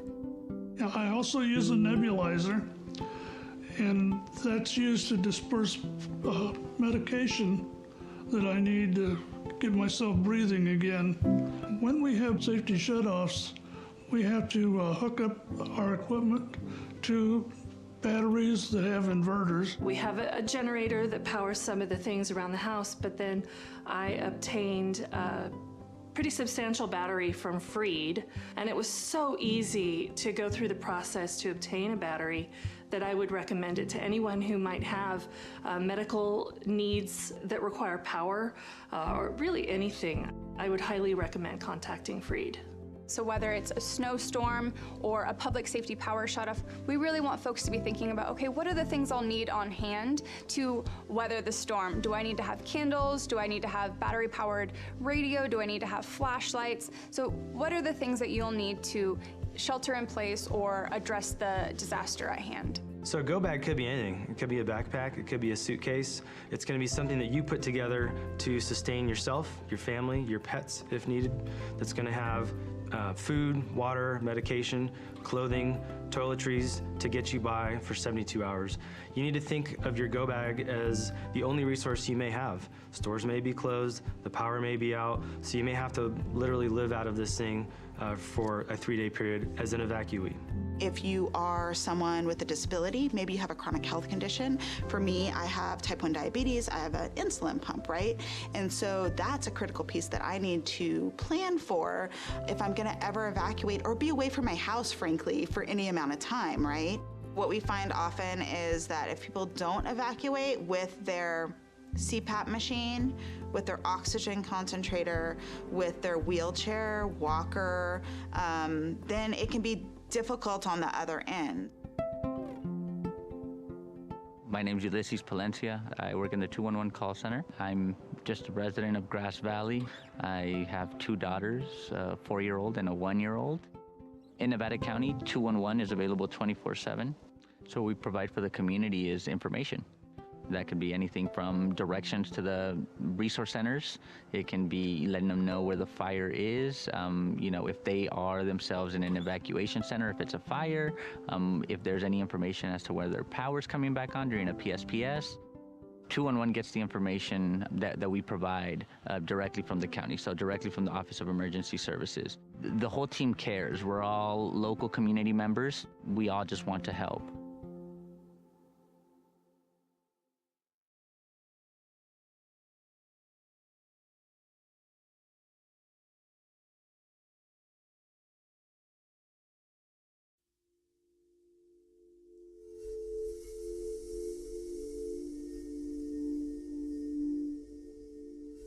So we were all sleeping in bed on Thursday, November 8th in Paradise. And first the house phone rang. Picked up my phone. It was my sister who lived a block or so away from us. We were woken by a telephone call from my daughter. She said that we were being evacuated. I left sooner than them. I had everything ready. They were on the way out the door. There was not time to think about what you're going to take, what you're not going to take. The night before the fire, I knew it was a red flag warning, and I knew that it was a high risk. So on my way home, I filled up the tank. On our way out, we didn't get too far from the house, and we're watching fire coming down the hill. There was a machine shop right to my right there. And it had gas tanks and propane tanks. And I saw a lone ember kind of floating through, dancing through the air. And I watched it as it landed on the machine shop. In the time it took me to get my phone back into hand and to take a picture, it was engulfed in flames. And I knew that within moments it would start exploding and I would be dead. And just as I moved out of the range of the explosions, they started happening, and I prayed for the people behind me. 10-minute drive normally to Chico became almost 4 hours. So it was a long trip.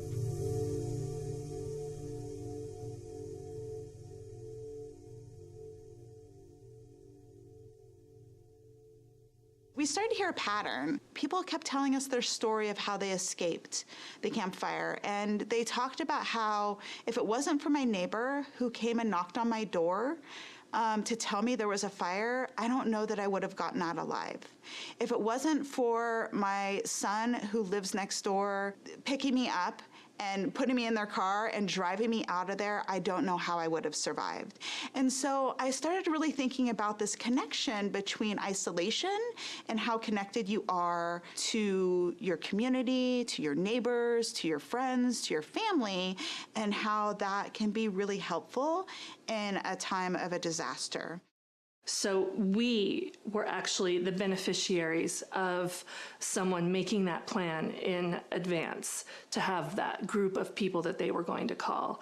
And that she saved my life that day. So absolutely having that network really saved lives.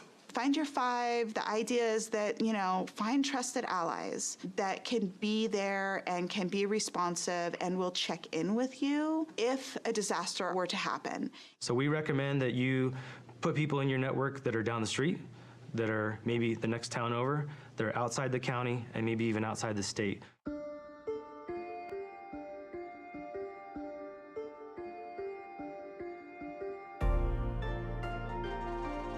The final tier of the Ready, Set, Go is that go piece, and it's simply that, it's go. Evacuation information comes in two types. The first type could be an evacuation warning, This is essentially information that we're going to push out to the public, notifying them of a potential threat in their area where they may have to evacuate their home. An evacuation order is essentially that. We are telling people that it's time to go. There is an imminent threat to life, and we do not believe that you have much time to leave the area. Code Red is a opt-in alerting system that will dial your number. It'll send you a phone call, a text message, and an email notifying you of an emergency. That message is sent from our office, the Office of Emergency Services. It's going to be very targeted to your area, and it'll be specific to you. At 5:13, the phone rang with the Code Red call. And so as I was going up 49, I could look over to the left and see the flames in the canyon. The next layer is for staff to actually be out driving in the areas with a high-low siren. There's no other reason you'll hear that in an area unless we're putting out that evacuation order, not a warning, but an order. My day started routine patrol. Came in and I was notified by dispatch to respond out to the Jones fire. Houses that had evacuation tags made it so we could just pass by. We knew that the residents had already been evacuated. Residences that did not have the tags, we would have to physically go in, knock on the door, look in the windows, make sure there were no occupants inside. Once you've been evacuated, as you're leaving, put this tag somewhere very, clearly identifiable, whether it's a mailbox, a gate, your address marker, so that deputies and officers can quickly identify if your residence has already been evacuated.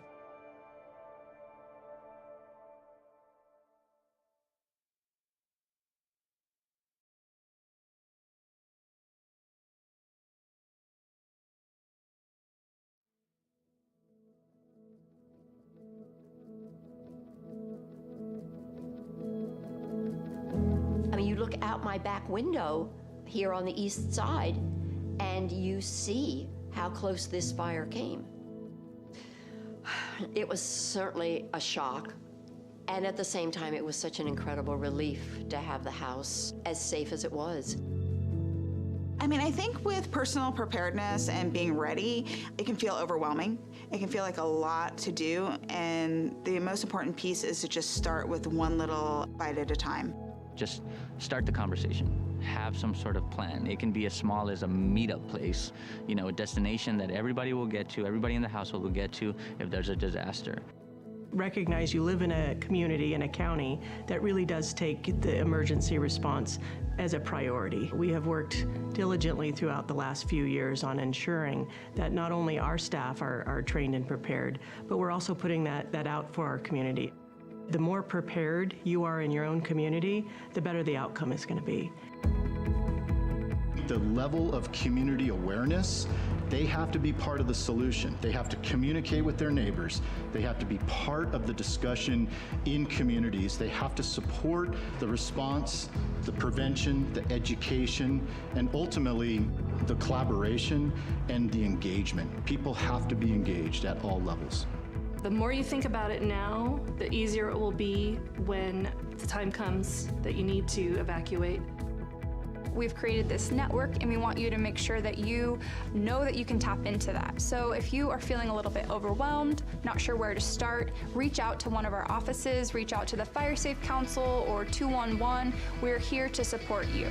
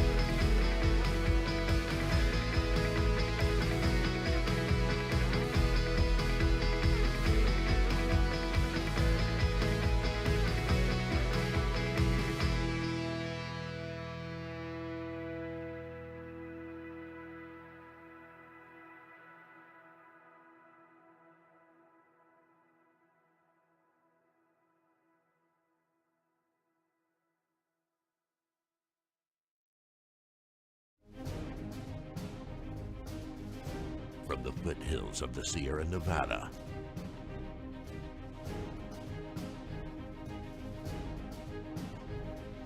A new hero will emerge.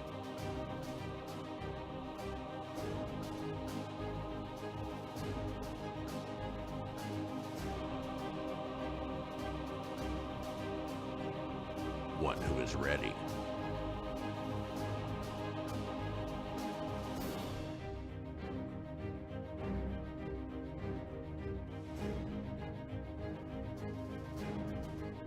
One who makes sure their friends and family are set.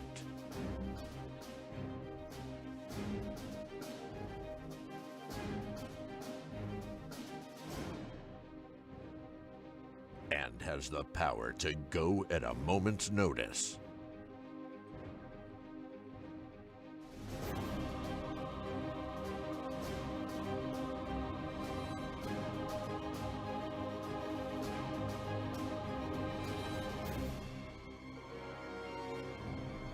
This fire season, you're the hero. We are Ready Nevada County.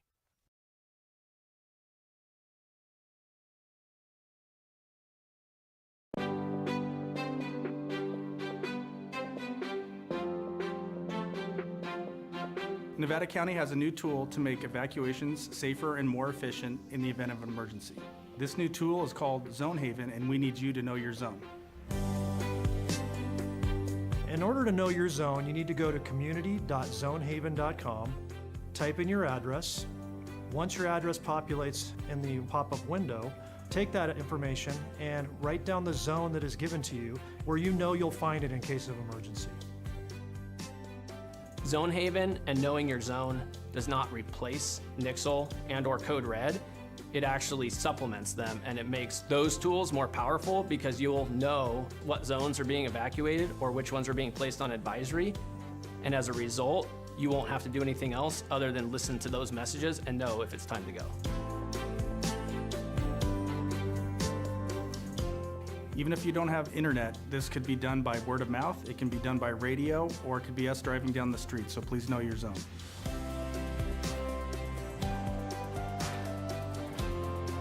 From Truckee to Lake of the Pines, from Chicago Park to Spenceville. Every single square mile of Nevada County has a zone. And having a zone that you know for your neighborhood is going to help you save time to be able to evacuate and keep you and your family safe.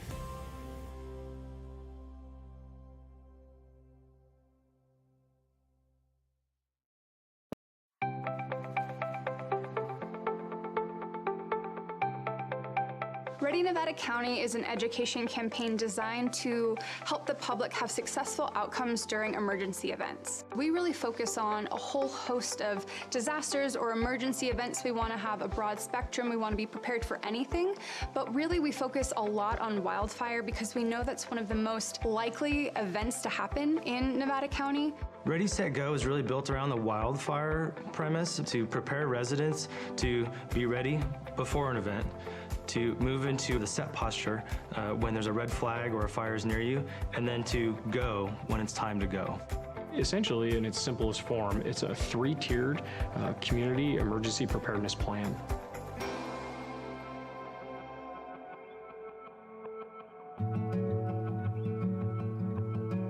I have lived in this house, which we built, my husband and I, 26 years ago now, actually. We selected the hardy plank, the concrete siding, and also the metal roof. Then when we moved up here and heard about the 49er fire, that's when we started to say, wow, this really is even more important than we first realized. So the 49er fire is one of the most historic fires in Nevada County's history. They figured it changed the laws of the state of California that said this is how you have to protect your home. That came out of Nevada County. Steve Eubanks came from the Fire Safe Council, and the main thing we needed to pay attention to was the ladder fuels. Planting has been removed from the edges of the house so that it does not touch the house. It was an incredible service from the Fire Safe Council to come out and spend a couple of hours going through this property So the ready phase is when there's no immediate threat to you and your family. This is the time when you should be doing education and planning, whether that be training, educating yourself, or accumulating equipment, hardening your home, creating defensible space. Defensible space is really all about creating a buffer zone between your house and flammable vegetation. We really focus on defensible space around the home, that first 100 feet, but also around the roadway too. Another aspect of the ready phase is hardening the home, and really what that means is making your home more resilient to wildfire. That's going to be putting the fine-grained mesh around the vents of your home so that embers won't get under your house or into the eaves of your house. That's going to be using non-combustible materials on your deck and around your home, so when an ember storm comes through, it's not going to ignite your home itself.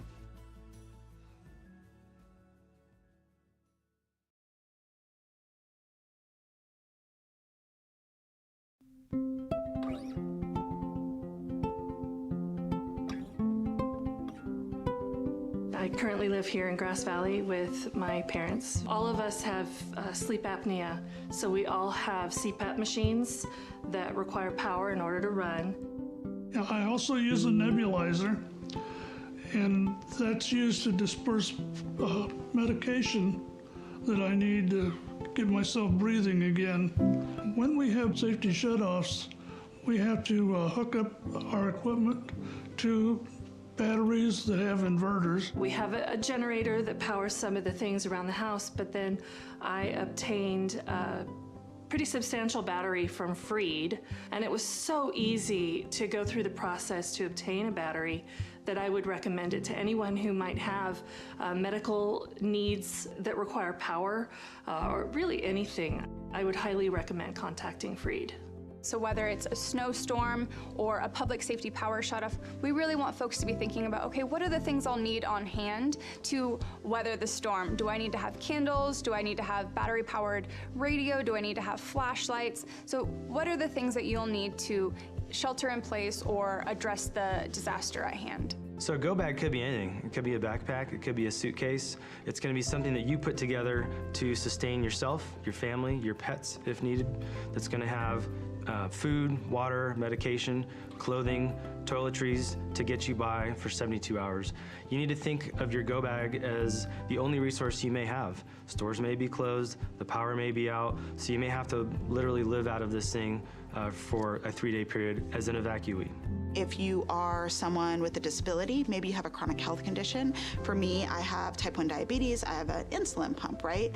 And so that's a critical piece that I need to plan for if I'm gonna ever evacuate or be away from my house, frankly, for any amount of time, right? What we find often is that if people don't evacuate with their CPAP machine, with their oxygen concentrator, with their wheelchair, walker, then it can be difficult on the other end. My name's Ulysses Palencia. I work in the 211 call center. I'm just a resident of Grass Valley. I have 2 daughters, a 4-year-old and a 1-year-old. In Nevada County, 211 is available 24/7. So what we provide for the community is information. That could be anything from directions to the resource centers. It can be letting them know where the fire is, if they are themselves in an evacuation center, if it's a fire, if there's any information as to whether their power's coming back on during a PSPS. 211 gets the information that we provide directly from the county, so directly from the Office of Emergency Services. The whole team cares. We're all local community members. We all just want to help.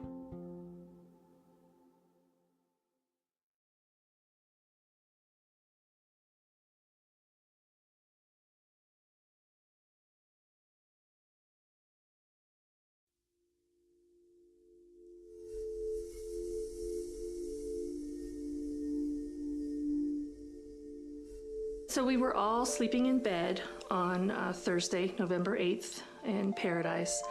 And first the house phone rang, picked up my phone. It was my sister who lived a block or so away from us. We were woken by a telephone call from my daughter. She said that we were being evacuated. I left sooner than them.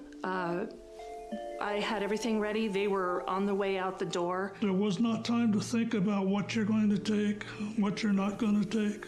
The night before the fire, I knew it was a red flag warning, and I knew that it was a high risk. So on my way home, I filled up the tank. On our way out, we didn't get too far from the house, and we're watching fire coming down the hill. There was a machine shop right to my right there, and it had gas tanks and propane tanks. And I saw a lone ember kind of floating through, dancing through the air. And I watched it as it landed on the machine shop. In the time it took me to get my phone back into hand and to take a picture, it was engulfed in flames. And I knew that within moments it would start exploding and I would be dead. And just as I moved out of the range of the explosions, they started happening, and I prayed for the people behind me. 10-minute drive normally to Chico became almost 4 hours. So it was a long trip.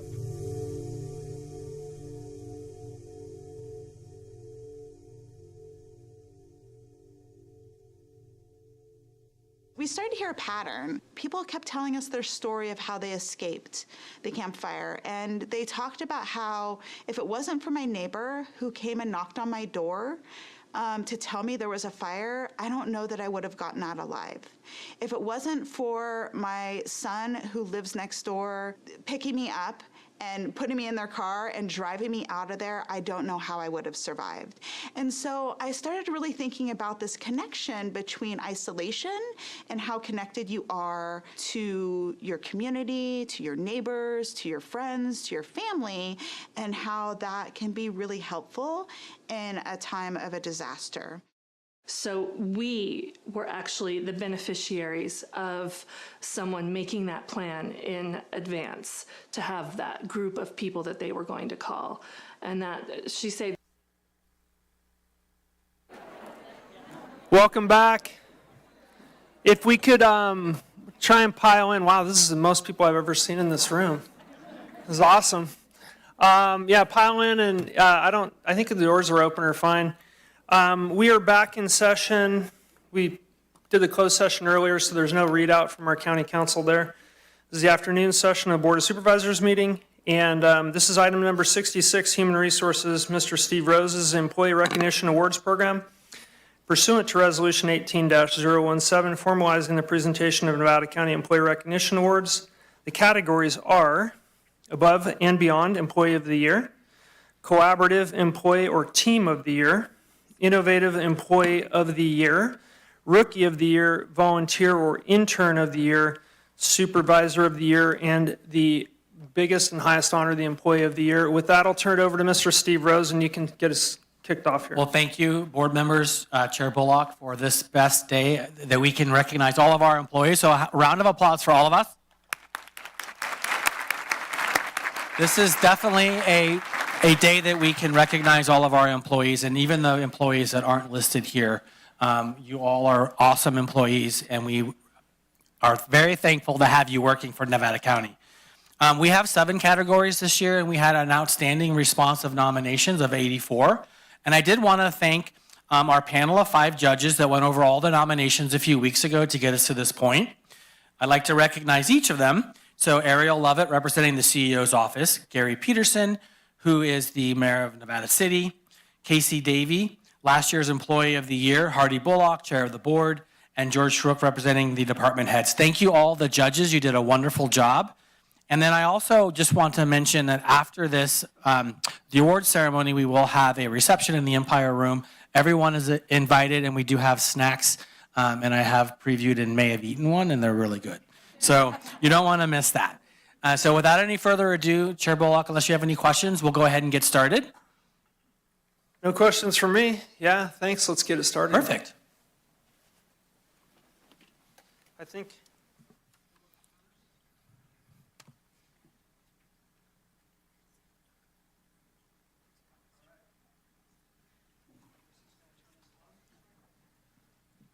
Tech, okay, we got it. Awesome. Okay, so first I'll just mention just for me, representing the board and also as a person, I just want to thank each and every one of you. You've made a choice to be of public service come here, provide, contribute to this team, and contribute to your community that we share. And I just am so honored to work with you. It's been an absolute pleasure. And I've worked in government for, I think, 20 years or so. So I know what good government looks like. This is it to me. You guys pull off miracles every day. And I just want to thank each and every one of you for your support of our county, of our board, of me as the chair. And I just look forward to working with you again in the years to come. So thank you again from the bottom of my heart.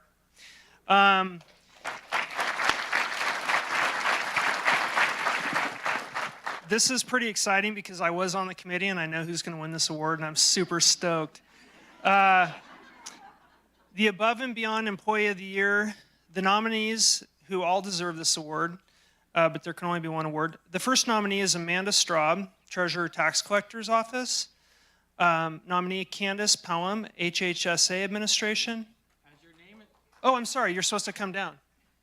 As your name is called, please come down. We'll do a group photo, and then we'll announce the actual winner. So if you're in the room and your name is called, please come forward. We'll do a few group photos, and then we'll go ahead and announce the winner will be apparent, and we'll give the presentation of the Thanks certificate. For the clarification. So we need Amanda and Candace, UI Inahosa, Behavioral Health Department. These individuals here. All right. Jason Robertson, Department of Social Services. Jasmine Bro, Health and Human Service Administration, Truckee. Jasmine here. Jeanette Gonzalez, Probation Department. Kayla Moxley, Behavioral Health Department. Loriana Keki, Clerk of the Board's Office. I know Loriana's here because I saw her. Hi. Lisa Depew, Agricultural Commissioner's Office. Robin Salisbury, Department of Social Services.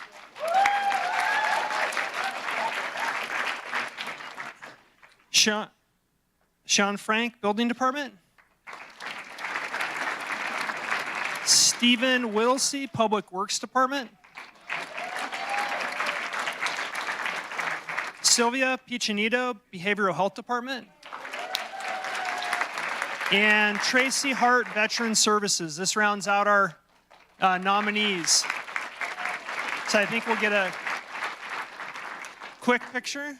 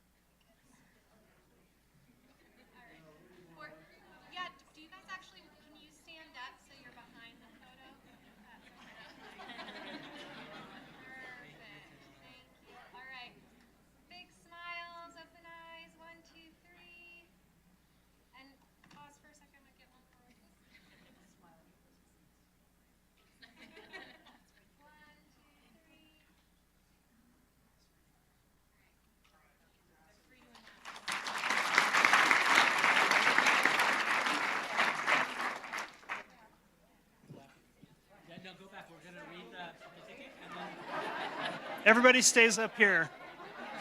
Okay, so after the group picture, we're going to read the certificate, and then the winner will also be identified as well. So I apologize if we didn't make that clear, but we'll definitely work through this. We're a smart group of people. And we're the first, remember that. Okay. This is really cool. So this year's Above and Beyond Employee of the Year is very capable, but their effort this past winter proved just how extraordinary this employee really is. When a local nonprofit determined in mid-October they could not run their cold weather shelter for the winter, this employee knew it and was imperative to ensure there was a shelter when the Truckee winter weather is often under 20 degrees. This employee quickly swung into action to find a location, obtain funding, and all required approvals, hire temporary shelter staff, and much more. Doing all this on a nearly impossible timeline was nothing short of Herculean. They worked extraordinary hours and were on call night and day, weekends, weekdays, the whole thing. It ended up the warming shelter served 55 clients on an average of 8 to 12 individuals per night. There is no doubt that without a winter warming shelter, some of Nevada County's most vulnerable citizens would not have made it through the winter. Congratulations to Truckee employee Jasmine Bro, who is this year's Above and Beyond Employee winner.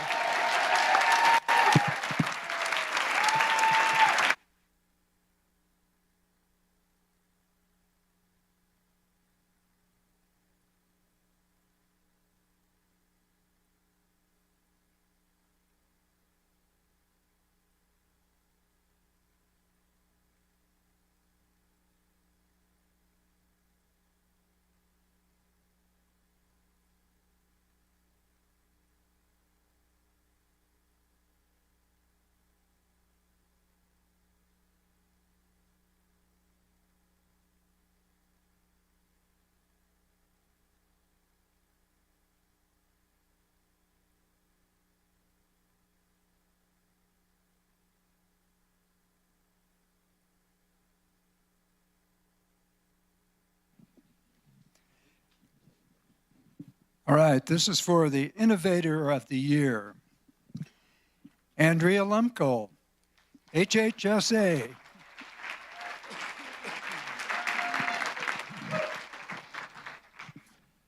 Hi, Andrea. Beverly Glenn, IGS, Central Services.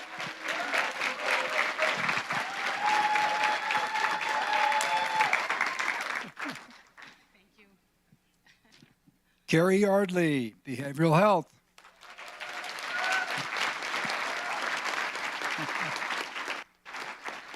Hey, Carrie. Elizabeth Clark Adams, CDA Administration.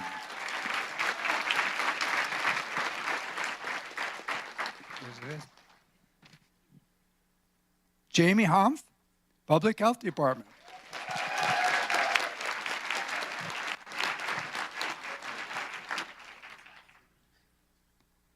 Jamie. Karen Mueller, Probation Department.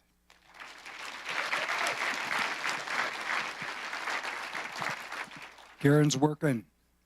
Susan Kaplan, CDA, Code Compliance.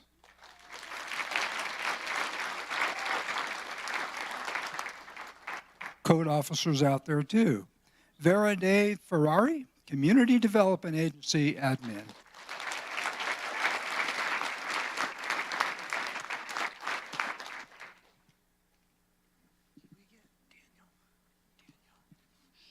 Oh, Daniel. Thanks, Artie. That's why you're chair. Danielle Schooling, Department of Social Services.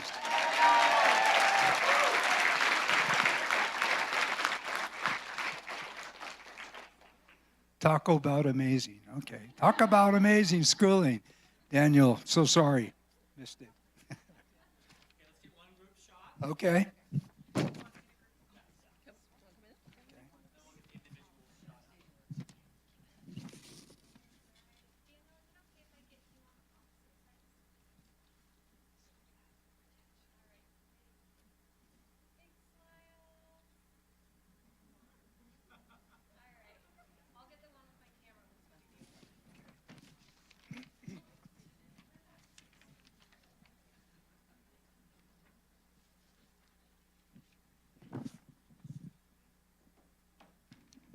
All right, Innovator of the Year, 2023-2024. This year's Innovator of the Year has made several novel contributions that allow staff to quickly capture data and represent it in clear and meaningful ways, saving time and frustration while facilitating accurate reporting. One example is the support provided to the Behavioral Health Department as they went through several major system changes, including changing how the department is paid for the work they do. To address this extremely complex fiscal shift, our Innovator of the Year tapped their technical and financial expertise and their innovative and creative thinking to create a contractor worksheet that allows partner agencies to easily see the impacts of proposed rates and staffing structures. This employee also taught herself how to build Power BI dashboards, whatever that is, in order to develop complex queries and logic model for productivity analysis. The result, an amazing productivity. Here, say that for me, would you please?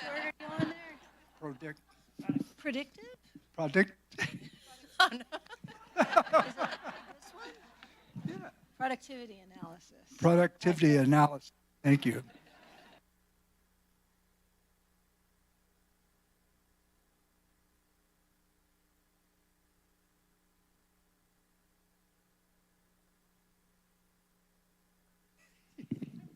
God, I'm glad I only have to do one of these.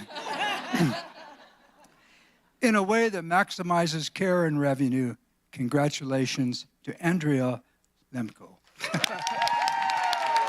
get a hug? You get a hug? Thank you, Andrea. I don't know.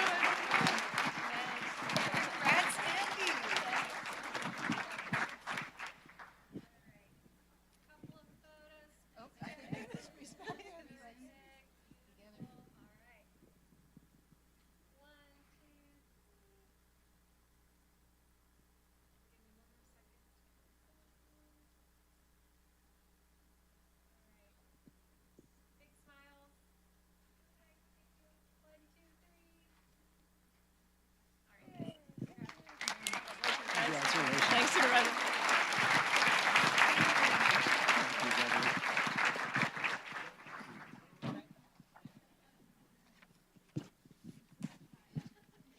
On? Great. All right. Thank you. And I want to echo Chair Bullock's comments coming in. We so appreciate all of you and all the work that you do here at the county. So I have the privilege of announcing the volunteer or intern of the year. So nominees, Diane Meisler, Library Services. Joanne Gamble, Behavioral Health. John Thompson, Veteran Services. Sable Armanow, Library Services.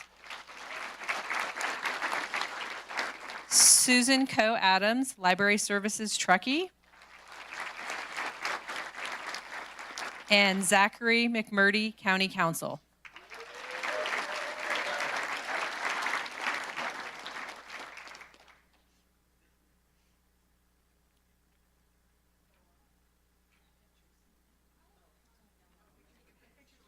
But, oh. Trying to figure that out. I was waiting for them to give me the order.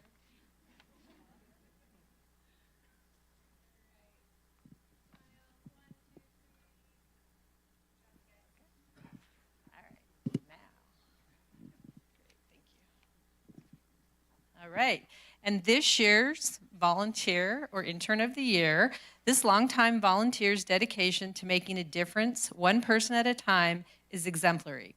By spending intense one-on-one time with their clients, laser focused on helping them achieve their personal goals, this volunteer has made a life-changing impact and a positive ripple effect in the lives of her clients' families. Through Nevada County Library's literacy tutoring program, our volunteer has been connected with her current client of 7 years. This client is now able to speak conversational English, is an active participant in her children's schooling, is an advocate for their children's education. This client is also making valuable connections in the community, is more confident communicating at the doctor's office, and has even progressed from simply learning basic conversational English to reading Agatha Christie novels. This is all due to their tireless dedication to helping others. Congratulations to Susan Coe Adams, Volunteer of the Year.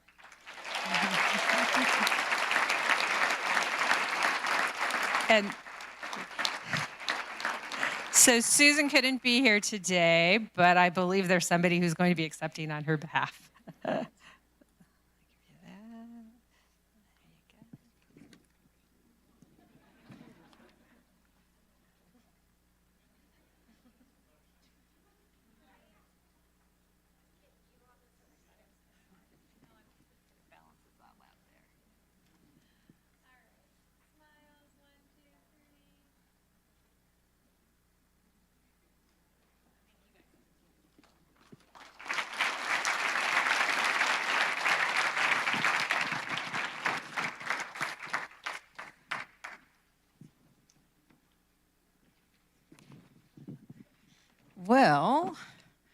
I get to do Rookie of the Year.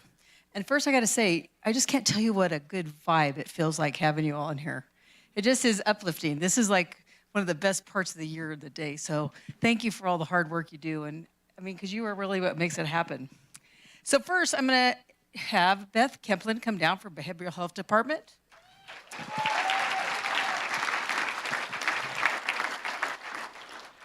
Brittany Inks from Risk Management.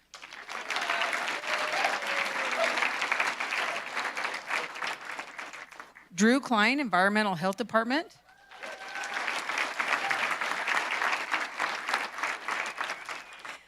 Elizabeth Aloisa from Behavioral Health Department. Elizabeth Clark Adams, CDA Administration.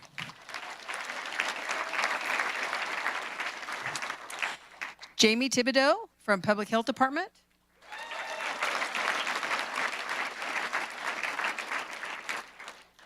Joy Maria from Library Services. Awesome. Carolina Hjort from Behavioral Health. Oh, there it is. Milada Belovac from Department of Social Services. Awesome. Monica Latois from Department of Child Services.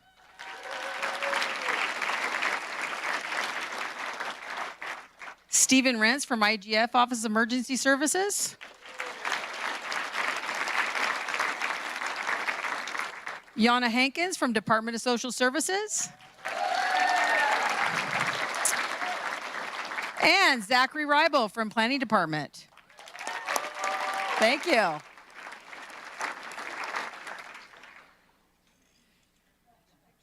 Oh, picture.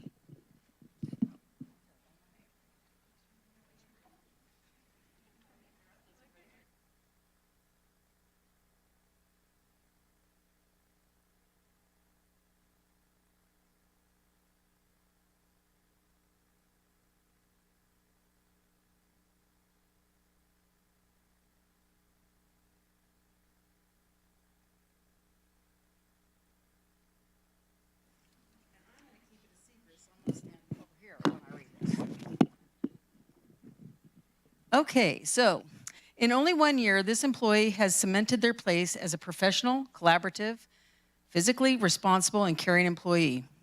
The pride this employee takes in their work and positive attitude, even on difficult assignments, is commendable. This employee is apt at his working with the public, contractors, and vendors, and has been exceptionally effective at building relationships with partner agencies. For example, this employee showed persistence and determination in getting PG&E, my nemesis,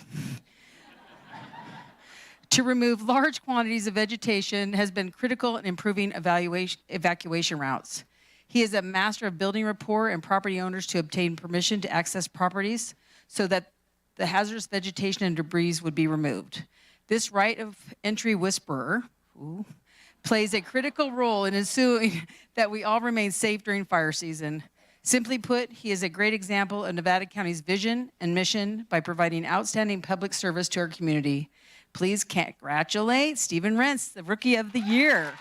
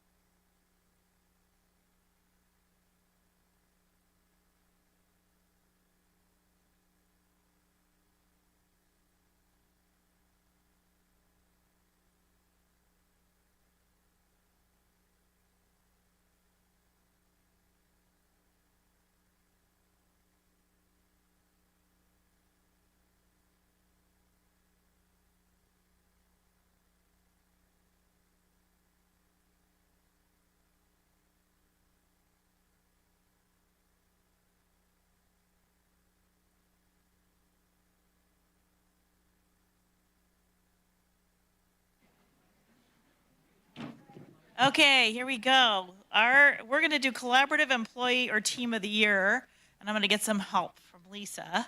But I need some direction first on the photographs because this is going to be a very big crowd. Do you want to do photos after each team? We will, yeah, Okay. because otherwise it'll totally inundate you with Yeah, people. it So will. we'll do one at each team reading. We'll take a picture, and then we'll do the team of the year. We can use the same picture, but obviously we'll have the certificate. So we'll do another picture depending on where they land. I'm not giving away the team of the year. Okay. All right, let's start for the 2024 Backpack Drive. Amanda Krempel, Chelsea Skaliski, Kyla Hamlin, Monica Latois, and Victoria Thomas. Come on down. Okay,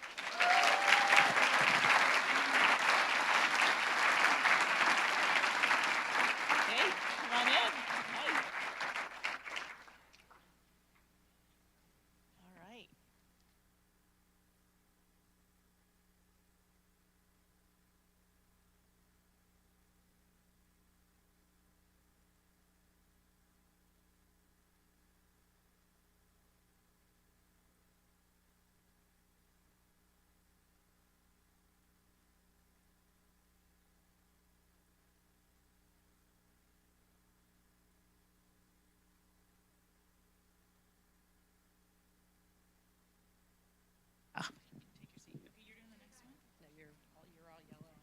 Oh, okay.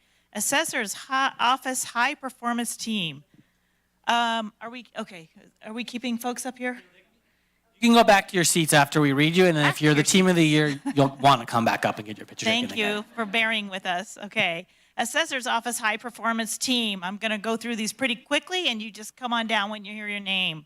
Alexis Gray, Alma Rowe, Amy Nelson, come on down, Brandon Hoffert, Carson Ziegler, Celia Tate, Ernie Thompson, Jacqueline Ecree, Jeanette Smith, Jennifer Triplett, Jen Mangini, Joanna George, Julia Main, Karen Park, Kathleen Varenge, Kendra Camillo, Lee Mao, Matthew McDermott, oh my goodness, Rolf Kleinhans, Vanessa McLaughlin, Yaneva Rovira, and Zoe Harrington. Wow. Come on, let's come on. You want some in the middle? Let's go so ahead. Some people go ahead and go. Let's stagger people in.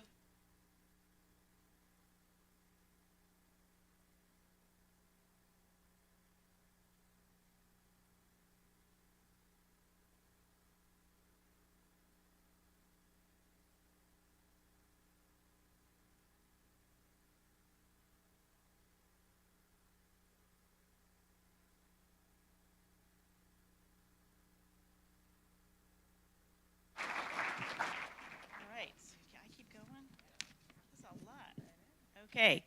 Okay. We got a lot to get through here, folks. Behavioral Health Billing Team. This is a smaller team. Amanda Long, Bonnie Long, Celestial Dover, and Jennifer Ramirez.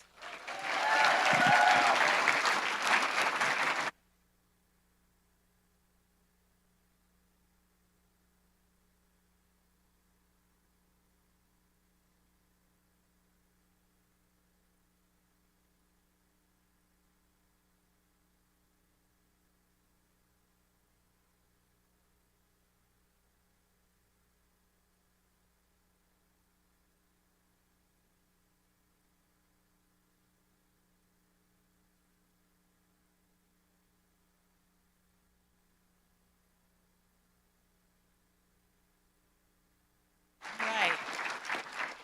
Okay, next group. Brochure Extraordinaires. Amy Nelson, Celia Tate, Evan Lombardo, Jeanette Smith, Jeanette Triplett. Did I already do this one? Oh, Lee Mao and Matthew McDermott. You're all blending together. Come on down.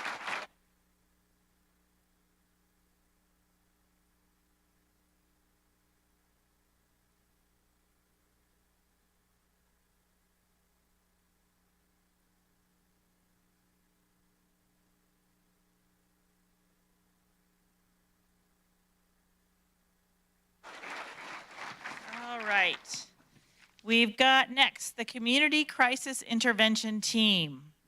Bree Chavez, Cindy Morgan, Curtis McMullen, Darren Hamberlin, Jordan Dam, Katrina Paz, Kelly Ciolis, and Tom McHugh.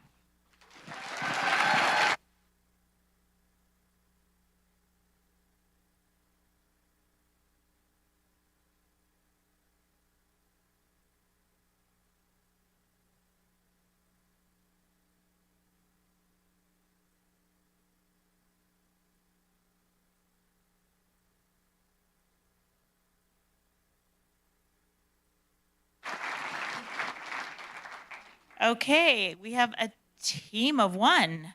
Customer First Advocate, Phelan Burns.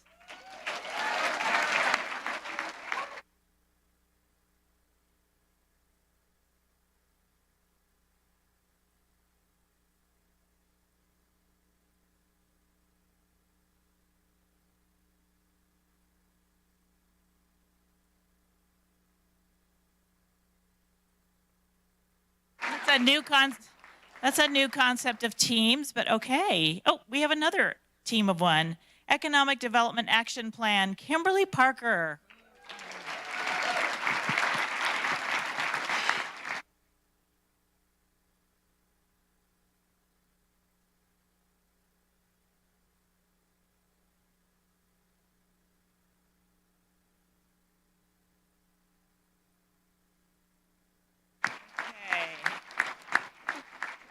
Keeps going. Health and Wellness Team. Brooke Bruning, Corinne Amezcua, Elias Ortiz, Jamie Hanf, Jen Winders, Jennifer Kempening, Shannon Glass, Shauna Schultz, Toby Gavon. That's it.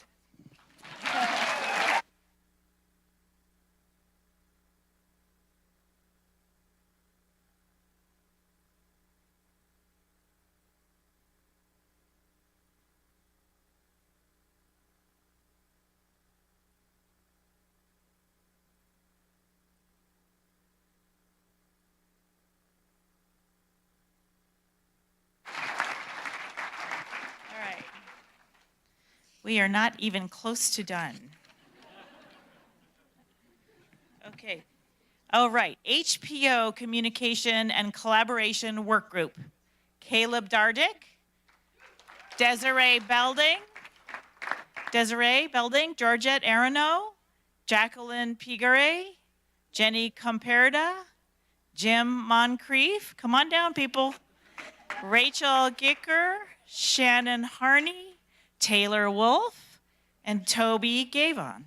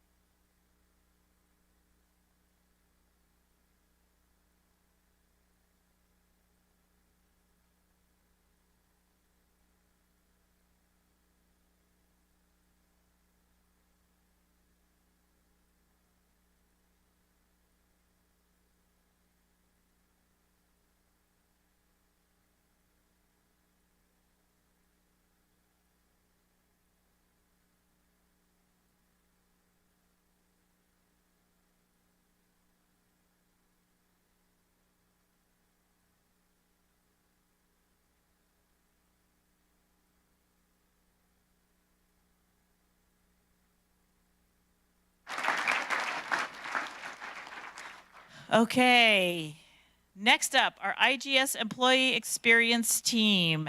Alex Keeble-Toll, Josh White, and Sandy Philpott. Come on down.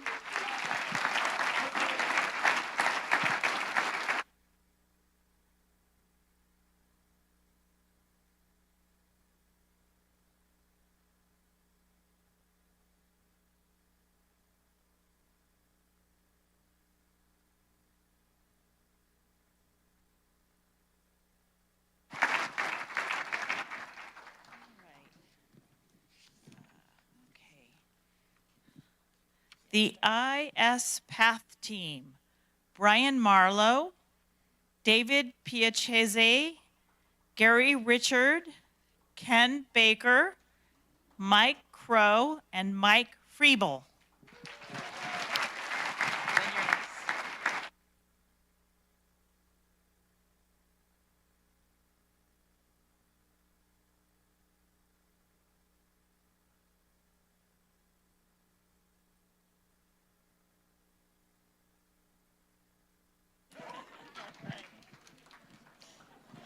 Obviously, we believe in teamwork in the county because we have lots of teams. I have the rest. The Medi-Cal Renewal Team, Adrian Frazee, Austin Burgess, Candice Schleif, Colleen McGinley, Elizabeth Dyer, Frankie Allen, Jason Robertson, Nicole Weaver, Raylan Wheeler, and Sandra Ryan.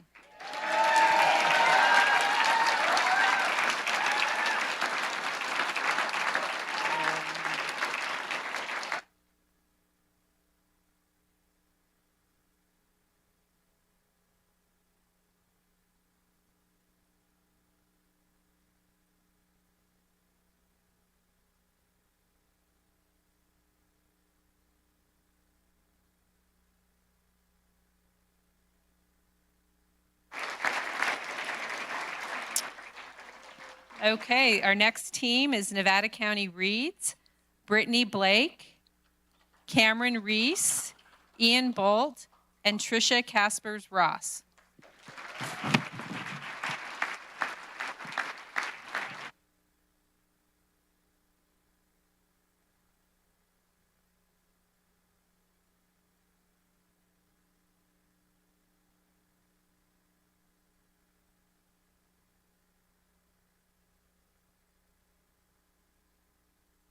Next is our Outstanding Public Service Ops team, Antonia Powers, Brad Torres, Brett Fielder, Erica Seward, Jason Basaw, Kelly Finn, Kimberly Parker, Lisa Depew, Stacy Manning, and Zachary Ryball.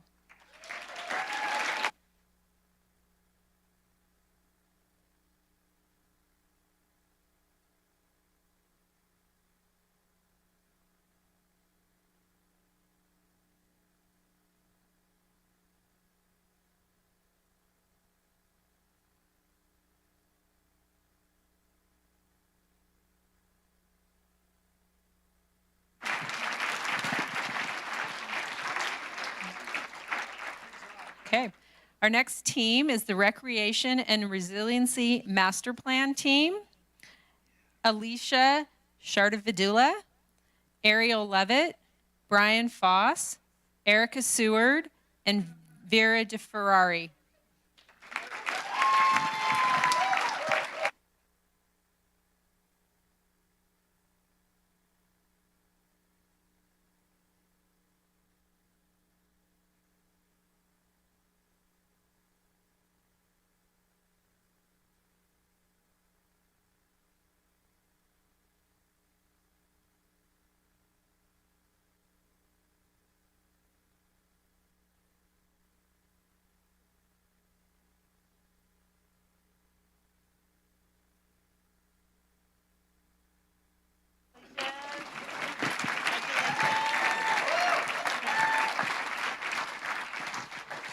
So this next team is quite large, and probably the last time we had this many people at a board meeting was for this, which was the Rise Gold Hearing Team. So, Kristen Eyes, David Kopp, David Nichols, Douglas Johnson, Jason Basaw, Jay Smedley, Jeffrey Thorsby, Jessica Rist, Joshua Simmons, Justin Drinkwater, Kelsey Hess, Kyle Smith, Landon Beard, Lisa Depew, Matt Kelly, Ricky Martinez, Russell Klinstavere, Shauna Paulus, Shelley Romerell, Sims Ely, Sue Kaplan, and Taylor Wolf.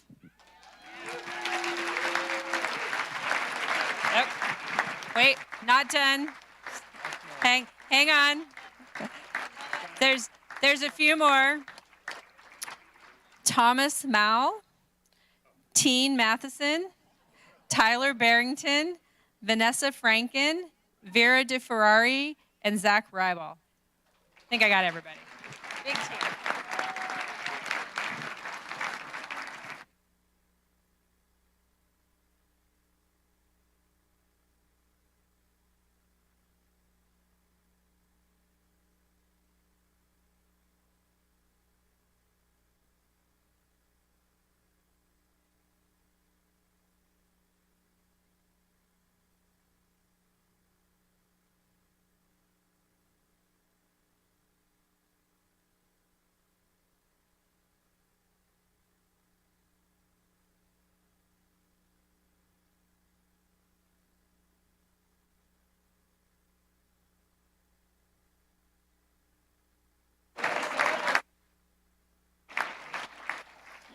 All right, just two more teams. Our next is Truckee Correctional Officers, Brandon Weiss, Brenda Amerio, and Fallon Carlisle.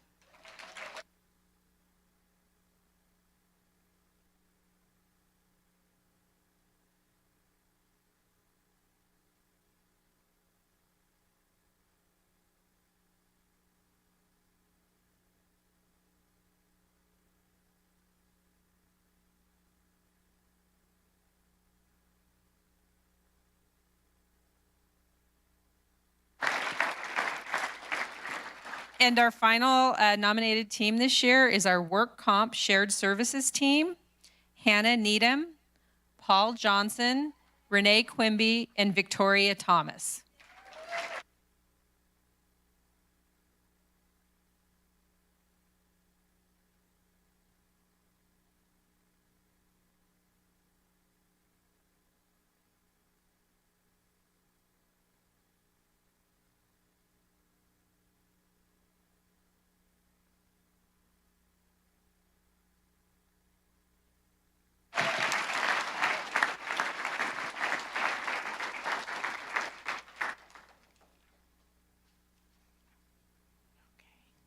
Okay, so before I read this was a phenomenal number of teams, probably the most we've had before. So congratulations to all of you. Teamwork makes the dream work. Who says that? Jeffrey? Thank you all for all your great teamwork. That was awesome. And now I'm going to read the winner, but you're all winners. You know that. The winning team of this year's Collaborative Team of the Year exemplifies the true spirit of this word to a T. Their joint effort required intensive planning, logistics coordination, and communication across multiple departments. Throughout their lengthy project, they consistently demonstrated the county values of service, integrity, compassion, collaboration, and accountability to an exceptional degree. The culmination of their work resulted in 4 days of board meeting hearings with hundreds of the public in attendance. The Idaho-Maryland Mine Project team seamlessly coordinated the hearings to help ensure the public and board members participated in a fair, organized public hearing process. Employees across the county assumed additional tasks to provide guidance and information to the public and support for Rood Center staff.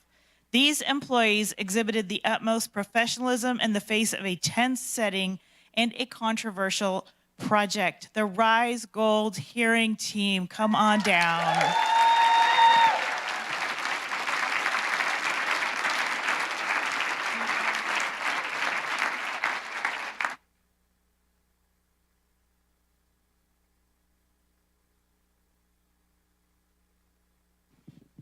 Kit, we need you to come down here too. Thank you, Marty. Come on.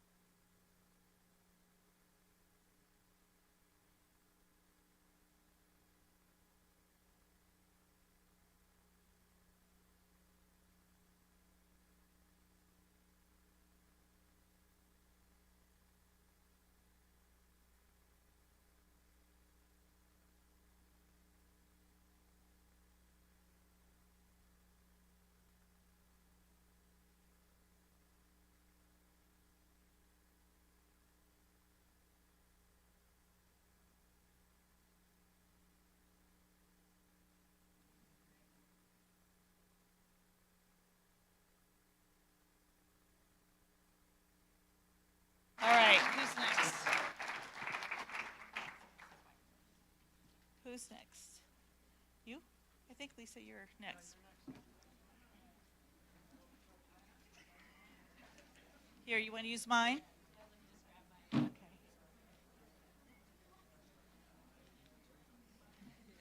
Here, I can give you mine.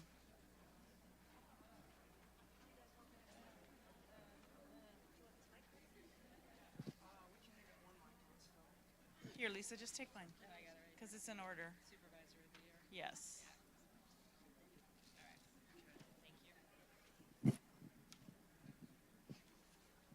This is what happens when you don't go to rehearsal. They give you all the stuff. All right, but I'm happy to do it because this is a great day. So I am here to read off the nominees for Supervisor of the Year. So Andrea Lemkool, HHSA Administration. Angelina Coffey, Probation. Britt Broadhurst, Sheriff's Office Corrections. Shar Weiss Wenzel, Public Health. David West, Veteran Services. Elise Strickler, IGS Administration.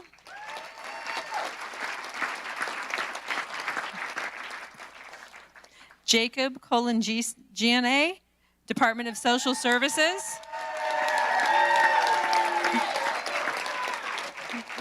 Kelly Carpenter, Department of Social Services. Mimi Greminger, Department of Social Services. Patrick Perkins, Public Works Department Engineering. And Shawneen Deshane, Treasurer Tax Department.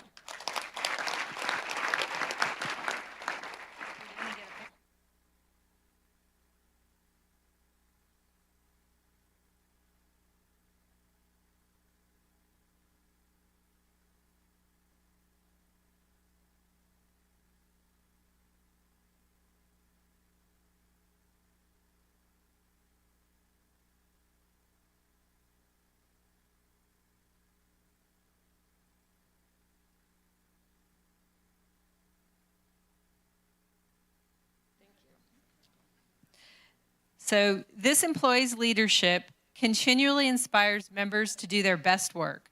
They provide clear direction and support, ensuring each member of the team has the resources needed to succeed. And this supervisor promotes a positive and inclusive work culture that boosts team morale, increases communication and collaboration, and results in increased productivity. This employee demonstrates integrity and accountability and leads by example every day. In addition, they have a strategic vision and a collaborative approach, ensuring that their team has what they need to do their job well in a way that impacts their department's impact and reach, ultimately helping them to improve the lives of the individuals they serve. How can we best serve our clients is the focus of this year's Supervisor of the Year. She truly cares about individuals in our community, and she inspires her team to provide caring service to all. Congratulations, Angelina Coffey of the Probation Department.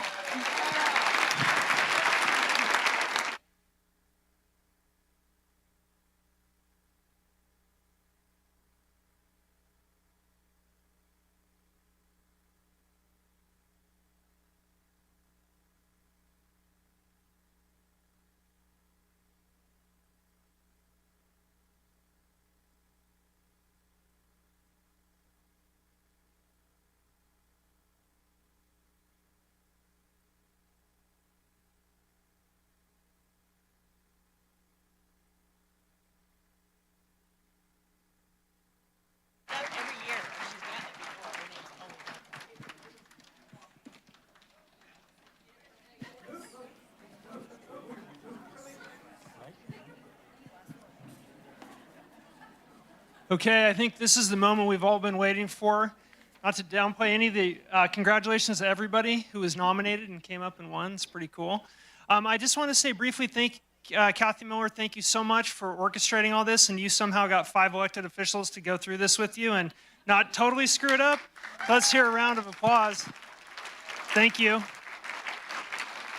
I do want to do a shout out from my HR team, and Kathy really embraced this. So Kathy, thank you for all your work on this, and Yep. Tammy. And the entire team. Thank you. So this is the Employee of the Year, and our nominees are Aileen Cunningham, District Attorney's Office. Aileen? All right. Alex Keeble-Toll, IGS Office of Emergency Services.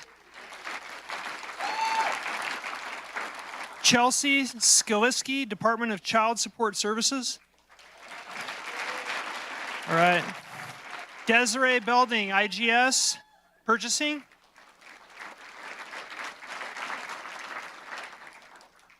Kelly McKinley, County Counsel. Kelly. Michelle Morgan, Department of Social Services.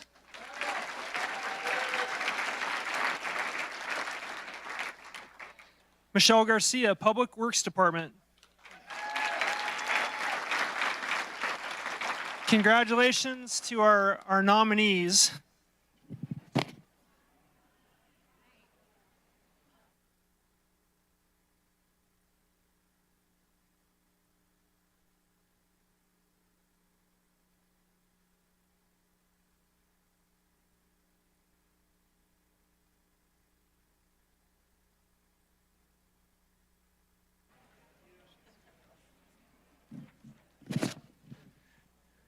Okay. Employee of the Year. Nevada County's Employee of the Year is an excellent supervisor, project manager, writer, strategic planner, and frequent presenter at Board of Supervisors and community meetings. This individual also a superb grant writer with a 95% success rate. They helped the Office of Emergency Services secure 25 grant projects worth $75 million to aid in wildfire reduction and mitigation and evacuation preparedness. This employee additionally collaborated in the creation of the Nevada County Roadmap to Resilience strategic plan. When this employee launched the Community Wildfire Protection Plan survey to gather important wildfire risk assessment data, the media toolkit produced in Spanish and English aided in collecting over 2,200 responses from across the county. Her efforts to build community partnerships throughout Nevada County helped to significantly move the needle on wildfire mitigation. It is no exaggeration to say we are all better off and safer for the contributions of Alex Keeble-Toll, Employee of the Year.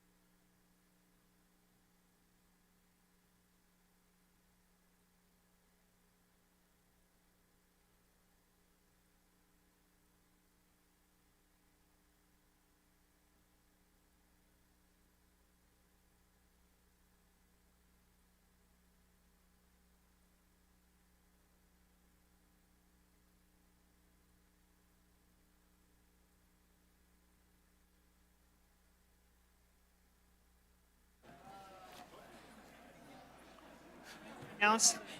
Yes. So I want to give a great shout out to all the folks that submitted the 84 submissions, to all the nominees. Even if you weren't a winner, you're a winner in Nevada County. We would like to invite you to our reception upstairs in the Empire Room. We have a full dessert bar, so there's something for everybody up there. And we appreciate all the hard work that you do. Thank you.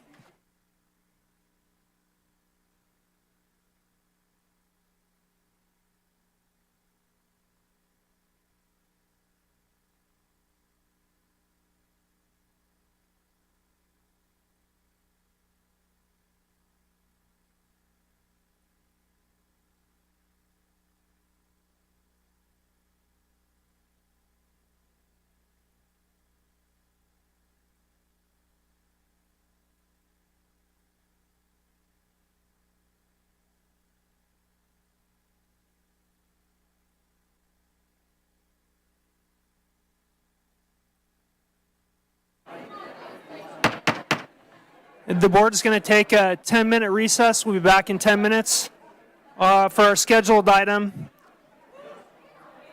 Item number 67, our public hearing.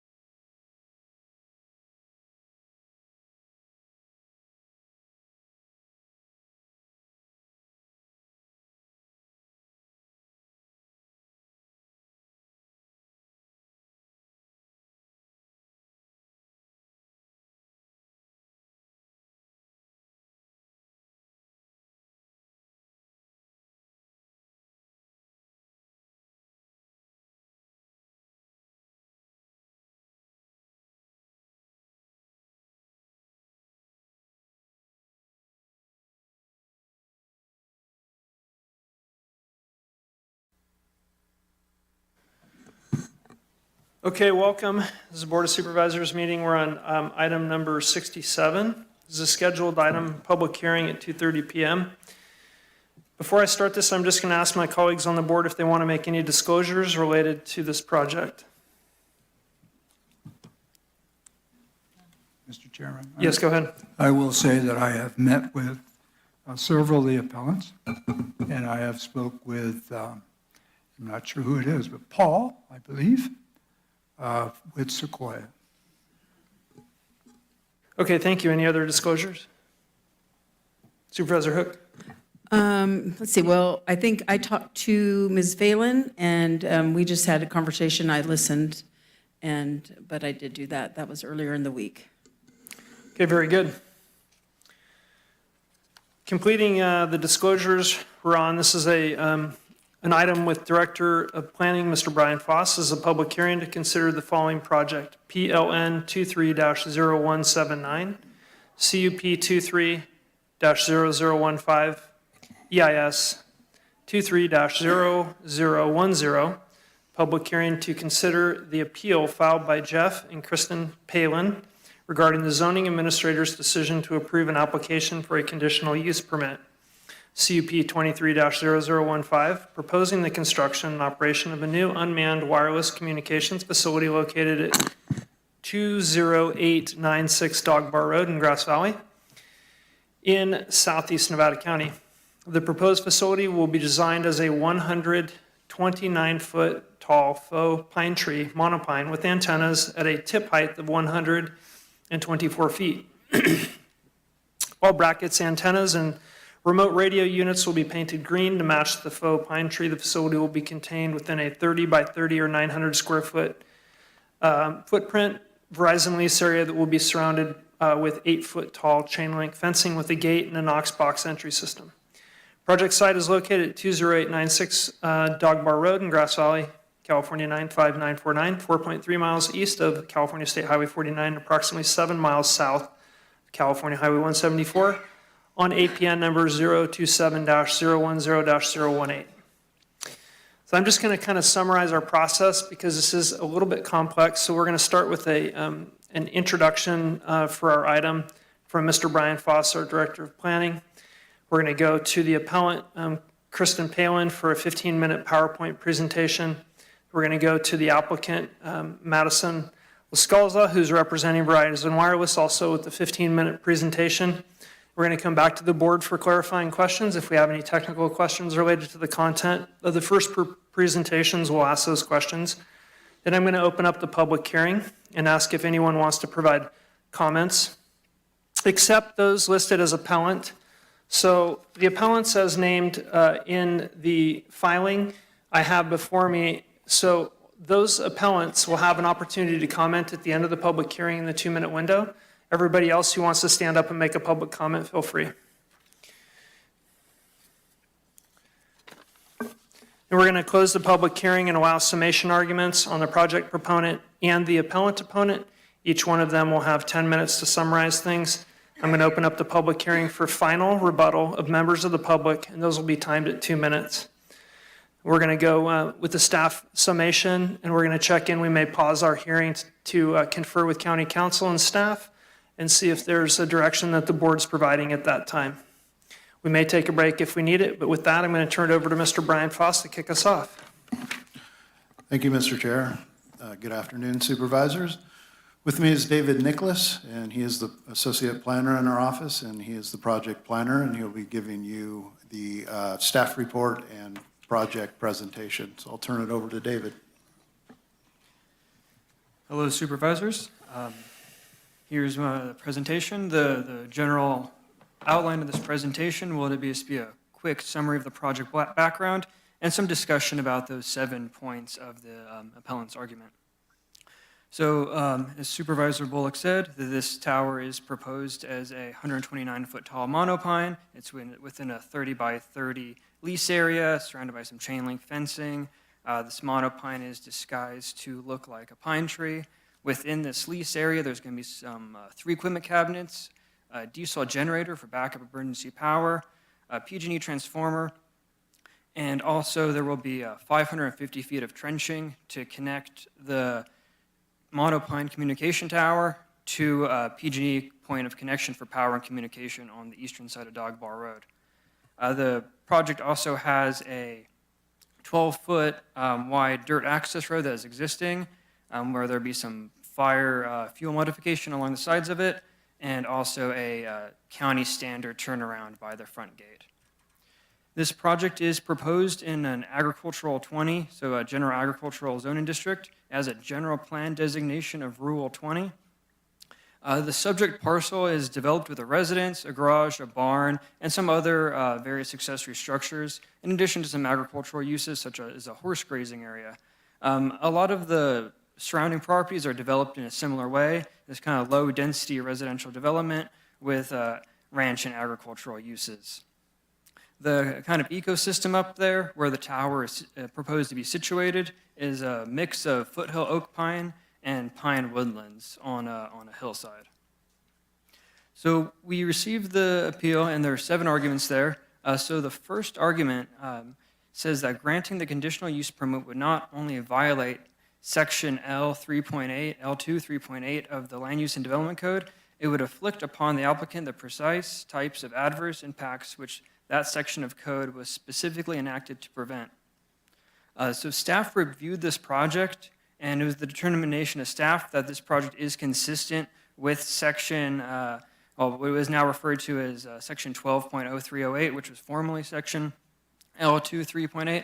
And this specific argument of the appeal doesn't specifically clarify how the granting of this use permit would violate the code.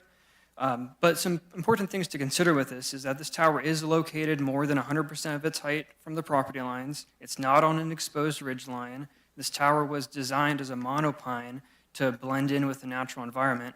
And the tower owner also has a process for co-locating other carriers on this tower if someone decides to in the future.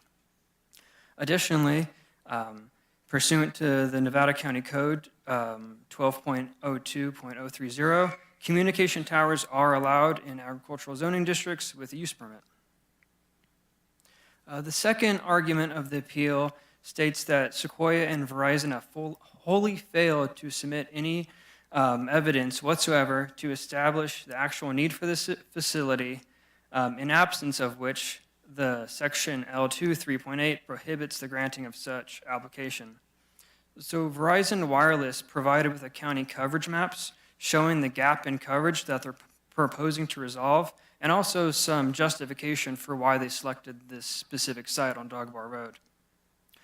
On the right side of the screen, we have a before and after of the coverage. On the following slides, there's some better resolution version of those that we can look into. So the reason this was proposed is because Verizon Wireless identified a gap in its LTE wireless service coverage, and so they wanted to resolve that coverage gap. They evaluated 4 other potential sites and determined that this one was the most feasible. When they were evaluating sites, they were looking for things like topography, the ability for those radio waves to propagate, the connection to available electrical and telephone utilities, potential access, and also a willing landlord. Of the 4 different sites, this is the one that met all those different criteria that they were looking for. So right now, we can see this dog bar tower kind of towards the center of it. We can see that this is the existing wireless coverage, and this slide right here shows the difference that this tower will make. So again, kind of the before and then the after. And this is the specific internal map Verizon is using when they're designing systems like this.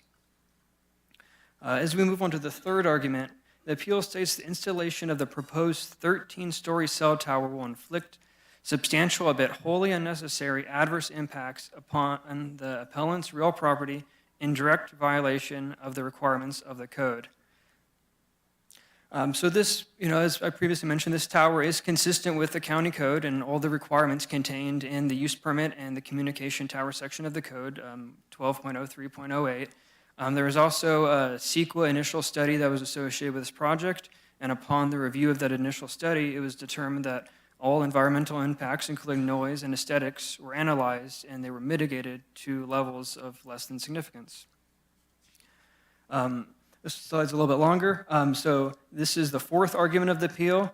The argument states that Sequoia and Verizon have wholly failed to establish that the granting of the application would comply with the requirements of Section L2, 3.8E1, in the absence of which the application cannot be granted. So this section of the code is really talking about the siting criteria for these different towers. So there's 4 different items that should be considered when a tower is sited. The first one is no new tower shall be placed on an exposed ridgeline or a silhouette against the sky unless the site is developed with existing communication towers. This site isn't currently developed with existing communication towers, but the site isn't an exposed ridgeline. It's a hill that's developed with various conifers and oak trees. It also requires that the tower isn't supposed to silhouette against the sky, but because this tower will be disguised as a monopine with these fake branches, it won't have the silhouette of a communication tower and will silhouette as a pine tree among other pine trees. The second item of this section of the code says, the tower shall be installed in a location that is not developed with communication facilities or other public or quasi-public uses unless it blends with the surrounding existing natural and man-made environment so as to be effectively unnoticeable. This tower, we're looking to the aesthetics of this in some of the following slides, but this tower is disguised as a monopine among other pine trees, and so it creates some screening and it becomes as unnoticeable as a cell tower can realistically and practically be. The third item says, no tower shall be placed in a location readily visible from a public trail, public park, or other developed outdoor recreation area unless it blends with the surrounding existing natural and man-made environment so as to be effectively unnoticeable. This specific parcel isn't readily viewable from any public trails, public parks, or outdoor recreation facilities, and the tower is also screened to be effectively unnoticeable. The final section of the code says, no tower shall be installed closer than 2 miles from another readily visible, uncamouflaged, or unscreened facility unless it is a co-located facility, is on a multiple user site, or is designed to blend with the surrounding existing natural and man-made environment so as to be effectively unnoticeable. So this tower is not within 2 miles of any other towers. In addition to that, it has potential to be a co-located facility.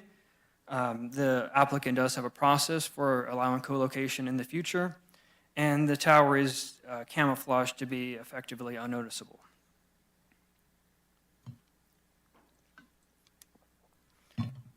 So a lot of that discussion in that previous slide was talking about what effectively unnoticeable is. In these next slides, we have some photo simulations and some discussion about the aesthetic impact of this monopine tower. So this tower would be 129 feet tall with fake branches and foliage. I have some samples that were provided to the planning department from the applicant. The pole of it will have this fake bark substance on there, which, especially from any publicly viewable areas, would be, fairly convincing.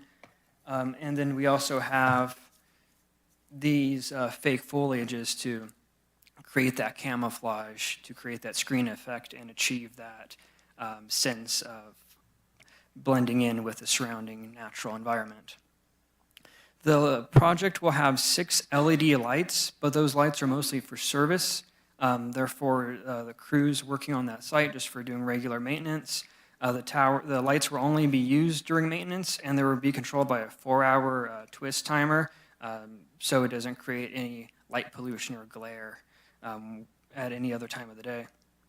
It is also anticipated that the Federal Aviation Administration will not require lighting on the communication tower. Typically, the FFA requires lighting on towers that are over 200 feet in height, because this tower is 129 feet tall and not within any airport compatibility zones. It's unlikely that it would require lighting on there and create any aesthetic impacts that way. So this is one of the photo simulations we can look at. This is looking southwest from Dog Bar Road to the property. The left is the existing and the right is the proposed. And this next slide here is looking southwest from Dog Bar Road. This third slide right here is looking west from Dog Bar Road. One of the things to point out with this is that these photos were taken at a time where these trees didn't really have any leaves on them. It's likely that at other times of the year, the natural screening will be enhanced from those trees being developed with more foliage. And here's the final photo simulation looking northwest from Dog Bar Road. So appeal argument number 5 states the applicant has failed to establish that its proposed siting of the proposed tower would minimize the number of towers needed to provide coverage within the county or would minimize the adverse visual impact of the tower, both of which are required by section L2 3.8E1. So this tower is designed to fill a coverage gap. The tower owner has a process for the co-location of other carriers, and this tower is designed as a monopine to minimize the potential adverse visual impacts. Appeal argument number 6 states the submissions submitted by the applicant are inherently defective as a matter of law and cannot serve as a basis for the county to grant the conditional use permit. The appeal does not specify what parts of the application are defective. The site plans are stamped by a registered professional land surveyor. Other site plans showing the property lines are stamped by a, let me rephrase that. So the site plans are stamped by a registered professional land surveyor, and the engineering plans are stamped by a civil engineer. The radio frequency electromagnetic fields exposure report was conducted by a registered professional electrical engineer, and the biological report was conducted by a Nevada County pre-qualified biological consultant. If this tower is built, there would be an inspection from all the different county departments, such as the planning department, the fire marshal, and the building department. The fire marshal would be verifying that the vegetation clearance that he required was done. The planning department would be verifying that what was approved was actually built, and the building department would be verifying this thing is built to building codes. Appeal argument 7 states the irresponsible placement of the proposed tower less than 500 feet from the appellant's property would not only inflict a severe adverse aesthetic impact upon the applicant's home, but will inflict a substantial loss to the financial value of the appellant's home, both which are entirely unnecessary. This proposed tower is built outside of all the required setbacks. It's set back at least 150 feet from all property lines, and as the tower is 129 feet tall, it's set back more than 100% of its height. As shown in the photo simulations, the tower will blend in with the existing natural environment to be effectively unnoticeable, and financial impacts are not within the purview of CEQA or the land use permit, but the applicant of the tower does have some discussion about that. Additionally, the county code allows communication towers in agricultural zone districts. Verizon identified the need for the tower, and the proposed tower aligns with the requirements of that county code. During the zoning administrator public hearing, and also while comments were being received for this project, we received some additional comments that I can discuss as well. There was some concerns about noise from that emergency backup generator during regular testing and maintenance of that generator. The generator would generate 43.8 decibels at the southern property line, which would exceed the Nevada County nighttime noise ordinance. Originally, it was proposed that the generator would not operate during nighttime hours, but the zoning administrator restricted that further, so the generator could only be tested during the hours of 9 a.m. to 2 p.m. The decibel limit at that time is 55 decibels. So as this generator would generate 43.8 decibels, it would be substantially below that 55 decibel limit that's in place from 9 a.m. to 2 p.m. It's also important to remember that the decibel scale is logarithmic rather than linear, so there's a pretty big difference. One of the other comments that were received were some concerns about radio frequency. The FCC has developed and adopted standards related to the limits of human exposure to RF frequency. The application included a report, a radio frequency electromagnetic fields exposure report. was prepared by DTEC Communications and a registered electrical engineer, and it was determined that this tower will not exceed any of the FCC requirements for population exposure to electromagnetic fields. If there were any co-locations on the tower, well, that co-location would be subject to additional FCC permitting as well. We also received some concerns about fire danger in this tower. This tower would be connected through underground lines. There would be 550 feet of trenching from the tower to that point of connection on the eastern side of Dog Bar Road. And since those lines are underground, it substantially reduces potential fire hazard from those lines. Additionally, the Nevada County Office of the Fire Marshal reviewed the project and did not express concerns about the construction and operation of that communication tower. The fire marshal did require some vegetation clearance, just regular defensible space, and also a turnaround. So if there's any emergency vehicles going up there, those vehicles could turn around. And they also required 10 feet of vegetation clearance on each side of that existing 12-foot wide access road. So therefore, the staff recommendations are as follows: to adopt the attached resolution to deny the appeal and to uphold the decision of the zoning administrator, to adopt the proposed mitigated negative declaration and approve the conditional use permit proposing the construction and operation of a new 129-foot tall monopine wireless communication tower within a 900 square foot fenced lease area located at 10896 Dog Bar Road in southeast Nevada County. So that concludes my presentation. Thank you for your time, supervisors. Okay, thank you for your presentation. Any questions from the board members regarding the technical presentation? Staff side? Nope, seeing none? No questions? Okay, thank you. Next up, we'll have Kristen Palin, the appellant, will provide a PowerPoint presentation. This item is timed at 15 minutes, and the clock will start when we kick it off. You can go ahead and sit up here with the mic. You sure can. Yeah, you bet.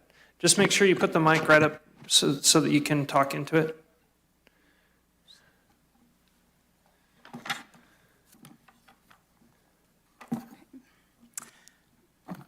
Is that okay?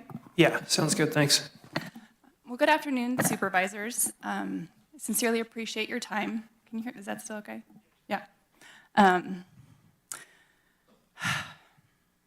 Thank you for being here today. I'm up here by myself, but I'm not alone in how I'm feeling in regards to this tower and what I believe it would do to our community and our neighborhood. With me, I have 80 signatures of the surrounding neighbors who completely disagree with the building of this tower on this site. And it's important to note that it's not that we are disagreeing with cell towers or don't want cell towers, period. It's that we disagree with irresponsible placement of towers. So on top of these 80 signatures with names, addresses, phone numbers, could I just ask that anyone who's here in opposition of this tower to stand for a moment, please? Okay.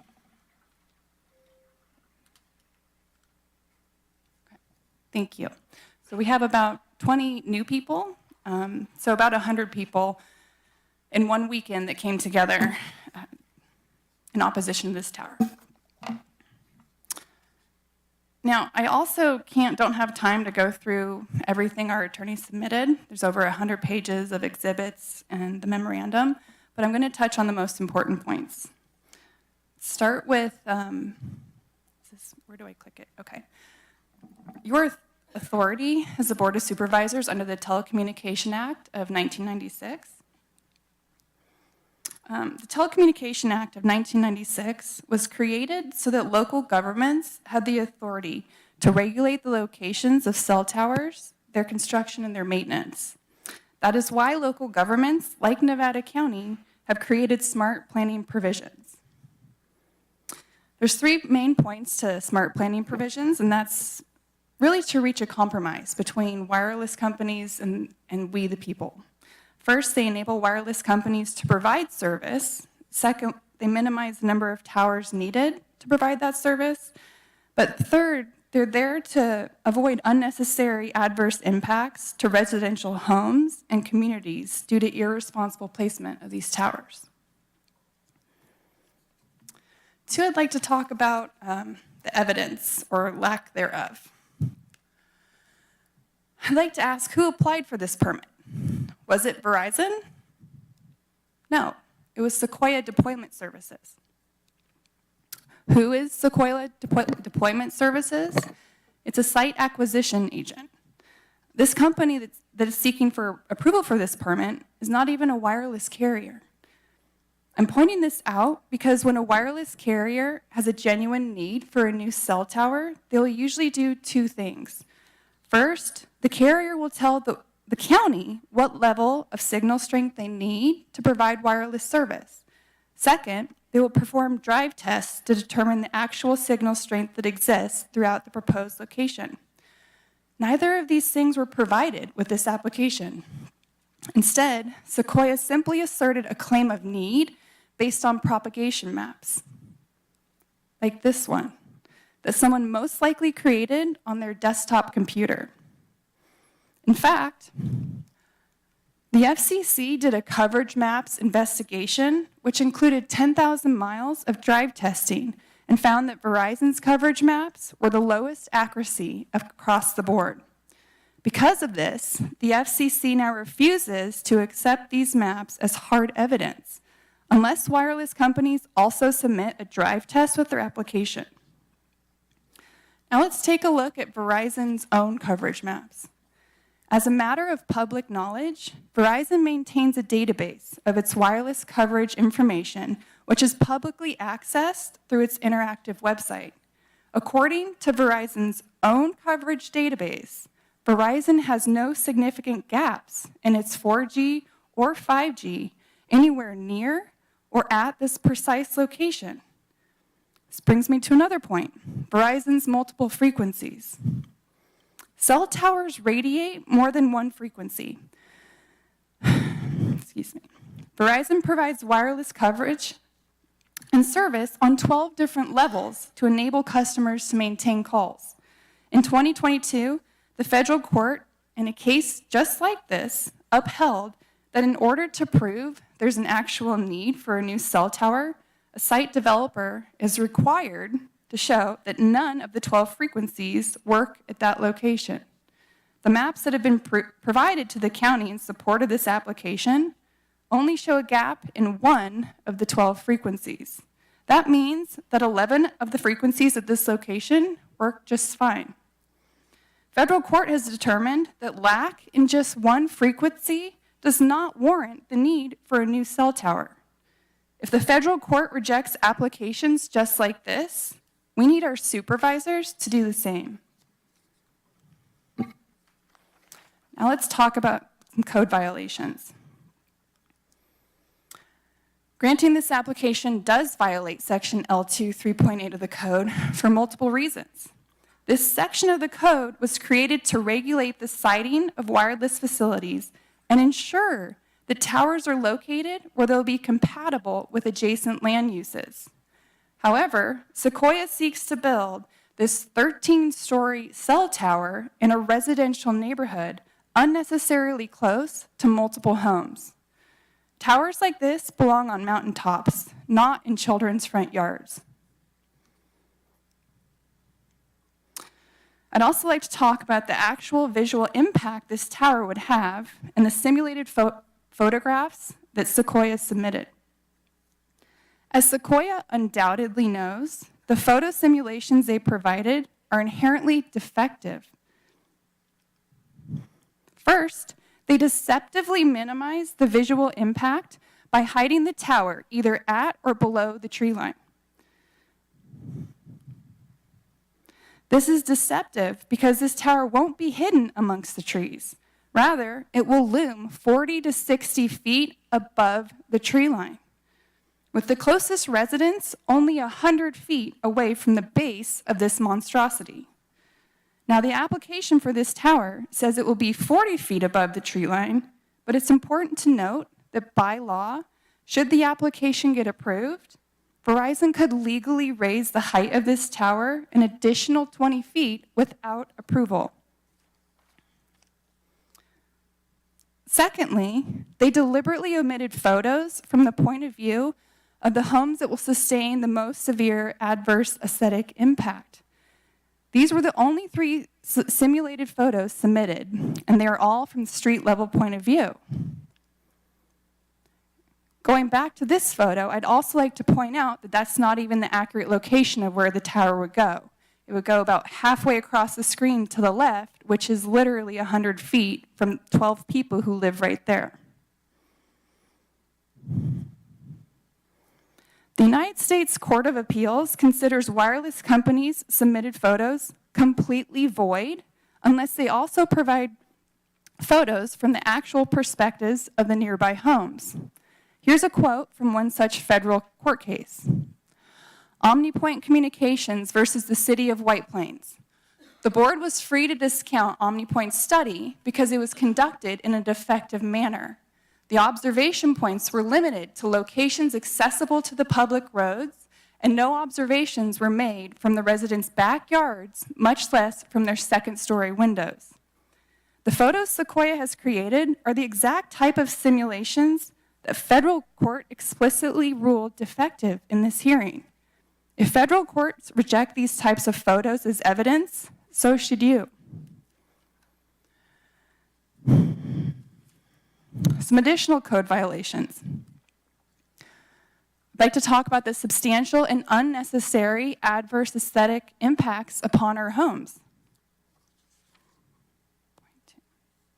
The reality of it all is that no other structures stand more than 2 stories in height at this location.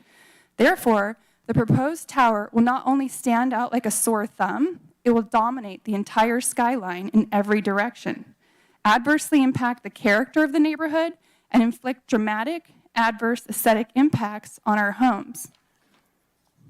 The immediate neighbors surrounding this site, myself included, submitted 7 letters detailing how this 130-foot tower would adversely impact us.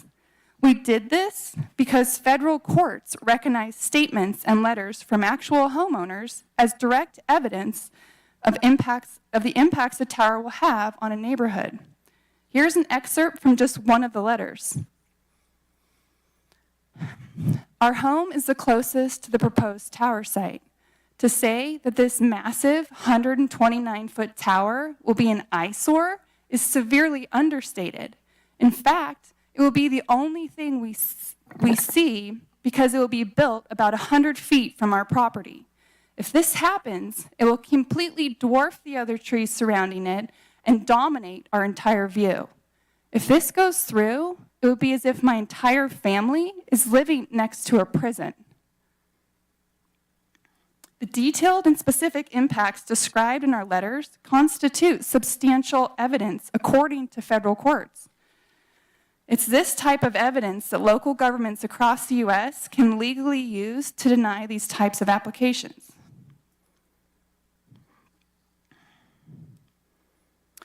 Not only would this tower decimate our beautiful views, it would devastate our property values. Federal courts consider letters from licensed real estate brokers as hard evidence as to how a tower will impact a neighborhood.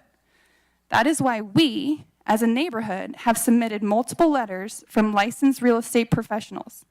In their letters, they made it very clear that if the proposed tower is constructed at this location, it will reduce the values of our homes between 10 and 33% and make our homes less marketable, even at reduced purchase prices. Based on this substantial hard evidence of how much this tower would devastate our home values, Sequoia's application should absolutely be denied. Finally, I'd like to talk about the dangers.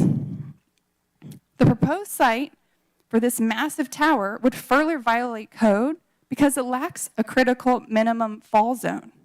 Regardless of what Sequoia and Verizon are claiming, the actual distance between this tower and the nearest neighbor's property is a mere 100 feet. I know this because the homeowner herself showed us the precise location and confirmed to multiple people that the location is only 100 feet away from the neighbors. Lacking a critical minimum fall zone, the proposed tower would unnecessarily expose the closest home and the 12 people who live there, 4 of whom are small children, to the well-known dangers of structural failures and fires. Let's look at some structural failures. The design proposed for this tower is that of a standard monopole, which would stand 129 feet in height, potentially 149 feet in height. The most common point of a structural failure for this type of tower is the base.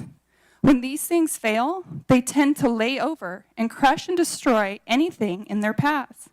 In fact, this happened recently in the notorious Oswego firehouse failure. In this instance, a virtually brand new 165-foot monopole collapsed and crushed the fire chief's vehicle in the process. What you see is an actual photograph of the collapsed monopole and the damage that it caused. The Oswego case was far from an isolated incident of a monopole's failure from its base. These images depict the precise reason why local governments require minimum setbacks for cell towers, and the precise reason Sequoia's application should once again be fundamentally denied. Finally, let's talk about fire risk. As often as once per month,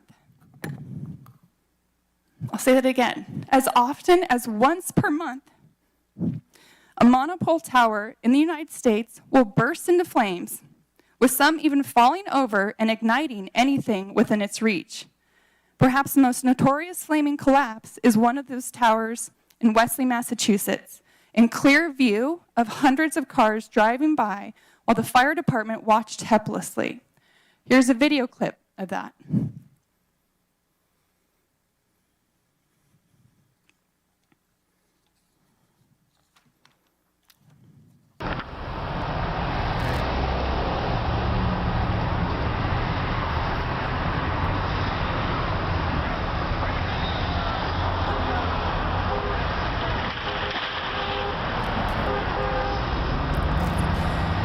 If this tower catches fire and collapses, can you pause that?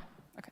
If this tower catches fire and collapses, it could trap and kill the 12 people who live to the left of it, or the dozens of people who reside in the homes that are situated behind it and to the right. In both of these scenarios, these families with homes at these locations have one road in and one road out. A fire at this location, especially with the massive windstorms we get in the winter, could be lethal for many people, including small children. Ms. Palin, can you wrap it up for us? Yes, I'm still on my conclusion.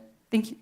This is yet another reason why we're requesting the Sequoia's application be denied.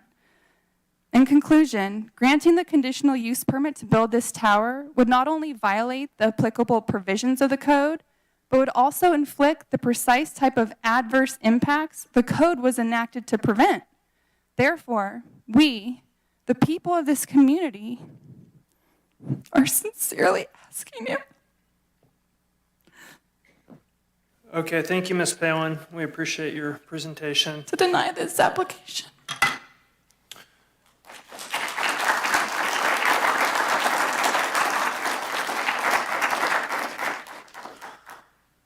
We're going to hear a presentation from Madison Lascalza, who's representing Verizon Wireless, the applicant. The 15-minute, but I'll make it 16 minutes because we went a minute over. So you have 16 minutes, sir, and we'll turn it over to you. Good afternoon, supervisors. My name is Pete Shubin. I am with Sequoia Deployment Services representing Verizon Wireless. Madison and I work together on this project. I'm here today with the Verizon team. They're moving up. It includes Ehab Aladi, who's the RF design engineer, to answer any questions regarding the coverage. David Witkowski, who's going to talk to you about emissions and property values concerns. Paul Albritton, who's legal counsel, and Yvonne Pinto, who's with Verizon Wireless.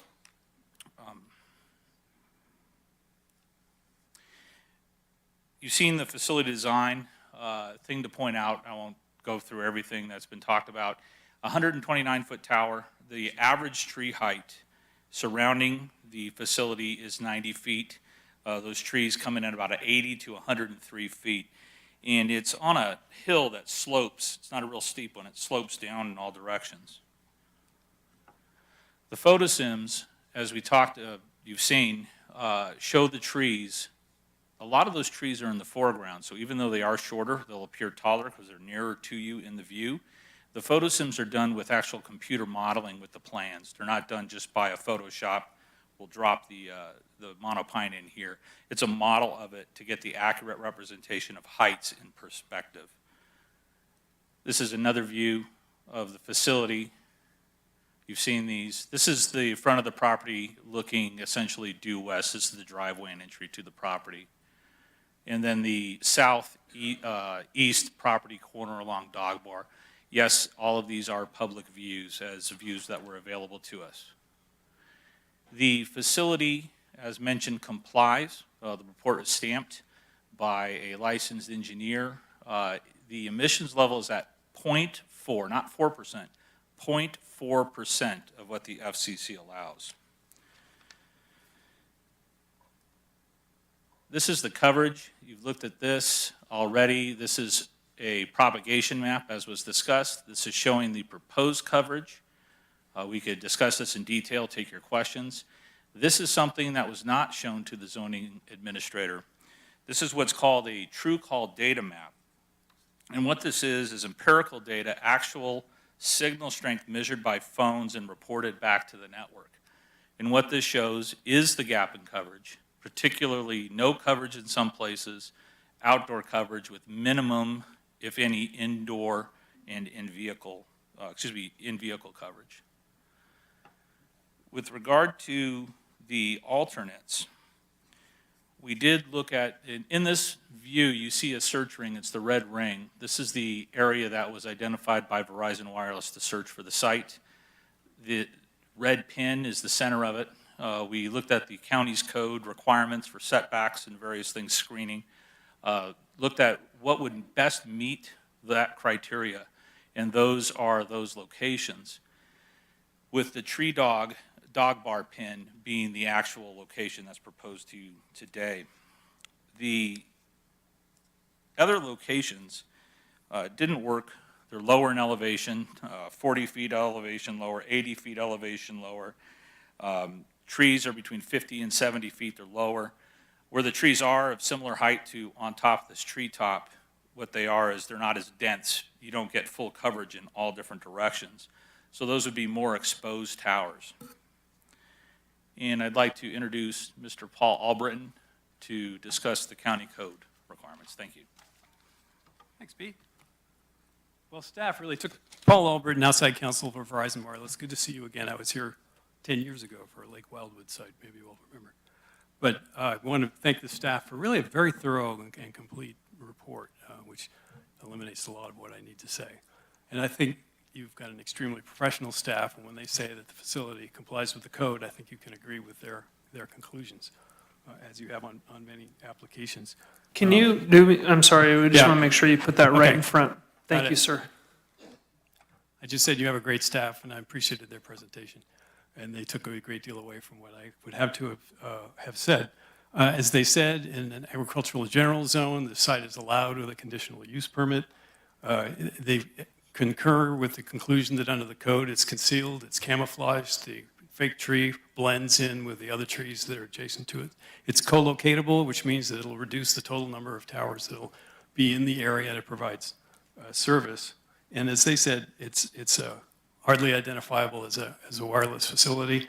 It meets all your necessary findings. It's a 1.1 setback from the property line. We have the surveys in the plans that show that that's actually the case, and it's 400 feet away from Dog Bar Road. So I think, as I said, you can concur with the conclusions of your staff regarding the code findings. With respect to the appeal, we understand that these wireless facilities are controversial. People have concerns anytime they hear the word radiation. People, as you know, rely on cellular phones today, and they save a lot of lives. With respect to aesthetics, the appellant pulled a great deal of information that's on the internet from an attorney in New York. A lot of the cases they cite are from New York. The White Plains case that she cites, actually White Plains has a requirement for an aesthetic analysis done by a third-party independent consultant that requires certain photo simulations. Your code doesn't require those photo simulations, and they weren't provided. Verizon would be pleased to provide photo simulations from any resident home that wants a photo simulation. Usually we're not granted access to provide that, and traditionally, and here, in all the applications we've done in this county, we provide photo simulations from the public access areas. And in particular here, I think it's important to note that the trees range from 90 to 103 feet. Our tower is slightly above that so that the antennas can actually see over the trees. But from the perspective of the road, from the perspective of most of the roads, and I drove all the roads this morning around the property. There is one home that's slightly elevated, but it's protected by trees. I've seen a lot of sites. Aesthetically, this site is superior. The majority of the tree will not be visible because of the adjacent trees around it, and if you know it's there, of course, when you know it's my kids, we drive along to go, Dad, it's cell tower. So if you know it's there, you know it's there, but generally it will not be effectively noticeable, which is your code requirement. They talked about, we didn't demonstrate need. Your code doesn't require demonstration of need. Nevertheless, we provided the material. We provided a true call map. Now, she mentioned in New York that they and the FCC have been discussing drive tests. Those are actually old FCC orders. The Verizon maps underrepresented coverage. That was the concern of the FCC, that it underrepresented coverage. And in this case, these maps and the true call data, which is beginning to replace drive tests, gives the actual data from the phone telling the switch what the signal strength is. Ehab Alady is here. He can explain how that works, but it truly shows to them that they have a real problem in this area in providing service. As I said, it's not a requirement to be provided under the code. She mentioned property values. Again, property values is not something that you decide on under your code. And there's all kinds of discussions about property values that they raise. Cell towers raise the value of properties because of communications. A broker's able to sell the property, get a hold of people. Young people want to have connectivity. And then there are opposite brokers that give opinions. David Wachowski is here. David Wachowski has written 2 reports, thoroughly reviewed reports with thousands of data points, all up and down California, confirming that cell towers do not have an effect on property values. We submitted both reports to you from 2012 and 2021, and David can speak to that. David is also an expert on RF exposure, and he has specific slides, if you wish to see them, regarding RF exposure.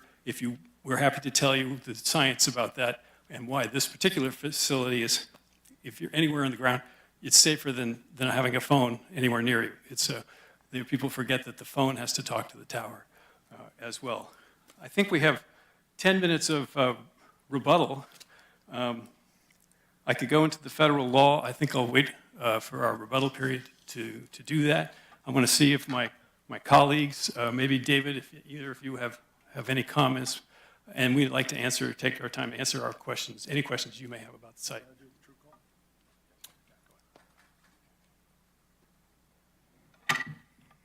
Hello, my name is Ehab Alady. I'm the RF engineer for the site.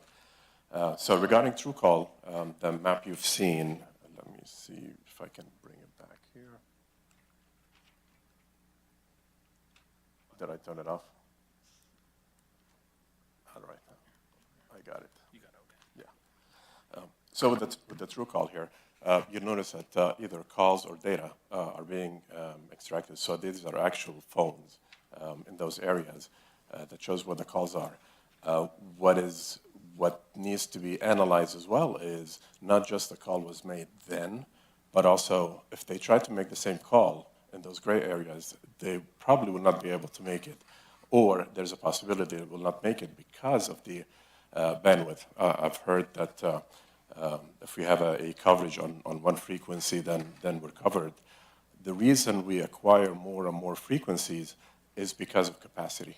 So we have the coverage, but when that coverage is used up, we can't serve any more customers until we get more capacity. And that's why you have those maps that show AWS coverage and so on, because that's reliable coverage, that's capacity. So that's what the other frequencies are, that this doesn't really tell the full story.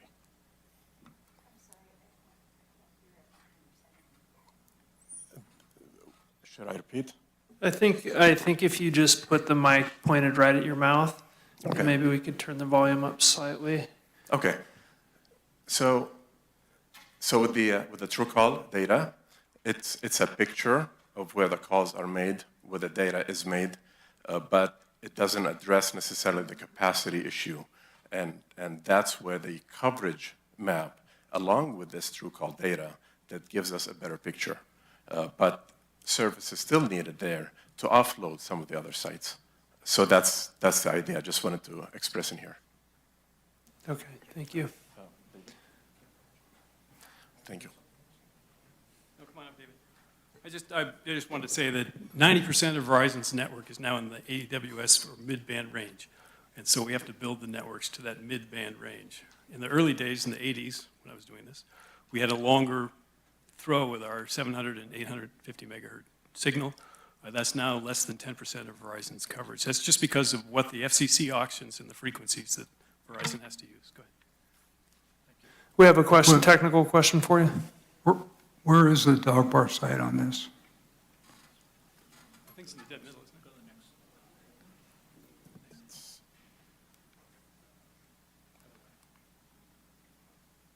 the next. It's this one here. So if you can, We did not put the dog park site. We did not put the dog park site on the true call map because that's empirical data, and the dog park site doesn't exist, so it's not on that empirical data slide. So it's on these coverage maps.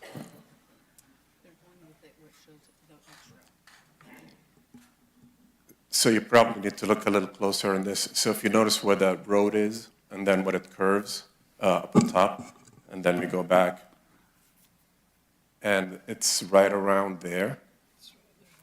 Yeah. And there's a little tiny descriptor, map descriptor on Dog Bar Road right there, if you look carefully. It's right around here. So dog park would be right around here.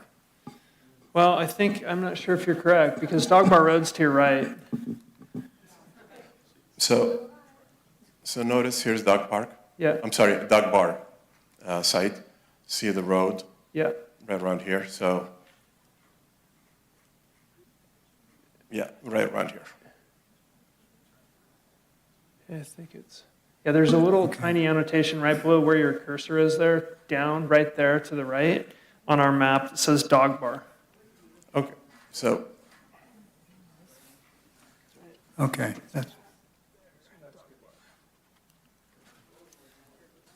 I'm good, thank you.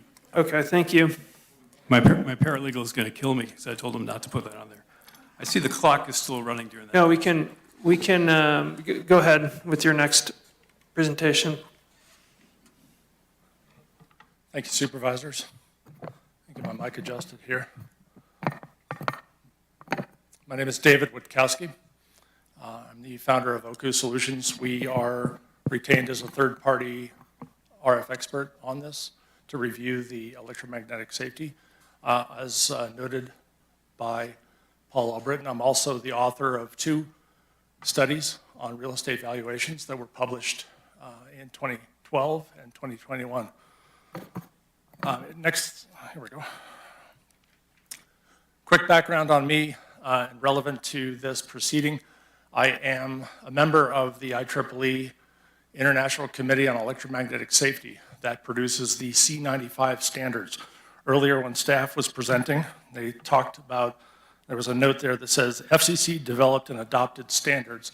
The reality is that the FCC adopts the IEEE C95 standard, and including another standard from Europe that's known as the ICNIRP, International Commission for Non-Ionizing Radiation Protection. That, combined with other sources, is the basis of the FCC's determination. So I just wanted to let you know that I'm directly involved in creating the standard that the FCC uses as a source document. The report that I The report that I reviewed for this was conducted by Christopher Stolar of DTEC. I've reviewed that myself. I find no issues with it. The ground level of 0.14% is totally reasonable. Sorry, 0.4%. And I've calculated the loss to the nearest residents at what we would call 71 decibels of loss, which approximates to about a 14 million reduction in power by the time that it reaches that residence. I want to show you a slide specifically related. You have just a little bit more time here. I apologize. Thank you. This will be my last slide. So when it comes to electromagnetic energy, it doesn't matter if it's radio waves, light, infrared, ultraviolet. It's all electromagnetic energy. The most energy we receive on a daily basis comes from the sun.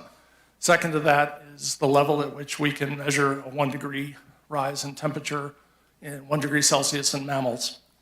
The FCC sets its limits 98% below that point at which that 1 degree centigrade can be measured. This site is 0.004 milliwatts per square centimeter, and that's that 0.4%. You can't even see the line on the slide there. And so this site is very, very low power for anybody standing on the ground. I find no issues with this site in terms of electromagnetic safety. I'm happy to answer any questions. Thank you. Okay, thank you. That'll conclude the applicant presentation. We'll bring it back to the board. We have 15 seconds, sir. Yeah, 15 seconds. Go ahead.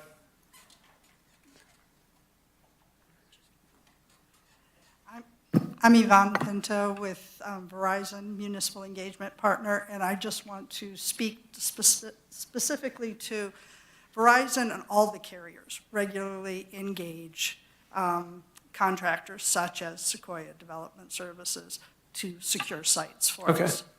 Thank you. We'll bring it back to the board for clarifying questions, and I'll open it up to any board members. We'll start with Supervisor Hook if you have any questions. And I'm assuming we can ask of the applicant, staff, or the appellant. I'm looking at our county council. Fair enough. Thank you. Go ahead, Supervisor. Okay, thanks. Some of this technology is way over my head, so I'm going to say this has been a really interesting report to leave, and the staff, you guys did a great job. Thank you. It's pretty it's big. So, but I have a question. When you look at the map part, how many people does this actually affect? So does it bounce from one place to the other so that you create more services? If it's more convenient, you're able to sit at the desk to your left with the mics there with your team. Okay, you want to take a mic? Thank you. I'll ask staff, can you put the map up, the aerial view map, please? Thank you. So I'll speak and then I'll let Ehab speak. A wireless network is like sprinklers on a lawn.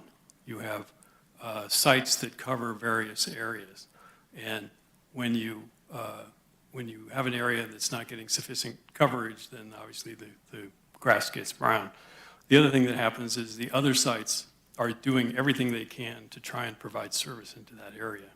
So you are getting, I was up there today, you are getting some signal in high areas there. It's usually from Verizon's long frequencies, which we only have 10% of, and so you can get a call.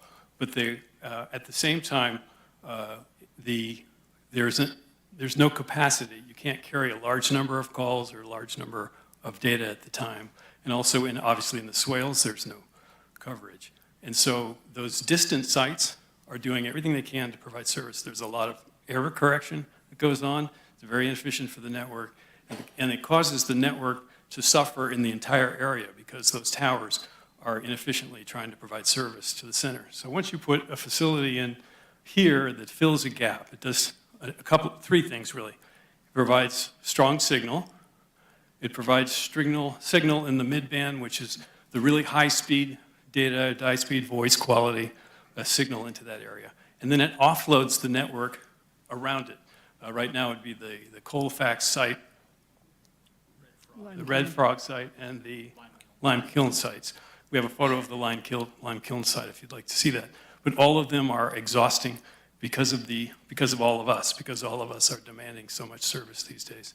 13 connected devices per home. 80% of 911 calls are done on cell phones. As you heard, this will have a generator, and it will continue to provide service during emergency outages or PSPS. And Ehab, I don't know if you want to add to that. Did that answer your question, Supervisor? Well, sort of. I mean, Go ahead. These sites are being stressed by more connections, and then that'll alleviate that and give people in that center better service. Is that what you guys are saying? Yes. So there are two factors here. One is the roads. So people come through those roads. They're not necessarily living there. So But as they they're make talking. calls, So as they make calls and so on, what happens is that far site, Lime Kiln, for example, would be serving that customer, and there's a limited capacity. So if they're serving that customer, then they're not serving another customer that's nearby or they're supposed to serve in their area. Okay, thank you. Did that answer your question?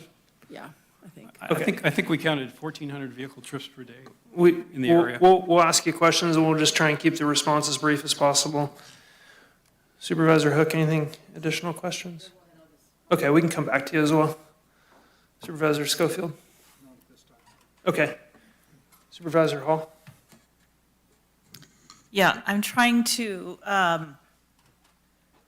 get my head around the big picture here, which is you've got a whole bunch of empty spaces here. There's lots of need out here, looks like, based on this map. Would you agree with that? Okay. With the coverage area we have is about 2.6 square miles of new in-building service area. Okay, let me just. And the actual coverage is about 5 square miles. Okay, there's a bunch of land in here that doesn't have coverage by anybody. And now you're suggesting one site.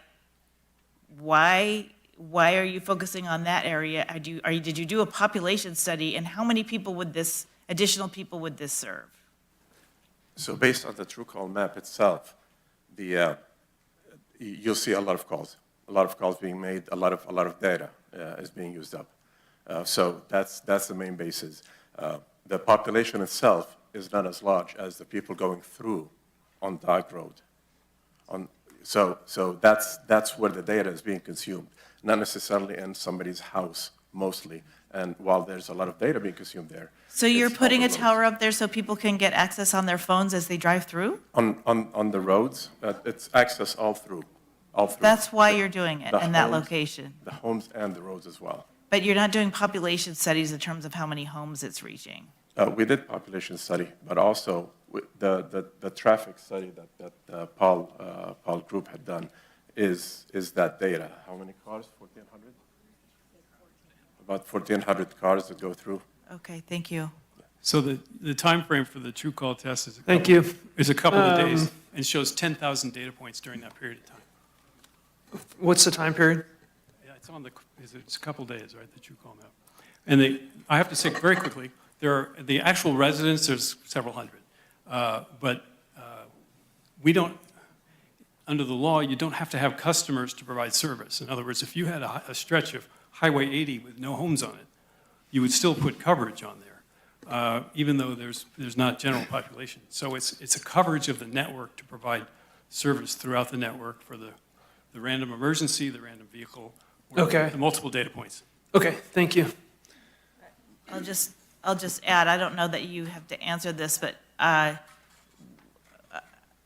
mean, this to me is very weird. We've been struggling for years to get access in our homes so people can reach other people, people can do their business, people can expand their businesses, people can have access. And you're telling me now you don't even know how many homes this would cover, a couple of hundred, I heard, but you're focusing on the road. Our priority, I believe, and maybe this is for Brian, is to get coverage in homes. Is that not correct? Both. Both? Okay. Yeah, I'd say both, emergency services as well, but home coverage is certainly a priority. Okay. I just confused about the location here. We're going to ask the questions, and we'll ask you to respond. So Supervisor was just asking Brian a question. We'll ask you another question if we have to. Thank you. Supervisor Swarthout. I just have a couple of questions from staff. I know your presentation talked about a ridge line, and then I heard it was not on a ridge line. The picture to me is, it's kind of a rounded hilltop. It's not, it doesn't qualify as necessarily a barren ridge line. Obviously, it's not barren, but is that, am I categorizing that right? So the code says that the towers can't be situated on an exposed ridgeline, and because this site has, vegetation and trees, it's not considered an exposed ridgeline by staff. Okay, that answered my question. In the 40 dB, our nighttime limit is 43.8, right? And that's the California standard after 10 or before 7? Is that our quote nighttime? So the county standard for the nighttime decibel limit is 40 decibels. The cell phone or the generator to provide emergency backup power would generate 43.8 decibels at the nearest property line.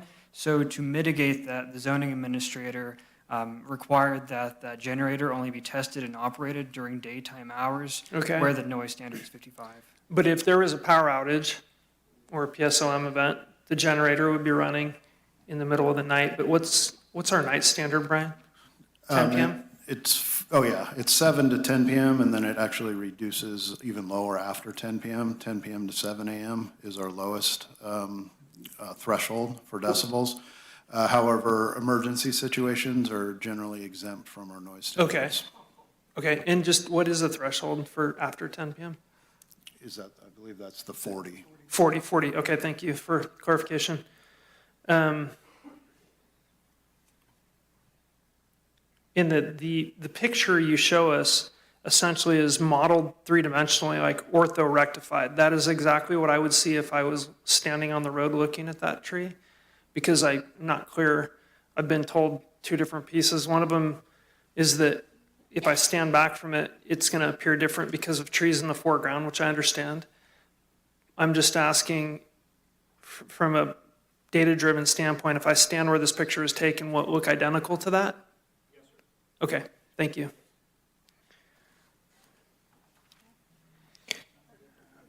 Okay, I'm going to start on my left with Supervisor Hook. Yeah, just one more question, because that kind of interests me, some of the statistics from other places too. We have a record of any of those towers having failed here? Verizon or somebody can answer that. I'm just curious. I know they've ran out of power. For lack of imagination, I've been doing this for 40 years. And the only tower I know that ever fell was a church steeple in the Loma Prieta earthquake in 1989. In all of California, I'm not familiar with any macro cell tower that has fallen or collapsed. There was a small cell in Malibu Canyon also. But other than that, when we build these sites, they meet the building code. Each building code has a specification of the geological and weather requirements for that code.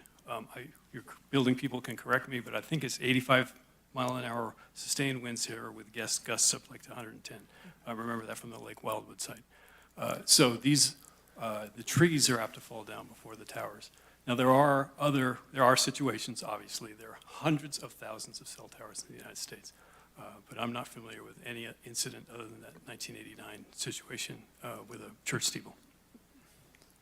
Thanks. Yeah, Supervisor.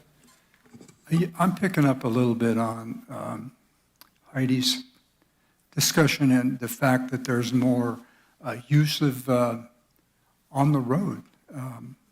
Again, I mean, we've been focusing on in-house services.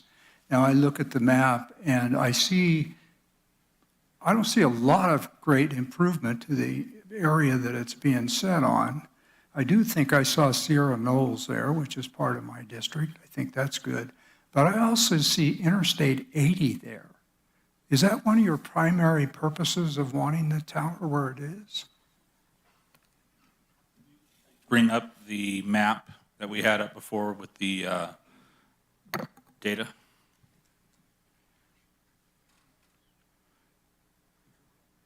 The true call. Which presentation? Your presentation? The Sequoia, the true call map, the last map that we had.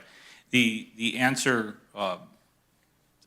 with regard to the improvement, Supervisor, a non-engineering answer, when we were talking about residences, and travelers. We're talking about the critical mass of demand on the network, everything combined. This site will serve the surrounding area, the area around it. Paul mentioned 1.6 square miles. That's the area of improved coverage. There'll be substantial in-building service improvements, particularly close to the site. You see 2.6 was just corrected. Thank you. If you look at Interstate 80, the Red Frog and Colfax sites on the side of that map serve Interstate 80 right now. They also have sectors that shoot towards the area where the proposed site will be located and serve that. What Ehab was talking about is it doesn't do that very well because of so much demand on the network. And that's from people trying to use their phone in their home as their only communication device. That's from travelers. The engineers look at all of Maybe I that. continue not to really understand this, Pete. The green to me is saying that's your improvement area. Am I not correct there? Can we go one map up? This is true call. This is actual data today. Ehab could explain it exactly what it means. This is not improvement. This is the data that the phones register So you don't have a today. map showing the improvements? We do. You do? Okay. Go one map back, please. Oh, here I have The green? green and yellow. You have to make a comparison between two maps. So there's no additional coverage map. There's existing coverage and future coverage, and you need to kind of discern yourself between those two. Am I correct in that? Yes, between this map And and that this map. Okay. Oops. This map and this map. Ehab?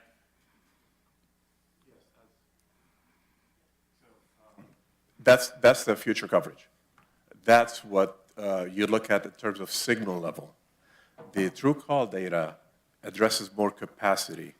So all these sites are communicating with people. So this is where people are, and wherever they are, on the road, hiking, in home, and so on. So when you're seeing a green here, that's just a signal level of that device at that point in time. It was getting a signal level of green. It doesn't mean it has great service, necessarily. But it tells you that this addresses the capacity where people are. And that's what you see. Okay, thank you. Any additional questions, Supervisor Hall? Yeah, I think I continue to have questions, but I don't want to spend too much more time on this. I'm just going to try to go back to my original question, and for Brian, if you could help me. Have we identified, given the existing maps, where our greatest need is here in the county for cell data? Can we identify like our top 5, 10 general locations where we'd like to see towers? And is that something we can do? I don't know that I've got any of that information off the top of my head. We've been looking at a lot of broadband and Right. fiber Right. and wire, that type of thing. So this potentially plays into that network of coverage, Right. but Okay. a lot of those need maps, for lack of a better term, are done by some of the, like race Providers. communications or some of the fiber optic. So there might be some crossover there, but I'm not familiar enough to. So that's to right. say. So what we've been working on broadband. So our maps are looking at the need in broadband. And that there is maybe some overlap with the cell data just in terms of population and lack of connection, but okay. Right. And so with regard to broadband, we have identified a general need and we're going out to get grants and funding to try to meet that need. With cell data, it's harder to know where our need is. And we're not going out and soliciting towers in locations where we know we have a need. We're simply in a position where we have to just react to anybody coming in suggesting where they want to put a tower. Is that accurate? Yeah, I would say that's accurate, that we've identified gaps along like Highway 174 corridor and to some degree this general area of Okay. Lime Kiln and Dog Bar. And that was a primary focus on like broadband. And and looking at broadband providers or fiber providers to increase service. I think it's slightly apples and oranges with the cell tower companies, where we generally rely on kind of market-driven needs from, you know, the major providers of Verizon or AT&T or T-Mobile or whoever it may be. So a little bit separate, but again, not an expert, so there probably is some crossover there, but I don't know enough to explain that. Okay. I think that sort of identifies the difficulty for me in general, is that we want more and better cell service here. We want it in the right locations. We want it in the right priorities, and it's really hard to gauge that when companies come in and just suggest a place that, to me, I'm trying to figure out why that place. And I mean, I hear you. You've looked at 4 different locations, and you've identified this as the best location for your needs. But it's just really hard for me to connect our needs and your needs on this. So just throwing that out there. That's part of my dilemma. Thank you. Supervisor Swarthout, any questions? No? Okay. Supervisor Hook? Oh, no, and this is really interesting when we look at this, right? Because the other side of it is those dead zones when you're driving, and I'm just curious to how that affects our emergency services. I mean, we're struggling with AT&T keeping our landlines, and so that's a huge struggle. So I'd just be curious, and I remember it's at a different area where it'd be interesting where the real dead zones are there for phones, right? You know, so I know the chief saw an accident there at the top of Dog Bar one time and couldn't get his cell service out. Took him X amount of time to find service to call in an accident. So I just would be curious, how's that actually going to benefit that as well?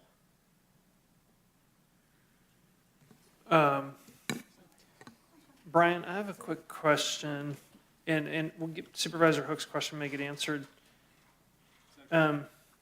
Condition of the approval process could include things like additional observations from inside the house. Could it also include spectrum or coverage maps, a dwelling units, a number of people within a certain space? Could we request that? Supervisor Bullock, Chair Bullock, yes, you can request that. I don't know what Verizon's capacity or ability to provide that is, but we can certainly request That would be and see within what the information purview. and data we get, yes. Within the purview of the board? Okay. Saying, like, when you look at the circle, it's a pretty uninhabited area, but then the road is what the busy part is. So that's what's kind of interesting when you look at the big picture of it. Yeah. But I think, like, and I'm looking at, that's why I think I asked that question, does it ping off those other, which you're getting coverage off those others, whether it's Winker and up and down, I believe that's what you were saying. And so that would strengthen that middle half where, and it's really confusing. Can we put the other map up, please? The one that shows the future coverage, the next map in this series, just one forward slide, I think. Thank you. Yeah, so the road has the coverage areas enhanced with the green inside the dwelling, inside the building, yellow in the vehicle, and then gray, you can see outdoor coverage kind of filling in all of the check boxes we saw a second ago, which was a checkerboard of squares. So it's pretty clear it provides that. But just asking the applicant one question kind of directly, do you know how many houses will benefit from the installation of this cell tower for data and calls inside their house? For this particular site, I did see it, I did look at it. I cannot get you the exact number now, but an it is estimation. possible to get. What's that? We can't get it. You can. Okay, thanks. Yeah, we've heard several hundred, but you can get it, and fair enough. I appreciate your response. Thank you. Any other questions from the board?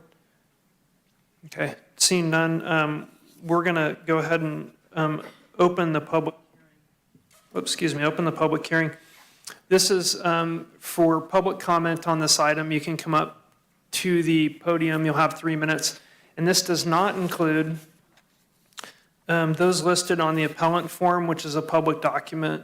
So that would be Jeff and Kristen Palin, Bruce Roosh, Janet Bryson, McNaughton household, Jerry and Ashley Permentes, Sandy Mallory, Max and Lisa Cruson. They can come under the 2-minute piece future on in the meeting because you're part of the official appellant list. All those other people wishing to make public comment, please make a line right here on the podium. Madam Clerk, do we have any callers on the line? We currently have no callers, Chair. No callers, okay.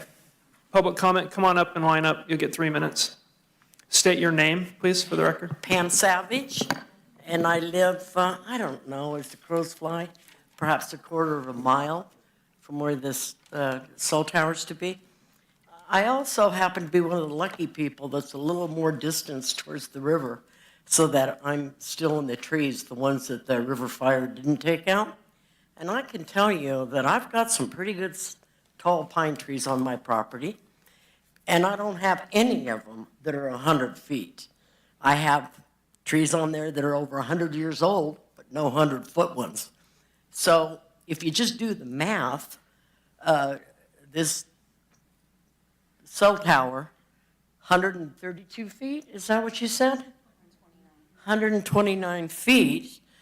And I'm going to tell you that most of the pine trees that I see are not, and I think it was stated that they can be up to 102 feet. My point is that those trees of where the property that this cell tower is going to go on, those are not anywhere close to a 100-foot pine tree. Most of those oaks don't even come close to standing, and the pine trees are kind of a little more dwarfed. I would say maybe 70 feet. So now you've got this monstrosity that's going to stick out like a sore thumb above all these other trees. I mean, it just is. Let's be honest about it. You know, now, if an eyesore doesn't matter to you people, then, hey, you know, squash the idea. I could go on and on, but you only gave me 3 minutes. But I do want you to know, to do the math. You've got something that's probably a minimum of 30 to 40% going to be above the top of the tallest tree there, sticking out. We've all seen them. I've seen them before. And that is not a severely forested area. It looks like it's actually kind of been maintained, that it was, you know, kind of groomed. So it's a terrible location for that. So I was going to say that. Very good, right? Thank you. Go ahead and step up. Hold the mic right up in front of your, where you can talk. Thank you. I'm Chris Goddard, and I wanted to know if Verizon is actually going to initially use this tower after it's completed. And if they are, will there be additional companies also subscribing to the use of the tower? Okay, thank you. Is that your comment? Yes. We may ask that after public comment. We'll see. Thank you. Okay. But you feel free to use your other 2 minutes and 40 seconds. Okay.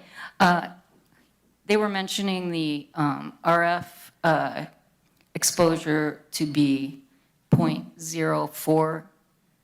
Is that correct? 0.4. And I think he said per centimeter. It was 0.4% of the standard, and it's 0.004 milliwatts per square centimeter. Per square centimeter. Milliwatts per square centimeter. And how big is a square centimeter? Yeah. So multiply that We're gonna- by. We can ask that question, huh? Yeah, we can ask the questions. You're going to make a public comment. If we choose to ask questions on your comment, we can, but just go ahead and state it, and the applicant's going to have to refrain from responding to you. All right. Thanks. Go ahead. That's all I have to say. Okay, thank you. Thank you. Does everybody understand that? Okay, thank you. Hello, my name is Jennifer Krebin, and I've driven down the Dog Bar Road for the last 32 years. That section of the road where they're talking about, I have never dropped a call. I'm not a big fan of people driving around talking on their cell phones, and I don't see why we should provide infrastructure to encourage that. Yes, the top of Dog Bar, when it goes up over the mountain, there's not good service there. But this tower wouldn't reach that area, And so it feels a lot like nonsense to me. There's no hiking in the area at all. It's all private property. Most of it is 20-acre minimums. My property actually happens to be more than that. So we're not talking about rescuing hikers who are stranded out there. That's not what's happening in that area. If you drive through the area, it's really beautiful. It's open space. It's really mellow. Deer run across the road all the time. It's not a high traffic area. Now, if they were situating this on 49, 174, or 80, it would be different. This is a low density population country road. Why worry about the drivers? It doesn't make sense. I live in the 2100 block of Dog Bar, very close to this project, and I did not receive notice that this was planned. And I don't know what the laws are regarding that, but I feel like that's a huge oversight. I am concerned about my property values lowering because of this. Nobody wants a cell tower in their backyard. I agree with the things people have said about the visibility. The trees are just not that tall. And since they took this picture, the top of one of the pine trees on that hill that I observed today, driving here, has broken off. So it'll be more visible than their photographs show. That was today, and I noticed that. Because it's a small, rural, country road, having noise to that level at night will have a huge impact on all of the neighborhood. This isn't a small thing. It's a quiet country road you're talking about. Thank you very much. Thank you for your comments. Hello, my name is Jeff Vinson. I live at 20962 Dog Bar, right next door to where they're wanting to build this. I have talked to the landlords, the people who own the property. They have showed where they are going to put it is barely over 100 feet from the house. Where they show it on the map is not where they're going to be building this. And my 14-month-old granddaughter cannot be around this. I don't, you may want it in your backyard, but I don't want it in mine. Thank you. Thanks for your comments. Hello, my name is Axis Felty. I live at 12950 Amber Street, Grass Valley, California. As far as the FAA is concerned, you guys say there's no flight traffic in that neighborhood. We have a lot of flight traffic from Cal Fire. I've seen over 24 planes fly over that area over the last 2 weeks. And they hug the treetops when they fly over, so that's all I have to say. Thanks for your comments.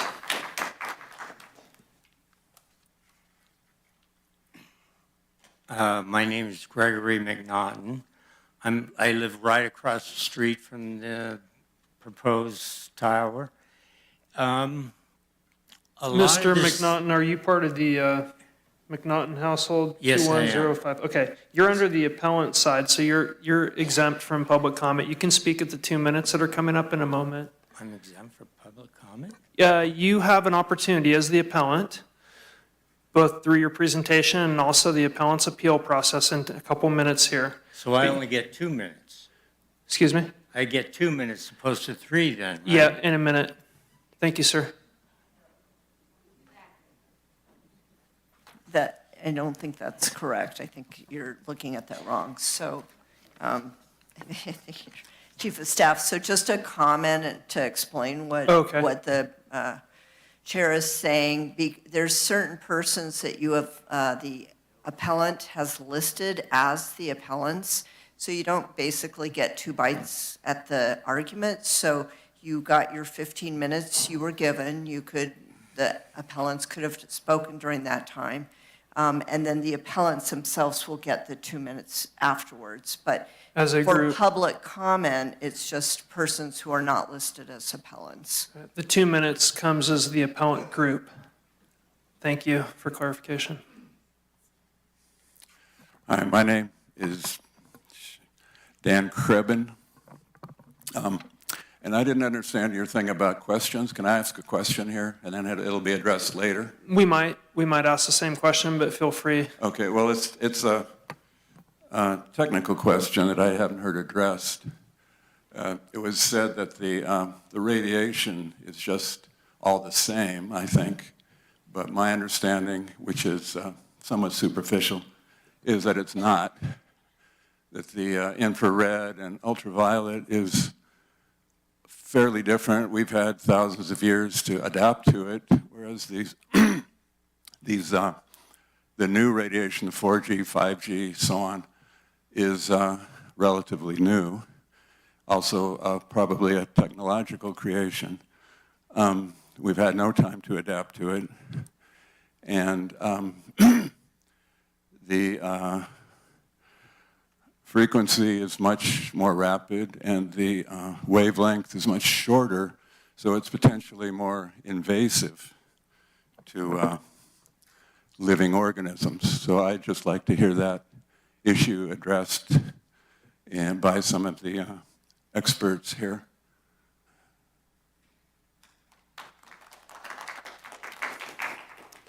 Hello, my name is Karen Wright, and I have been a homeowner at 18568 River Ranch Road in Grass Valley since 2003. I have raised my children there, and I think I speak on behalf of a lot of the property owners in this area that are funding the property taxes, that we chose that area because we like a natural environment. We like kind of more back to the lander type. We are the ones paying the property taxes in this area. I'm assuming those property taxes are also to address the road needs. I'd like to piggyback off of Jennifer Krebin, who stated that it's not our responsibility to provide convenient service for people who are driving through our our country road, that we as property owners with large acreage, small children, elderly people, we don't want that in our neighborhood. And I just want to state that that's an important part of a property owner, to be able to be represented by you as our leaders, to take that into consideration. As well, in terms of seeing like how many miles it affects, Jennifer did also state that I've never had a problem with road access or cell phone reception interruption in that area. So the proposed service that it would be providing from an emergency status I don't feel that's a really relevant or productive conversation for this issue. Thank you.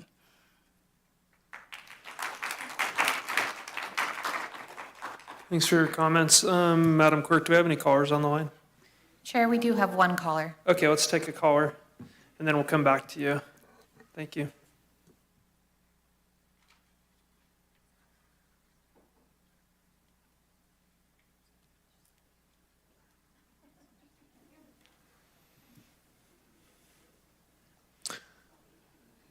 Chair, we'll come back to the Okay, thanks. Go ahead. Thank you.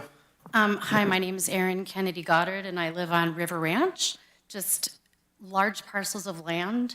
With one of my neighbors stated that, yes, we're not very largely populated in those parceled lots where I haven't looked exactly on the map, but I think 3 parcels over, so I'm close by. We bought our property a couple years ago.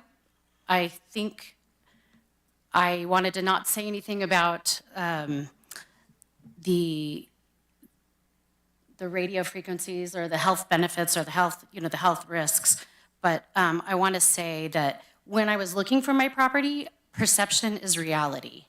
And if I knew that a cell tower was going to be put in that neighborhood where I wanted a place where it would be peaceful and natural, I would have looked somewhere else, or that would have given me some leverage to negotiate a lower price that I paid for my property. So absolutely, property values matter.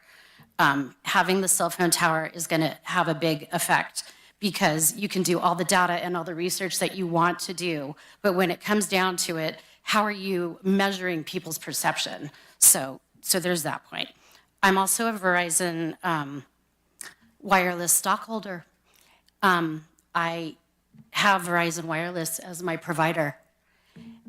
And just being so close to the proposed cell tower, I did screenshots this morning and screenshots last night.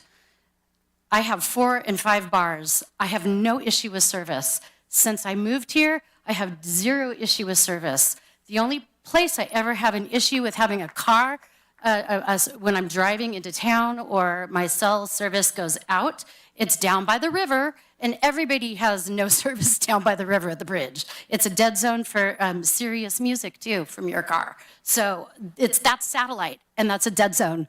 So I would also say that I work remote, and I rely on good cell phone service, and I already have it. Why do I need more cell phone service? It's good. I already have it. When I drive, guys, I drive hands-free, so I'm not playing with my phone. And it's also very important to mount your phone to your car, no matter what. Don't touch your phone while you're driving. I don't see why you would have to provide service for people driving down a country road when the people in the area, in the proposed zoned area, we already have good service. If, I don't know, maybe other people don't have Verizon. I mean, I've liked it. I've always had good service. So it's not been an issue for me. I'm also very concerned about the lightning strikes and proposed fires. In one of the big storms in January, we had a lightning strike across the street, hit a tree, didn't start a fire, but this is now going to be a very high point. There's lots of data that's on the cell phone fires from lightning strikes. Liability, insurance rates, fire coverage, who's going to cover that? The expense of how we are affected because of the cell towers, if it catches on. Thank you for your comments.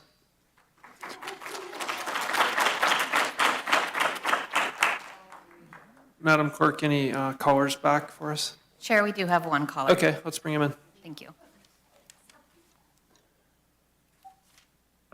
Hello, my name is Jessica Pittaway. I'm a homeowner at 108 Football Drive in Grass Valley.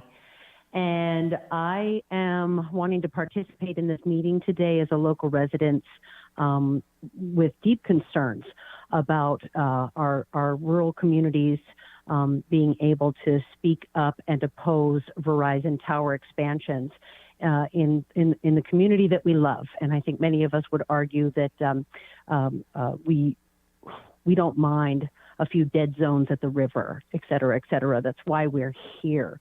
I have 2 major concerns. The first one is about property values. So again, thanks to the board for hearing us out on this, because as a resident, as a homeowner, and looking to expand into other properties here in our rural community for rental opportunities, et cetera, I'm a mother of 2. I can see these fake tree towers wherever I look, no problem. And it absolutely deters me from thinking about purchasing a piece of property. So I am just testimony that, yes, this will absolutely decrease real property values because we have more and more people that are becoming aware of what these towers might present with health issues, noise pollution, et cetera, and we don't want to live by them.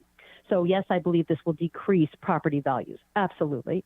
And then I also want to touch on radio frequency 5G expansion. So there's a lot out there. I believe even the property owner, landlord herself, heard from Verizon that there's no real documentation that these towers are dangerous to us. So this is a for-profit corporation pushing that there's no scientific evidence that experimental new 5G frequency technology is safe or that it's dangerous. And I just want to remind us, looking back at big tobacco, we have a history in this country of for-profit corporations lying to their customers about what's safe and what's not safe. So this is one of the reasons why, as a mother, as a property owner, I wouldn't purchase near a 5G tower. And I live in this community and stay in this community because I love my dead zones. I love that there's areas that I can go where I don't have cell phone communication and I can disconnect from my phone and be with my family at the river. And I also want to say, as a local resident, I drive past this area all the time and I've never had service issue. And I agree, we shouldn't even be using our phones while we're driving. So that's pretty much where I wanted to share my public comment. I think that covers it. And I wish our community a lot of luck.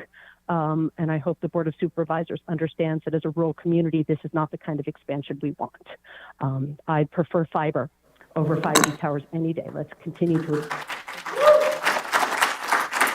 Okay, thank you for your public comment. Any other comments from people not listed as appellants for this item here in the board chambers?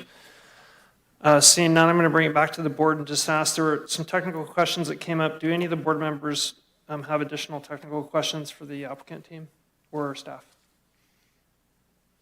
Seeing none, I will go ahead and close the public hearing and move on to our summation of arguments by the project proponent. It's going to be timed at exactly 10 minutes, so be concise. So the project proponent can step up. Please be precise. And if you're trading people presentations, just that's going to eat into your 10 minutes. So thank you for your presentation. Thank you, Mr. Chair, members of the board. Paul Albert, outside counsel for Verizon. We very much appreciate all the time you're putting into reviewing this application today. We understand there may be information that you want us to come back with, and we're happy to do that. I want to quickly cover the federal law, which I think you know, that you can't make a decision based on the environmental effects of radio frequency emissions. We've demonstrated that the site is well within the FCC guidelines, and so that's sort of off the table as a decision factor. I do want to point out that there were, until 2003, we used to talk about property values. Then there were two cases, AT&T versus Carlsbad, and then Verizon Wireless versus Madera County, where the court said that any allegation of a reduction of property values based on the fear of RF emissions was a proxy for that same federal prohibition. So property values and environmental effects are frequently go hand in hand. There was mention that you have to have substantial evidence to deny a wireless facility. You've heard a lot about how this is going to be an eyesore. You'll see it driving by. It'll poke up above the trees. We think the photo simulations demonstrate that's not the case. But you haven't seen any evidence, hard evidence, photographs, anything from people's homes showing you what the actual visual impact would be. And that's the kind of evidence you need in order to make that kind of determination. The third issue under federal law is prohibition of service. And here, the wireless carriers have to show a significant gap. We think we've done that with the data that we've provided to you, and that this is the least intrusive means of filling that gap. And we think we've done that with our alternatives analysis. So we think we've made a prima facie case that denial of the site would be a prohibition of service. Now, I think you've got a deep question about why is Verizon putting this site here to provide 5 miles of coverage, 2.6 miles of in-building coverage for a couple hundred homes and 1,500 people driving their cars every day. And the answer is this is what the customers are demanding. Verizon Wireless spent 2 years identifying this location. Their engineers look 3 years out into the future. They evaluate the data that's coming into the switch, that's coming into the network, and tells them this is a problem area. This is an area where we need to put a facility to improve our capacity for the entire county and in this particular area. And the federal government has given the wireless carriers that authority to design their own network and decide where those facilities are needed now and into the future. So I don't want you to think it's you just count 200 households and say, well, that's not very many people. We don't need a site there. It's a very intense design process, and we can bring back more information for you on that if necessary. But that, to show a significant gap, I was just in a trial in April to show what a significant gap is. And the courts say there's no bright line of what's a significant gap. It can be area in excess of a square mile, which we have here. It can be population. It can be roads. It can be an E911 emergency location. It can be a commercial area. It can be a highway. It can be any number of things to create a gap. And we think we've met the standard here to show that gap. But again, I want to emphasize that it's the customers. Verizon isn't building sites where there isn't demand. And this is what the data is telling them. And we can provide more of that to you. Quickly on noise, there are many generators in this neighborhood. And this particular generator is going to be 310 feet from the closest home. and it will have an L2 noise reduction damper on the generator. It's 30 kilowatts, so it's below the air emission requirements, and it has, required by state law, you'll have 72 hours of backup diesel fuel in a double-walled belly tank in a cement containment area. So noise in the generator is, I think, essential, and it's at nighttime when it's not going to be running, it's 3 dBs over. Otherwise, it only runs for about 15 minutes every 2 weeks to exercise the engine. There was a comment, this is a rural road, you don't see things like this. I went down that road today, there's a telephone pole about every 50 to 100 yards, and everybody's used to those big wood telephone poles. And I have to tell you, this is telephone pole technology. It's put to look like a tree, and it really, in the long term, it blends in just like all of those other factors. There was comment about 5G. I don't think I need to go into that, but I'll just quickly say 5G is a computer technology that uses the frequencies to provide more data. So 5G is used on all the frequencies that Verizon Wireless has been using since the 90s or the 80s. It just takes the frequency and breaks it up in a different way so it carries more data. So there's no life-threatening issue regarding 5G. There was a comment I'll just quickly touch on regarding insurance and lightning. There's a lightning rod, the pole's grounded, end of story. Insurance is generally based on how quickly the fire department can get to a location and how quick, I have a friend who's a former fireman, and he pulls he sets off a fire alarm and then counts how long it takes for the fire trucks to get there. And these telephone towers, these wireless facilities, reduce that period of time. They save lives. I've been evacuated 4 times, and the thing that was there to tell me to get out was my Verizon Wireless phone. I see I have 4 minutes left. I want to open up the floor to my colleagues, anything about 5G or E911 services or anything like that. We very much appreciate your time. We would appreciate if you saw the importance of this essential wireless technology for public safety, for the community. It's a national network. The person from New Jersey has just the same right to have their phone work here as you do when you're visiting New York or anywhere else. And that's why we have federal laws that create certain limitations on your decisions. So again, thank you very much for your time. I see David wants to say a few words, and if you have any questions, we're here. Thank you again. So as Paul mentioned, the EME is not a consideration because the site meets the EME requirements per the professional engineer's signed report, and we have reviewed that report. I wanted to address some of the questions because many times we get this sense that 5G is different. As Paul mentioned, 5G uses all the same frequencies. It's just a different form of what we would call modulation. If we remember from the old days, we had dial-up modems, and they used to have like 14.4, and then they went up. Then they went to 57.6, and then we got DSL. Well, how did we get more data down those same copper wires? The answer was advancements in technology, different modulation. That's exactly what 5G is. There's nothing unusual about it. There's nothing. If you were to look at it on a spectrum analyzer, it would look exactly the same as a 4G signal. So this concern that there's something new about it, it's somehow different, it uses shorter wavelengths, it penetrates the skin more, those are all not accurate. When we look at electromagnetic energy relative to things like light and infrared heat, we're all familiar with infrared heat. You go to a restaurant, it's a cold night, you ask the waitress, would you please turn on the heat lamp because I want to sit outside. That's electromagnetic energy. By the way, it's extremely powerful relative to anything that you're going to get from a cell site unless you were literally standing right next to it. We're all exposed every day to high levels of electromagnetic energy in the form of light, in the form of heat, in the form of the cell phones that we carry in our pockets, because those phones that we carry in our pockets emit more energy closer to our bodies, so our bodies absorb it. When the site is far away, the power reduces. It's called the inverse square law. So there isn't anything specific about this site. Again, it is 0.4% of the public maximum permissible exposure limit. That is 0.4% of the 1 milliwatts per square centimeter, which is set 98% or 50 times below the level at which an effect of RF energy can even be measured on the human body.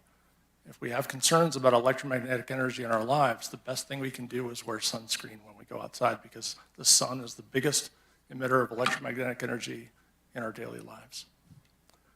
Thank you very much for your time. Okay, thank you. That was very concise from the proponent presentation side. So we're going to move to the appellant summation of arguments, and you have 10 minutes. Chair Bullock, may I jump in here real quick? Yep. Right here. Chair Thanks, Bullock, Jeff. this is your Chief of Staff, Clerk of the Board. This is just a quick point of order. I just want to make sure it's clear that actually in this next piece and process, the summation is for the next 10 minutes is for the appellant. So that would include the other appellants, should they want to speak, and then the following that will be a rebuttal by members of the public for Thank 2 you. minutes. So just a Yep. point of clarification. Great, thanks, Jeff. So if anybody from the appellant side listed earlier wants to be included in a response and step up to that mic, you have to be included in the 10-minute portion that's about to start now. So you can, I guess, Ms. Palin, you'll have to officiate that to some degree, but your 10 minutes is going to be used with these individuals if you so choose. Okay? Thank you. I'd first like to point out that Verizon is a service provider to us, the people. There's not one person in here saying we want this. The only people standing here saying that we need this is Verizon. In fact, the only neighbor in our entire neighborhood who wants this isn't even here. The reason she's not here is because she's the property owner and will be profiting from this, and she knows that there's 80+ people who are completely up in arms over this. She isn't here today, and she wasn't here at the last hearing. That should say something. Secondly, we now have access to Starlink. I run 2 businesses out of our home perfectly fine with the cell service we have and the internet we have. This is not a need. This is all for profit. We were never asked for options for photo simulations from our properties. I would love that. I think all of us would love that. None of us were notified that for 18 months this was in the work. But yes, please, Verizon, come and show us what a pine tree, a fake cell tower, a fake tree, 60 feet above the rest of the trees will look like. And that will say it all. You're right, they didn't provide that evidence, and they didn't do it for a reason, because they know how awful this is going to be for our community from our perspectives and our homes. Also, professionals confirmed that the max tree height is 90 feet. This will for sure be 40 to 60 feet above the tree line. End of story. Secondly, we hired an attorney from New York because for the past 30 years, he's been protecting people in our situation, and we wanted to use someone who had decades of experience to help us. But just for the record, we have a local litigation attorney in queue who's prepped to file a lawsuit against this county if the supervisors that we elected are on Team Verizon instead of for we the people. We're not backing down, and we're not going away. This is our homes, and if I understand correctly, the homeowner, who's not even here, is prepped to have 2 cell towers on her property. Did anyone else catch that? Not 1, but zoned to have 2? Don't even get me started on that. He's also not a professional on home values. We've submitted letters from local professionals who have said this will devastate our home values, our properties. He's not a professional. He can't have an opinion on that. The ones who can have an opinion, and they said it will destroy our property values.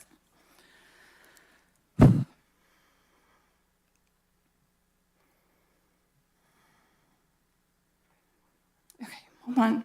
Okay. Hi, I'm Janet Brisson. I live at 20693 Dog Bar. I was not notified about this. My neighbor was. We're on the east side of Dog Bar. I'm on a hill. We have a ridge where we look directly across at that property. So the view from my living room, my front deck, 2 bedrooms, our kitchen, our dining room will be impacted by a cell tower that sits 30 feet above the tree line. And if you look at the pictures, all the trees on the bottom are all deciduous oaks that lose their leaves in the wintertime, totally exposing the cell tower, which to anybody looks like a cell tower. It's not it's a fake looking tree. 35 years ago, when we came up here, our real estate agent refused to show us properties around any electrical towers because she told us it totally devalues the land and wouldn't even take us there. We've been a Verizon customer for 23 years.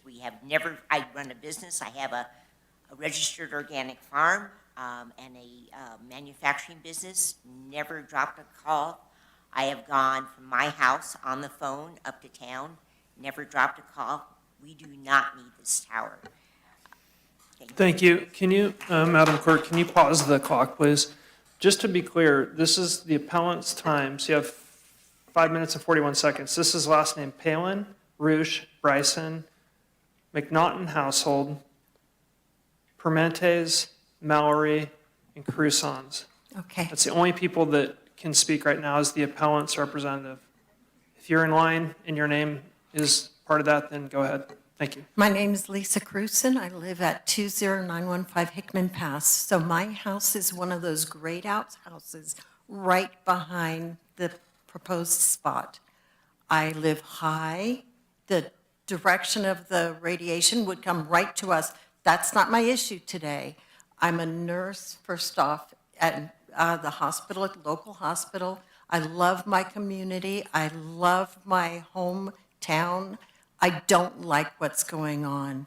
And if I run off, I've been up since 6:30 yesterday morning, but this was so important to me that I wanted to be here. And shame on you, sir, for comparing it to telephone poles, which are about half the size. We're talking about something very high that will have the chance of being exposed to lightning. I was around for the Bear River fire. We almost had lost our house. If you looked at the picture of the fire while it was active, the red dot was my property. I ran out with my dog, left everything in my house. I don't want to do that again. And you say that there's not going to be an issue with fires? What happens when the lightning hits it and that fake stuff on top flies off and starts a fire? I worry about that because there's only one road in, one road out, and I would not have time to leave. Thank you, and I'm sorry for swearing. Okay, you've got 4 minutes left. Go ahead. Okay, first of all, their maps didn't really make sense to me. Where they're putting it is kind of a rolling area, and across the street, everybody's house is higher than all the pictures they were showing there from street level. So we're all going to see that tower, that's even sticking higher than the tree. Second of all, there's just south on Coyote Mountain, across the river, there's a huge cell tower up there. They didn't even show that on the map. So I don't know how that figures in. And then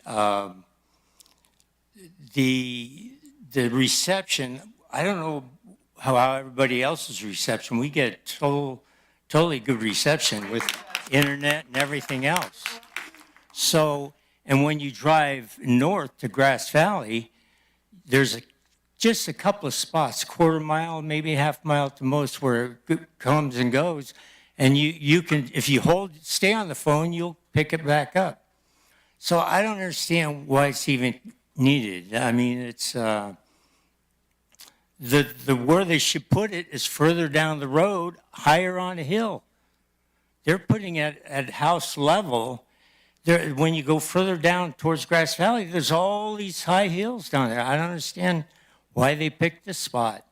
It's a rural area, and there's a lot of houses, but a lot of them are close together, and they're all kind of crowded in there just because it's on the level down low. So that's all I have to say. Thank you. Hi, I'm Bruce Roush. I'm at 20791 Dog Bar Road. I'm across the street on Dog Bar on the east side from where this is at.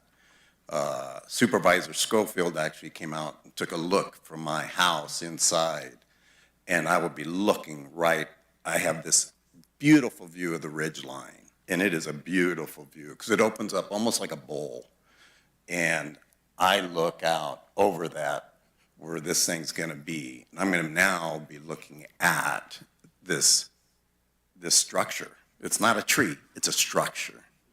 I'm going to be looking at it from my kitchen. I'm going to be looking at it from my family room. I got windows, my slider patio window, another window, my window for the office, my window for the master bedroom has that view, and everything else on my property has that view.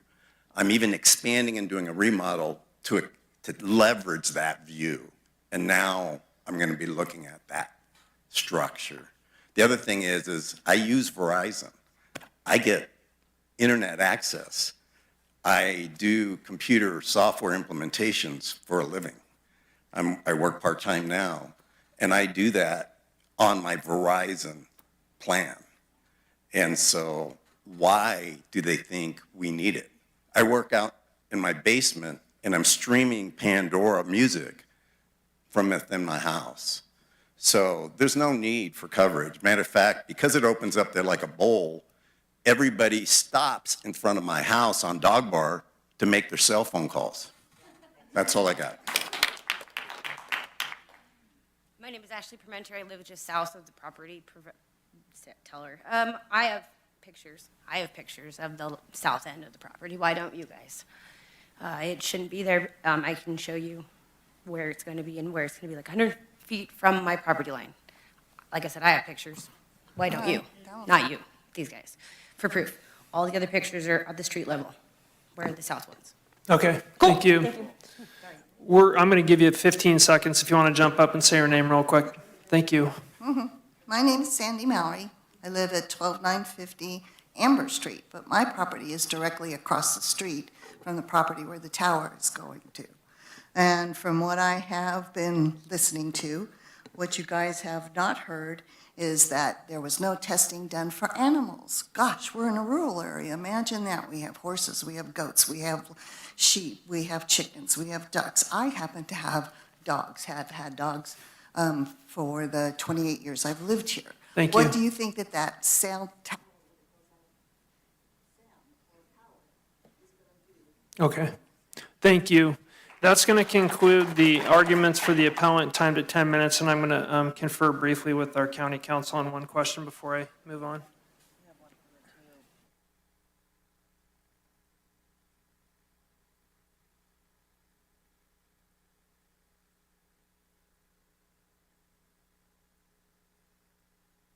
We're going to take a 5-minute recess.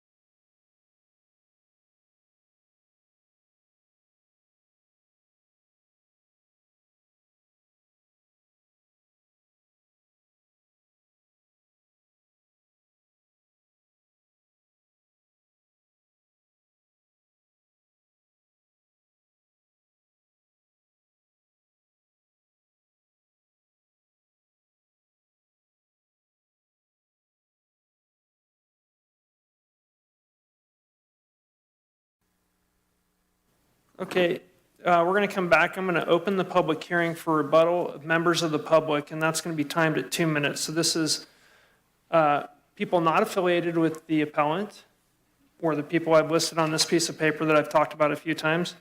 It's also not for the proponent of the project, Verizon Wireless. And if you've already spoken under public comment, you can speak again. It's a 2-minute time limitation. We're going to enforce that. So anybody who wants to make public comment as a rebuttal to what you've heard today, please step up. And they can or cannot speak again? They can speak again if they're public, but if they're part of your appellant team, they won't speak. General members of the public, feel free to step up and make a public comment. Seeing none, Madam Clerk, are there any callers online? Yes, we do have one caller. Okay, let's bring them in. Wow, Matthew Coulter here, Grass Valley. I've been watching since 9 o'clock today. A lot of glad handing and back slapping. Really hard meeting to watch, especially when I'm trying to get an elder out of his car that's stuck in his car for 2 days in this direct sun without getting any action by local officials. Really difficult. But on the cell phone tower issue,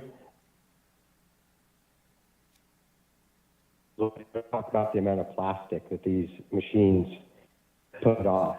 And if you were to go up to the top of the hill there behind the library, look at the ground, you'd see exactly what I'm talking about. All the small pieces, thousands, hundreds of thousands of these pieces of plastic that they consider fake pine needles come off the tree, land on the ground, disintegrate, and go into our water table. I believe that we're having a plastic-free month or something obnoxious like that in Nevada County. It's been declared by the Board of Supervisors. Was that maybe last week or for the month, for this whole month? June thing, I forget. But the plastic issue is ridiculous. These cell phone towers are ridiculous. The amount of energy that has been put into fighting the cell phone towers in this county is ridiculous. And I don't know if any have actually not been put in. So it just shows the power of the corporations over the people that live where they live, and the fact that they don't really care. They don't care that they're poisoning people. They don't care that they do plastic pollution. They don't care because their bottom line is money. So if they can make money and you die, tough shit. It is too bad because this Starlink is coming online. I think I heard Heidi mention that she has Starlink. And so I'm just wondering why all the cell phone tower activity, all the pushback against people that have to look at it, live under it, be radiated by it, have no say in it. Okay, thank you, Matthew. Any other public comment here? Nope, seeing none, I'm going to close the public comment on the rebuttal portion of this hearing, and I'm going to ask staff to provide us a summary of the agenda item. And in my understanding, we have kind of three options available to us. We can rule in favor of the appellant who spoke today. We can rule in favor of the proponent, Verizon Wireless, or we could have a continuation, request more information. And with that, I'll turn it over to you, Brian, for a summary. Thank you, Chair Bullock, Supervisors.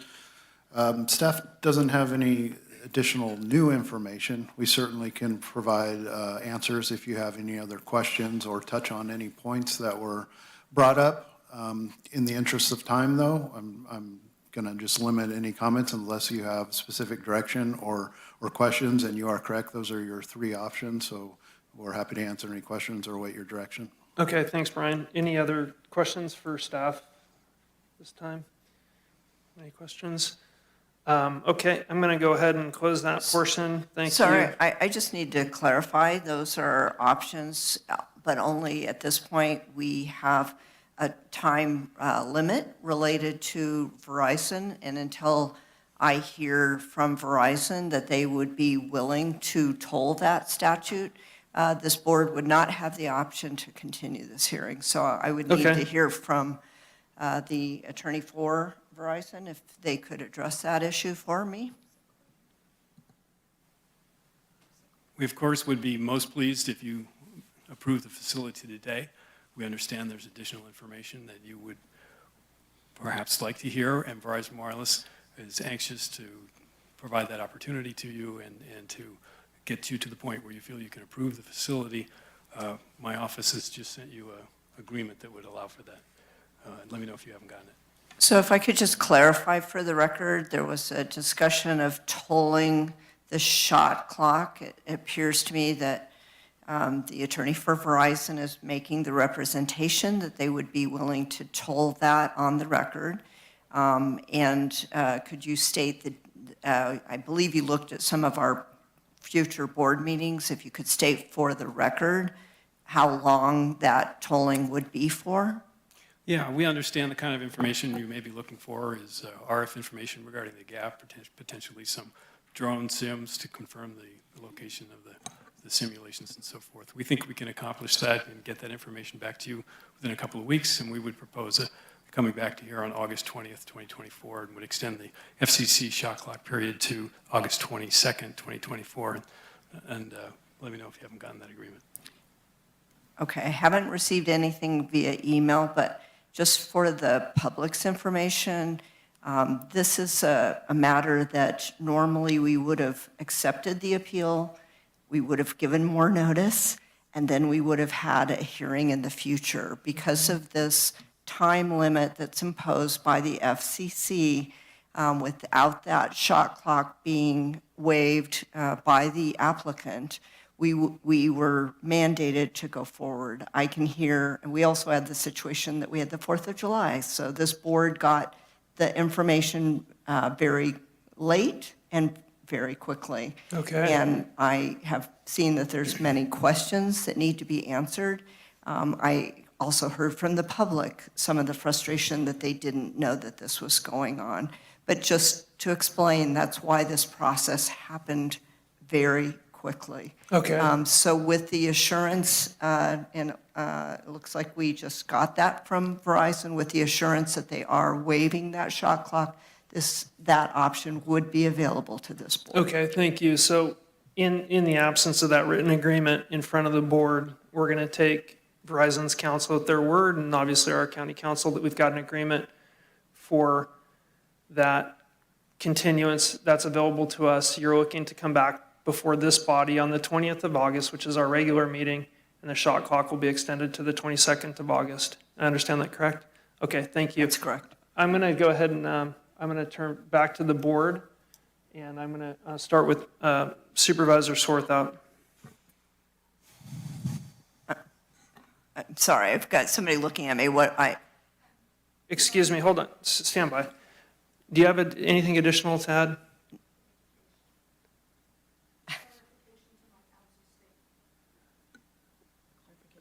No, I think we're going to hear from your counselor, and that's who we're working with our counselor. So if there's any other additions or deletions or modifications to the statement made by your counsel, then we can hear that from your counsel, and then I'm going to close this matter. May wanted me to state that they feel that we have adequate evidence on the record today for an approval by you, and to make the federal case if we need to make it. She wanted to make it clear that we feel we've met that burden of evidence today, but want to also offer the possibility of accommodation. Okay, fair enough. Thank you for your cooperation in that matter. With that, I'm going to turn it over to Supervisor Swarthout. Thank you. Well, thank you all for coming out today. I know that this is a really hard subject, and it's a hard meeting. I am very sympathetic to what you feel is being pushed on your neighborhood that you don't want. I think there are a lot of questions perhaps that need to be answered, especially some of the technical questions. And while Verizon says that they made their case today, that from a legal perspective, that may very well be true, but we have a responsibility to represent these people who are sitting in the audience today, and their questions need to be answered. And whether that meets your, qualifications for legality or not, that's how we operate. We represent the people who live here. In particular, the mapping that you showed, it was not apples to apples. It was very confusing. I think that needs to be shown in greater detail, because I would assume if I was going to have a cell tower in my neighborhood, that I would be I would benefit from that, and I would want that. And if the people that supposedly are going to benefit the most from it don't want it, then how is that a benefit to them? So, no applause. Thank you. So, you know, and I also asked the question, when Verizon makes the decision on where they're going to place a cell phone tower, how many community meetings do you have? How many community meetings has Verizon had in Nevada County for people who actually want additional cell service? And that's a rhetorical question, because I believe there's been none. We sat in these chambers 6 months ago and listened to people talk about losing their AT&T landlines, and we had a woman who was up here, her sister died because they couldn't get cell service in North San Juan, and they couldn't get out to emergency services. So why aren't we looking at putting a cell service up in North San Juan?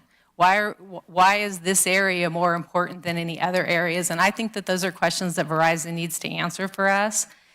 If we lived in a perfect world with telecommunication, there would be an overall mapping system that would show the key areas that were going to provide the most service to the most amount of people, whether they're in their homes, their businesses, or in their cars. And I have not ever seen that from Verizon before. I think the idea of maybe doing some mapping from people's homes to see what it's going to look like is a good idea. But having been on this side before and approving a cell phone tower in the city limits of Grass Valley, what you see from those perspective pictures is not necessarily what it's going to look like. So you really have to understand that, and you really have to ask Verizon to make it be as realistic as possible, especially in the dimensions and the heights from people's homes. So just on a personal note, I live in downtown Grass Valley. I have one bar. I would welcome an additional cell service tower where I live, but that's the difference here. I think I want it, some of my neighbors probably want it, and I think that's where we need to be using our judgment here, is who needs it the most and who wants it the most. So I would support asking for continuance on this so that some of the questions that my fellow supervisors asked could be answered, and then maybe there's a compromise here somewhere, because you've threatened to sue us. They haven't threatened it, but they will sue us as well. So no matter what decision we make, there's probably going to be some sort of legal action taken. I would much prefer to see if we can spend the next 30 days or more trying to figure out a compromise here that might work for everybody. I watched the county deal with this. You referenced it with the Lake Wildwood issue. Well, I think, Ed, you are probably the only person who was up here. You lived through it. I watched it from the city of Grass Valley's perspective and what happened. I don't want us to go through that again. The county spent millions of dollars on that lawsuit.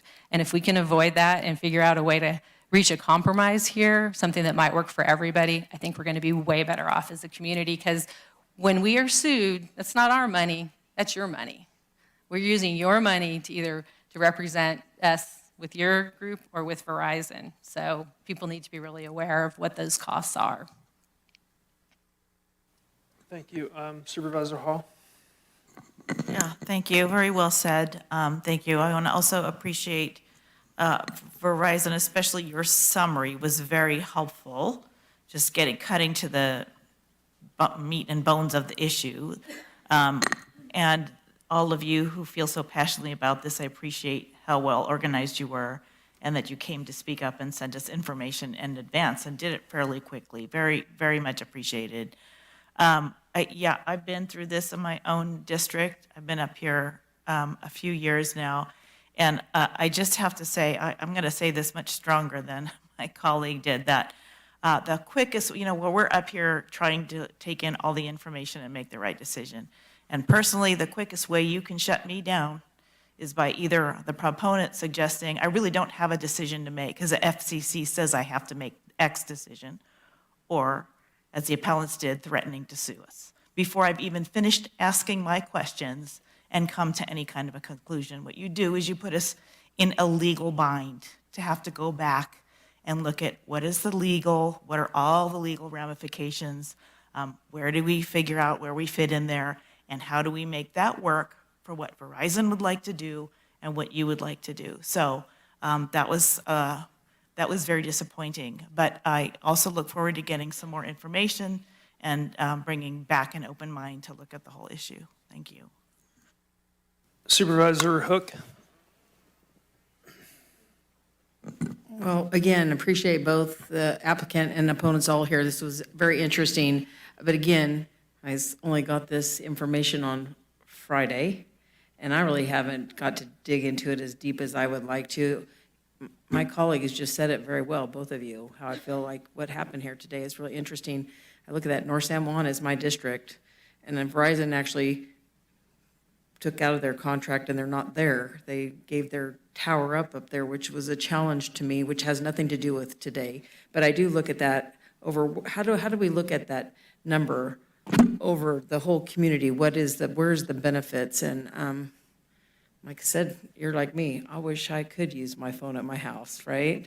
So there's all these different areas, and I do have a tree in Penn Valley that doesn't reach where I live. So there's lots of interesting information. When you say you have service, but we need more service, I just need some more answers, and I would like to see some of the visuals a little bit differently, right? We have a tree in Brunswick, and it's some of the worst service in Grass Valley area, right? Your phone doesn't work in the basin very well. So we all have challenges. We all need service. We've learned to depend on these silly phones. We don't have a pay phone around. I'm struggling to keep AT&T lines, and then how do you actually understand how the wireless service works, and what's it going to do to you as a neighbor, and what's it going to do to the folks that need it? So I'm in agreement. I feel like there's a lot more to study this, and I need a little more time for sure.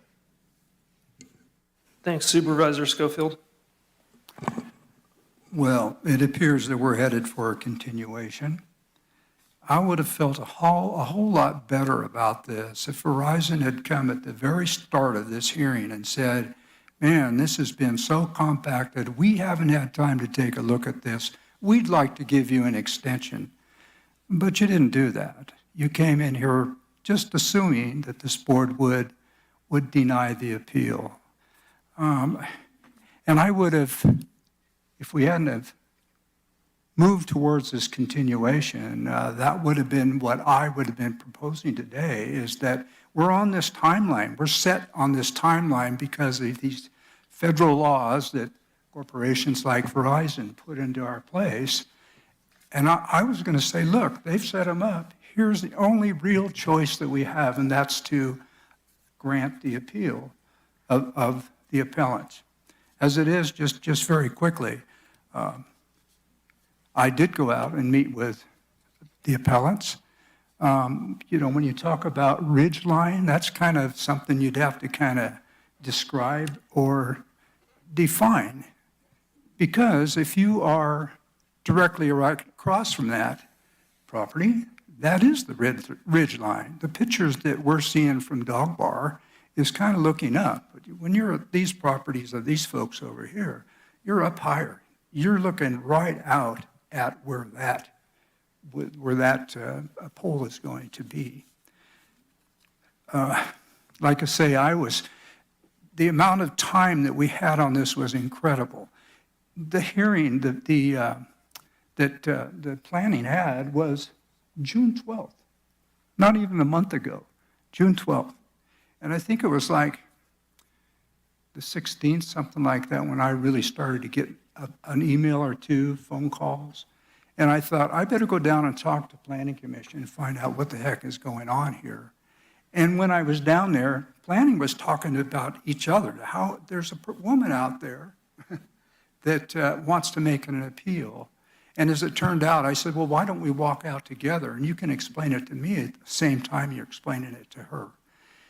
It was very, very tight. I think that was a Thursday. On that Thursday, she had until Monday to come up with $2,000. And that's what these people have done. I mean, that in itself was pretty amazing. So then I was asked to come out and look at the location. I hadn't seen it. None of you had seen it, I don't think. I was asked to go out and look at the location.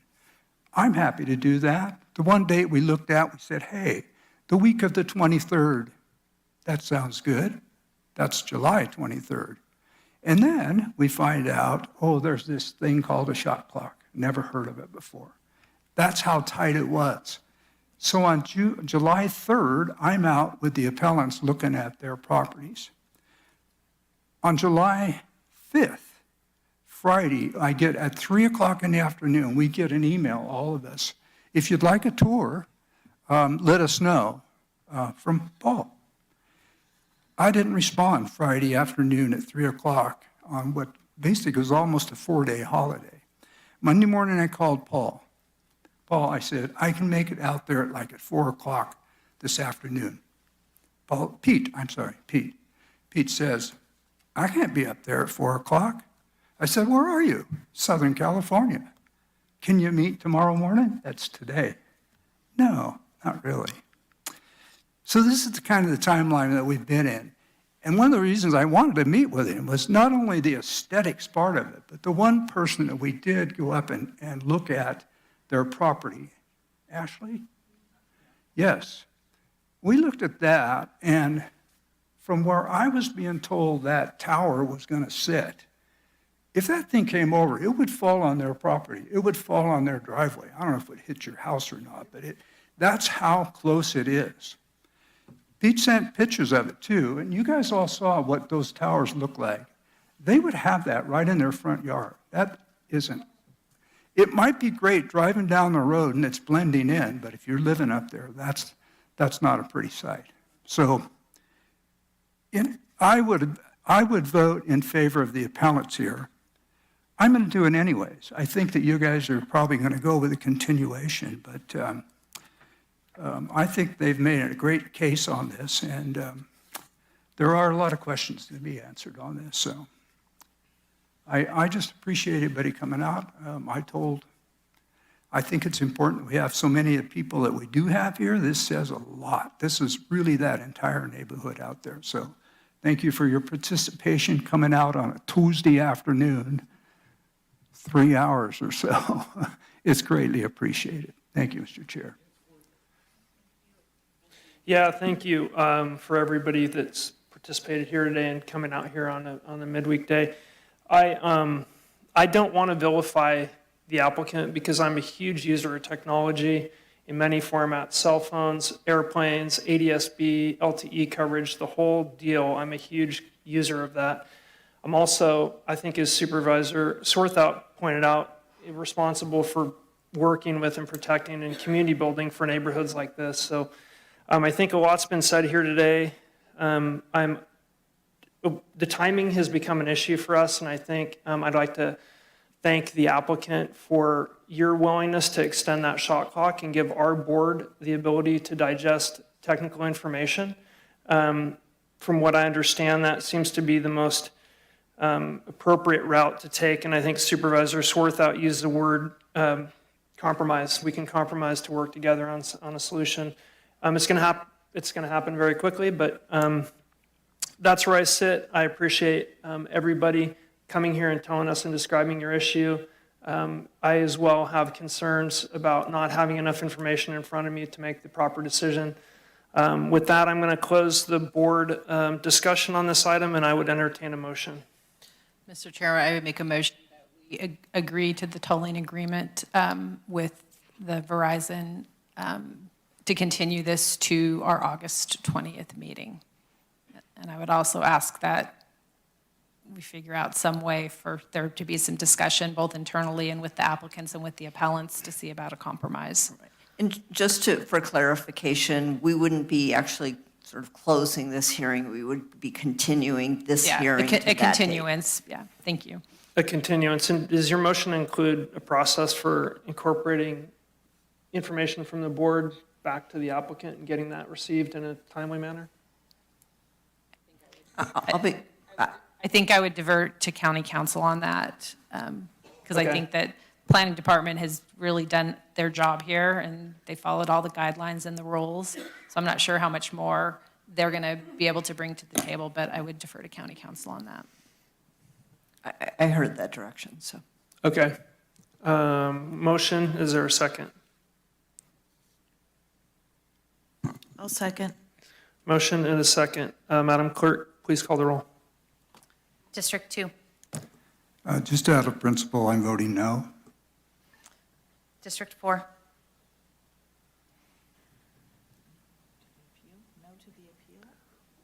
No, No I- to the motion.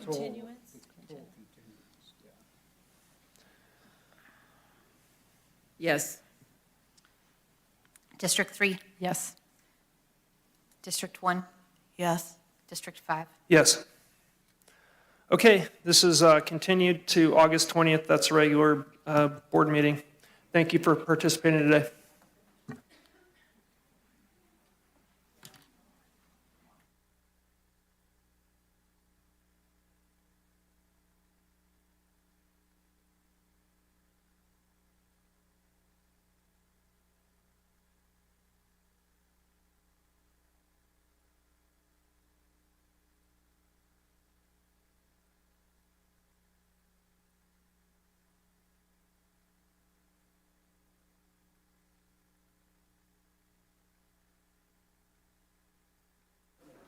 We're going to take a 5-minute recess. We'll be back in 5 minutes.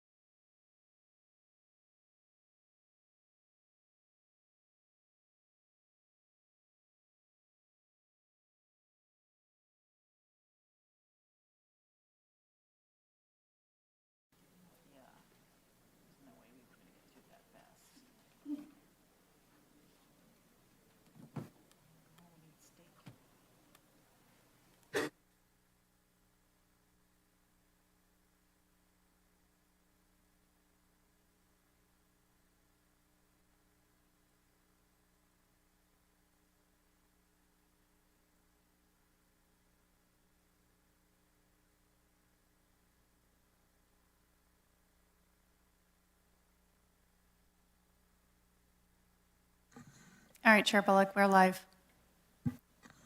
Okay, thanks. We'll call the meeting back into order here, and we're moving on to item number 68. This is our CEO, Allison Lehman. This is a resolution approving the 2024 Revised American Rescue Plan Act, ARPA, expenditure plan and establishing budget and project authorizations for the remainder of the Nevada County's allocation from the ARPA coronavirus state and local fiscal recovery funds and local assistance and tribal consistency fund programs, and directing the auditor controller to amend various fiscal year budgets 24 and 25 and delegating authority to modify the allocation of state and local fiscal recovery funds, category 6 project budgets as needed to facilitate the completion of projects identified in the 2024 revised ARPA expenditure plan. This requires a 4/5 affirmative vote. With that, I'll turn it over to our CEO, Allison Lehman.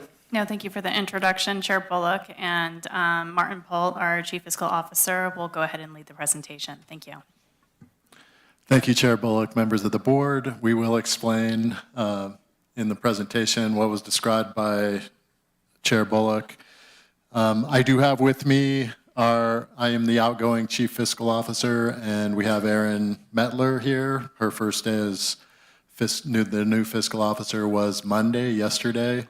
She's joining me in this presentation. Ariel Lovett, who's our Project Administrator in the CEO's office, is with us. And Kimberly Parker, your Economic Development Program Manager, is also with us. So we're going to give you an update on the American Rescue Plan today. For today's presentation, we'll talk a little bit about some basics about the ARPA expenditure plan. Ariel and Kimberly will then give you an update on community resiliency grants and some of the other projects for community spending with these ARPA dollars. And then Aaron is going to discuss the 2024 revised ARPA expenditure plan and some recommended actions in this item. So as far as the basics, ARPA was signed into law on March 11th, 2021, and that included for the county a total of $20.1 million. There was $19.4 million in the original state and local recovery funds, as well as another $700-ish thousand awarded later in 2022 and 23. So total $20.1 million. And on April 27th, 2021, the board first adopted the initial ARPA expenditure plan, and that expenditure plan allocated 30% of the ARPA funds to community and economic resiliency projects, and that included a couple items that Ariel and the team are going to talk about today. $2 million grants for community resilience grant program. There was also included in that 30%, $450,000 for recreation and resiliency grants. You'll hear a little bit about that later today. And your board also dedicated some funds to the Nevada County Relief Fund as some seed money for major projects, as well as leveraged other projects for broadband, housing, wildfire, and sewer activities. And then the rest of it, the 70% of these funds, most of which we're going to be talking about, Aaron's going to be talking about later today for this plan update, that was for county costs and revenue loss. So during the last 3 years, the board has adopted periodic updates since that April 27th approved resolution. And generally, for the last update to this expenditure plan was followed by the January 2023 board workshop. You gave us guidance on the expenditure plan at that time. And on September 12th, 2023, you adopted a revised expenditure plan, the 2023 expenditure plan. And what you're going to see today is largely a continuance of that expenditure plan. This guidance that you're going to be asked to approve today is very consistent with the projects that were approved in that expenditure plan and previous plans. And we're also going to be asking you for some flexibility to meet the Treasury guidelines that we're running up against. Aaron's going to talk a little more about that. So this plan that you're seeing today, we did talk about it in the board workshop, some of the expenditure and projects that are in the plan we're asking you to approve today. And we also asked for your guidance during the budget process, including in the budget hearing earlier in June. All of the information up to this point is on the county website. We do have a couple of ARPA pages on the county website. So all of the treasury reports, we have quarterly treasury reports, are on that website. The board actions that I've described on this slide are also documented and available to public as links on that website. And we also have some information on the community resiliency grants and other ARPA expenditures on that website that's available to the public. And with that background, I'm going to kick it off to Ariel Levitt for the next piece of this. Thank you, Martin, and good evening. I think we're kind of officially an evening maybe, but good evening, Chair Bullock and members of the board. As Martin mentioned, in April 2021, your board allocated $5.8 million, or approximately 30%, of Nevada County's ARPA allocation to community and economic resiliency. This included $2 million in community resiliency grants and $450,000 in outdoor visitor safety fund grants. This was a very intentional and unique strategy of this board to invest funding quickly and directly into our community, and grants were awarded in early 2022 following a competitive process.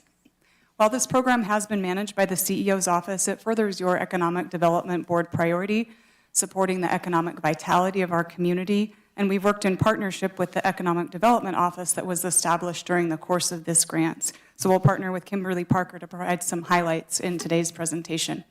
Next slide, please. Nevada County's Community Resiliency Grant funded programs and projects that responded to the negative economic impacts of the COVID-19 pandemic.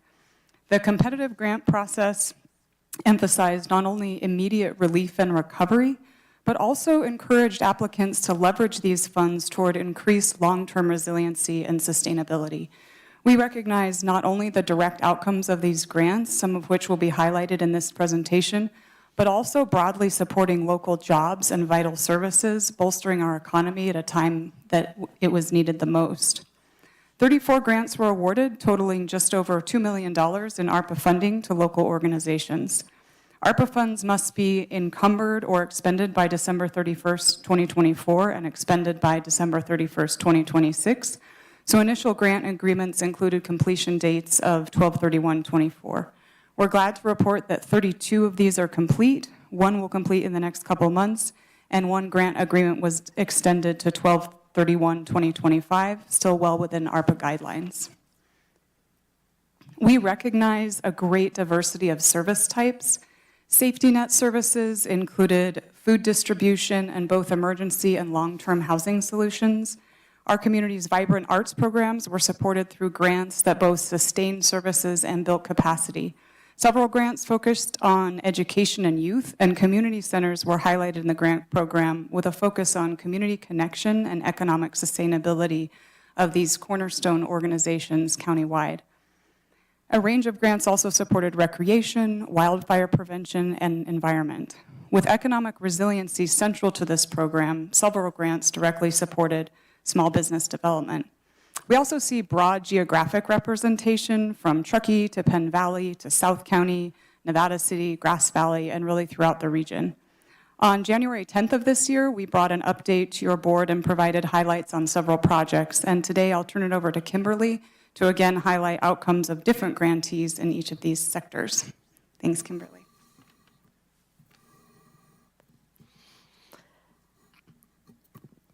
Thank you, Ariel. Good evening, Chair Bullock and Supervisors. I am excited to share an update on achievements of the county's investment through the Community Resiliency Grant Fund. If we could go to the next slide, please. One of the goals of the funding, Ariel mentioned, was to accelerate economic recovery following the pandemic and provide a base of resiliency against future economic shocks. The next few slides will walk through various sectors highlighting some of the great work that has been done and accomplished. Our first group is Sierra Community House. Sierra Community House is in Kings Beach, and it leveraged community resiliency grant funds to bolster family support and community engagement that were pivotal in enhancing hunger relief efforts and facilitating accessible legal mediation services, thereby fostering a resilient and empowered local community. One recent example is their mediation and legal assistance team, which served 200 community members with 503 services in a 3-month period. There were 6 other safety net projects funded, and while we can't go through all of them in great detail, I'll just mention them quickly. They were Interfaith Food Ministries, Gold Country Senior Services, Habitat for Humanity, Child Advocates of Nevada County, the Local Planning Council, and Communities Beyond Violence. As we move on to the next slide, one of the sectors that was hit especially hard during the pandemic was arts and culture. There was a tremendous impact on the bottom line to those organizations as well as to our local economy. One of these organizations was the Nevada Theater Commission. Since the installation of a new projector and screen, increased Wi-Fi capabilities, and sound monitor equipment, the theater can now support the technology requirements of new films, live music events, and theater productions. These improvements benefit any tenants who use the space, such as the Wild and Scenic Film Festival, live concerts, theatrical productions of Lyric Rose and Sierra stages, and much more. The theater has continued to replace outdoor lighting, sound, and internet equipment for improved cost efficiency and technological capabilities. They have added these improvements while keeping their costs well below market value rates for tenants. This has provided great resiliency and financial relief, drawing people to the area from both inside the county and outside of our community. The other organizations under the arts that were really benefited during this period were Neighborhood Center for the Arts, Nevada County Arts Council, Music in the Mountains, and Tahoe Truckee School of Music. Our next slide will demonstrate that during the pandemic, economic development community organizations played a crucial role in supporting small businesses by offering advisory services and connections to resources with things like grants and loans. Their proactive efforts helped many small businesses navigate the challenges and uncertainties, enabling them to sustain operations and adapt to changing market conditions. One such player in that arena is Sierra Commons. This small but mighty nonprofit hosts many great offerings and is quickly growing a strong reputation for producing dynamic accelerator programs that lead to business ownership. Highlights from Sierra Commons included the Capital Summit event that reached 50 people and brought new capital resources to our community, and I think our CEO was their keynote speaker. They also worked to start an angel funding network through the community building events. They had tech meetups focusing on product demos, drones, and robotics with over 60 participants. And they also created internships with Bitney and Godoti schools. In addition to their Business Igniter program, which we know they have done successfully for years, they now have a food entrepreneurship accelerator and forest entrepreneurship training program, each geared to creating business and enhancing workforce. Other strong organizations in this particular arena include Truckee Downtown Merchant Association, Grass Valley Downtown Association, Curious Forge, Nevada City Chamber of Commerce, Nevada County Economic Resource Council. Our next slide shows us a little bit about community centers and how they play a crucial role within a county for several reasons. They serve as gathering places, bringing residents together. These centers often provide access to vital services and resources that might otherwise be inaccessible to certain segments of our population. This includes health services, educational programs, recreational activities, and cultural events. Community centers often celebrate local identity and culture through events, workshops, and programs. They become hubs for preserving and sharing tradition, language, arts, and history specific to our county and their neighborhoods. Today, I want to highlight the Rough and Ready Grange. In 2020, the Grange was forced to discontinue all activities which served their low-income community, and stopped their only funding source. As a result, their financial resources were severely depleted, making it difficult to pay ongoing bills, including heating, insurance, lighting, etc. Since the installation of the commercial hood and the purchase of a new commercial refrigerator and partial funding for a new stove, the Grange is gradually gaining economic recovery. Community members have expressed great appreciation for the monthly breakfasts. Isolated members look forward to connecting with neighbors. In addition, the Rough and Ready Grange has started a monthly open mic. At the last event, volunteers cooked hamburgers of organically, locally grown beef for participants.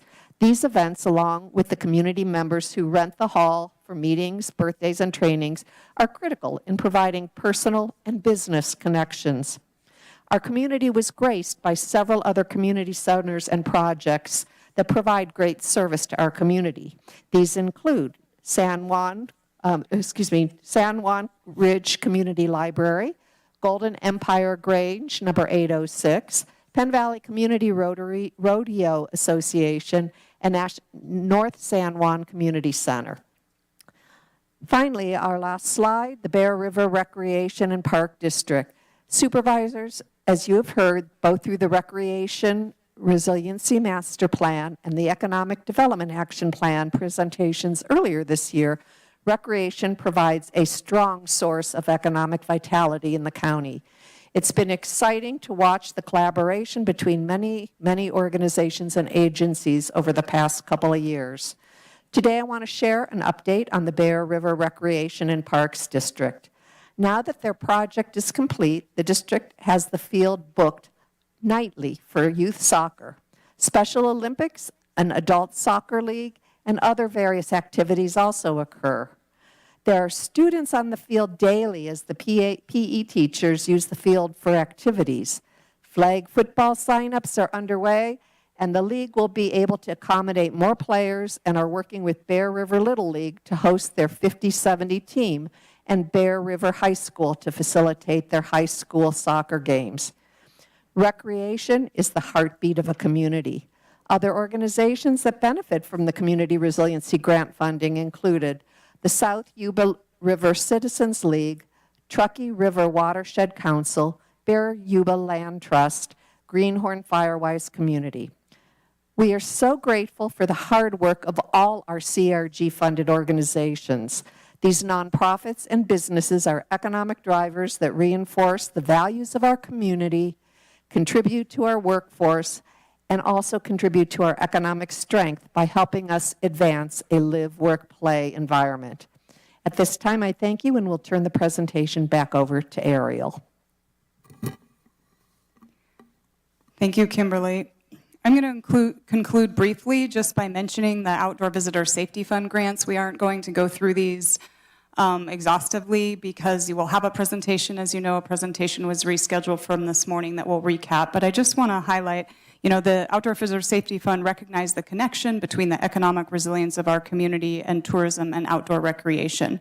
So there were a total of 11 grants with $450,000 in ARPA funds invested. Again, 8 of those are completed. 3 are in progress to be completed timely, and 1 will be extended as well, again, well within ARPA guidelines. So I'm not going to go through. You could go to the next slide, Martin, and really just see these 11 grants enhanced parking in South County as well as near Scotts Flat. River and trail ambassador programs were bolstered. Grants to Circle and Truckee Trails also established toilets in highly impacted areas, and a grant to Circle established mile markers to improve safety. Again, these grants will be brought back with another item, so I'm going to conclude by underscoring the tremendous efforts from all of our community resiliency and Outdoor Visitor Safety Fund grantees. Not only did these local organizations, staff, and volunteers work hard to stay resilient, to recover and rebuild following the challenge of the COVID-19 crisis, but they have also, in all cases, leveraged significant match toward these grants, both in the form of financial match as well as volunteer time to create lasting positive impacts in our community. Thank you also to our staff that have worked hard to implement this program. And with that, I'll turn it back over to Aaron Mettler, your incoming Chief Fiscal Officer. All right, so we have some great projects that we're celebrating today, and really just want to highlight the innovation with these funds that your board sought to provide community engagement dollars, economic development dollars, as well as stability in our government services. So really what I'm going to go through is very quick housekeeping items, fairly routine and very common. Definitely want to be able to complete all of these projects and expend the funds consistent with the previous plans brought before the board. We are keeping our eye on the ARPA deadlines. Again, it's this December 31st to encumber all of the funds under a contract, and by December 31st of 2026 to have them expended. We are using the ARPA provision for government services, which is a $10 million county cap to help us achieve this expenditure plan. Some of the transfers that we're proposing in the attachment to the staff report will support the balanced fiscal 24-25 general fund budget, as well as offer additional flexibility for certain projects. And with that, our recommendation is to approve the 2024 revised ARPA expenditure plan, which is attachment A to your staff report, as well as direct the auditor controller to establish budget, which is attachment B to your staff report, and then delegate authority to the county executive officer to direct project budget adjustments needed to complete projects. This is a timing factor of ending our fiscal year, reconciling those accounts and those projects, and then there will be some needed adjustments that we'd like to have the county executive officer direct. Future budget amendments, as always, will be brought to this board for approval as needed to execute the plan. And with that, we'll entertain any questions. Okay, great, thank you. I'll open it up. Board member questions? Any questions? We'll come back for comments. Seeing no questions, we'll open it up for public comment. Anybody here, and I know we have stakeholder partners here, we're thankful and grateful that you guys stuck around, and thank you for your patience. Please step up to the mic and we'll talk about ARPA.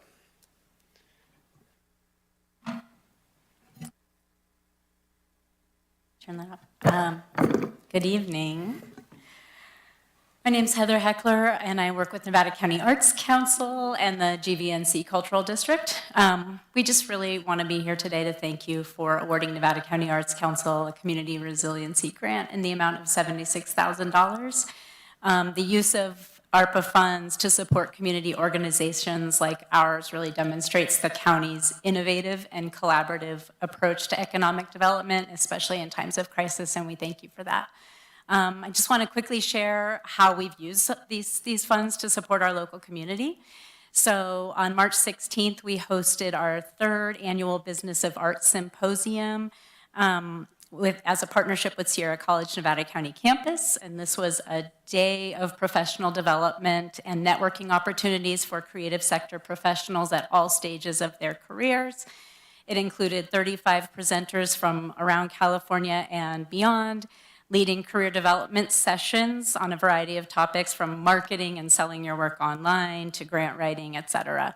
We had really amazing keynote speakers, including Dr. Tasha Golden, who's America's foremost authority on arts, health, and trauma-informed practice. We were so lucky to have her join us, and Sean Fenton, Executive Director of Theater Bay Area, on the importance of representation in the arts. And the event was attended by over 150 artists and cultural workers, many of whom operate small businesses. And because of your support, we provided 70 full scholarships to make that event free to students of all ages, and it was just such an amazing, inspiring event. And also, Muse. So I'm hoping you have all seen this and are really proud of this.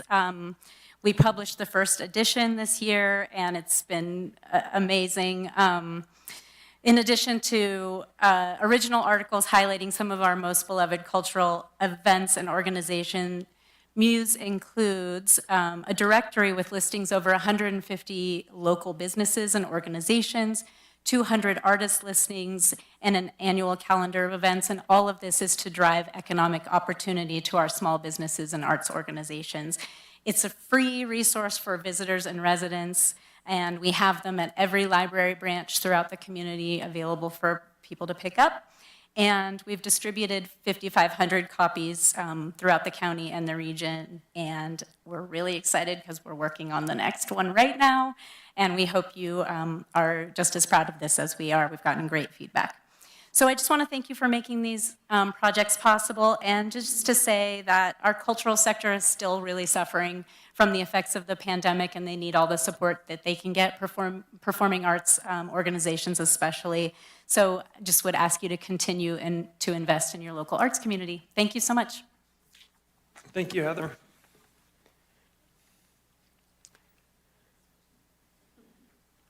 Hi, Jennifer, welcome. Hi, everybody. Thank you for having us today. Thank you. Really pleased to be here. Bright Futures for Youth and our community certainly has benefited from the ARPA Community Resiliency Grant. Just as a reminder, Bright Futures for Youth's mission is to ignite the potential of youth today for vibrant communities tomorrow. And our vision is that every young person has hope, opportunity, and the capacity to succeed. We offer after-school and year-round programs for ages 11 to 25, and many of the young people we serve need extra supports and resources along the way to overcome obstacles and challenges. The ARPA grant made it possible for us to expand outreach and case management efforts to youth experiencing homelessness in our community.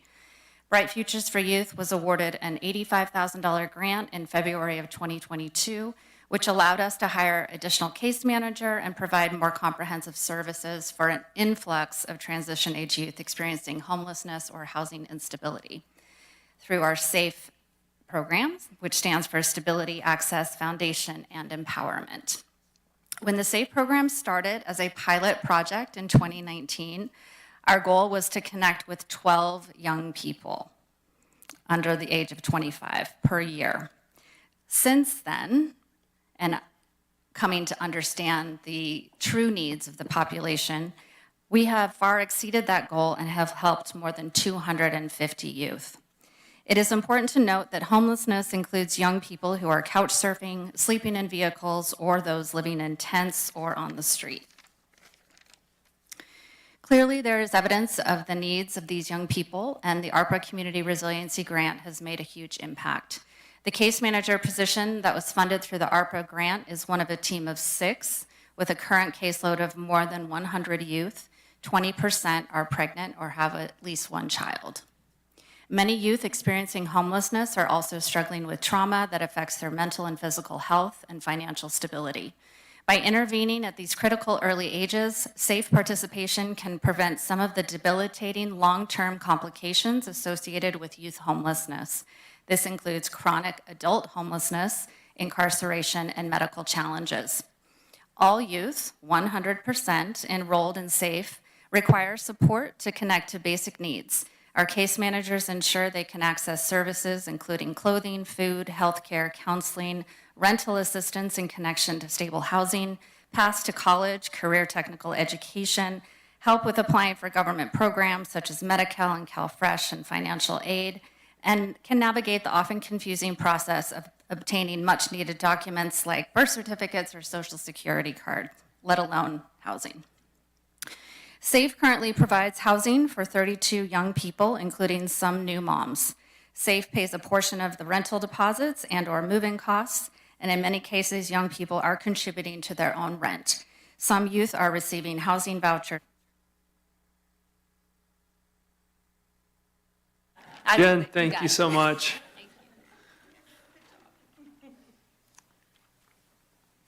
Hi, good evening, Board. I am Joy Porter, and I am the chair of the Downtown Grass Valley Association. Without this grant, I don't even know that I would be standing here representing the organization. Looking back into 2020, we did not have any events downtown, and also leading into part of 2021. So to be able to receive almost, $69,000 allowed us to hire staff. It allowed us to restructure. It allowed us to look at every single event that we did for the community and did they make sense? And we reinvented where we needed to. Part of the funding from this also allowed us in 2023 to create a new event called Locals for Locals, and it was youth-centric, which we will be repeating that event this year too. And it's the emphasis of this particular event is alternative pathways to to future for the youth. And so that's very exciting for us. There is so much to say. I could talk for an hour, but I won't. I know it's late. One of the things that happened in 2021 is our doors were about to be closed. Without having events, without having income, without having sponsors, we were not able to continue. And that's, as you know, when we came under the management and leadership of the Grass Valley Chamber. And our whole goal collectively as two boards was to build collective community, collective capacity within both of our organizations. We remain two separate entities, just being managed by our executive director and CEO, Robin Davies. She apologizes for not being here tonight. Some of the benefits of that is when we look back, even back into 2018 and 19, our events now are over 60% more profitable, which has allowed us to hire more staff in addition to just one person. One person did not have the capacity to do this job and to run our organization. And it took everyone focusing on their own businesses in order to, and quite frankly, neglect the GVDA because people were just trying to survive during that year. And so it's really beautiful to have an extremely active board, a unified board where everyone's working towards the same goals. The BID is the Business Improvement District. Typically, we receive from the city, which is paid by our members in the district, roughly $40,000. Our membership has increased with participation. The last 2 years, we've received $60,000 from our members in the community, with over $10,000 in savings, which is phenomenal. In addition to that, our social media outreach in December alone, we reached 1.5 million views and interactions in December. That's for our whole community at large.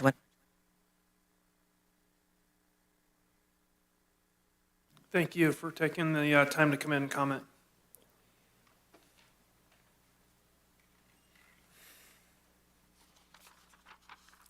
Hello, everyone. My name is Jan Bedane. I am co-president along with Lynn Forbes of the League of Women Voters of Nevada County. We are an all-volunteer, small but mighty organization. We received $12,000. Excuse me. We received $12,000 from the resiliency grant, and we are down to spending the last $1,200. We're waiting for the upcoming candidate forums to do that. So we want to really extend our thanks to the board for approving these funds. We were hand-wringing like many other organizations when the pandemic hit. How do we move forward? How do we engage the public? What the grant allowed us to do was to facilitate nonpartisan civic engagement through 4 election cycles, the 4th being the one that we're in currently.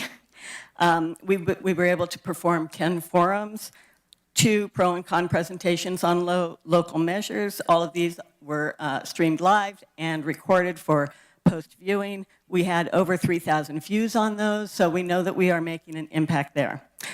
We improved both our voter registration campaign and our Get Out the Vote campaigns, and we really put a lot of emphasis on the youth for that. In our marketing materials, we made both Spanish and English materials, and we also did different materials for youth and those for adults. Those also have QR codes so people can very easily point their phone and register to vote right there online. So great campaigns. You'll see our new Get Out the Vote campaign all over the place. We've got lots of materials that are going up. And then finally, with that, we conducted a lot of outreach. We are currently at all of the summer markets, including Truckee, which we're so excited about because we changed our names from Western Nevada County to Nevada County, specifically so that we could start to serve the Truckee community, which we are going to start to do at their first summer market. With some professional help, we created a strategic plan that allowed us to really improve the infrastructure of our organization. We increased our membership. We almost doubled it. We increased significantly our donor contributions as well as our volunteers. We developed strategic partnerships with lots of other organizations and developed the Depolarizing Political Conversations with the Braver Angels, which was a standing room only event to try and help neutralize our political conversations. We took seriously the request for funds to be spent locally to leverage the grant for the greater benefit of Nevada County. I'm proud that almost all of our funds were spent within the local businesses and individuals. The grant did not pay for everything I've just mentioned, but it gave us the confidence that we... Thanks to the league. Thanks for coming.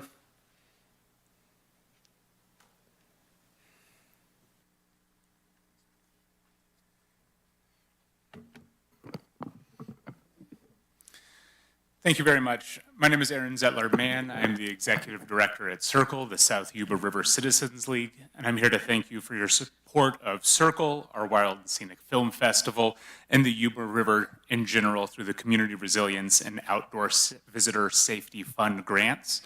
This funding supported the Wild and Scenic Film Fest, including helping the program stream internationally, including once in Antarctica.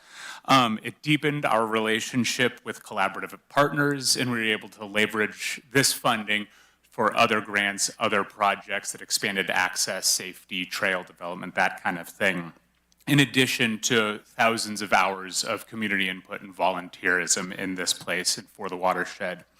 The support for the River Ambassador program specifically continues to be crucial, and sit-ins over this holiday weekend really emphasize just how important this program is. Since the start of river season, our River Ambassadors have spoken with more than 3,000 people, about 80% of them reporting as being from out of the area. Over the 4th of July holiday weekend alone, they counted 6,000 people interacting with about 1,200 of them, and that's just at 3 crossings, Bridgeport, 49, and Purdon. One River Ambassador this weekend recorded videos of cars parked on the shoulder, partially in the roadway, and in tall, dry grass for 1.5 miles as they were leaving the Bridgeport crossing. The messages delivered by River Ambassadors and supported by you all about river safety, fire safety are crucial as folks continue to flock to this neighborhood and this location based largely on social media. The funding investing in the safety of visitors and also in the health of our waterways. The mile marker program, which is nearly complete, means that when there are tragic incidents in the canyon, people not only know where they are, but they can also communicate that more effectively and clearly with search and rescue and emergency medical services, who can then access those locations more easily. The funding has also helped with new partners and existing partners, including getting things like the Golden Quartz toilets installed. Our partnership with U.S. Forest Service got this much needed infrastructure upgrade done, and it benefits those people that use that campground and location on the South Yuba River, but also helps us avert potentially damaging and dangerous health impacts to the watershed. So I want to thank you all for your support of the Outdoor Visitor Safety Fund and Circle. Thank you, Aaron.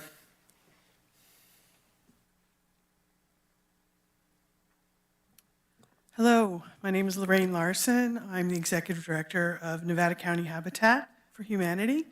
And I want to thank you, Chair Bullock and Supervisors, for your support with this ARPA grant of Habitat's activities. This grant is helping with developing a site of 12 homes that will be owned by 12 families when the project is completed. Right across from this site are 16 Habitat homes, so eventually this will be a 28-home Habitat neighborhood.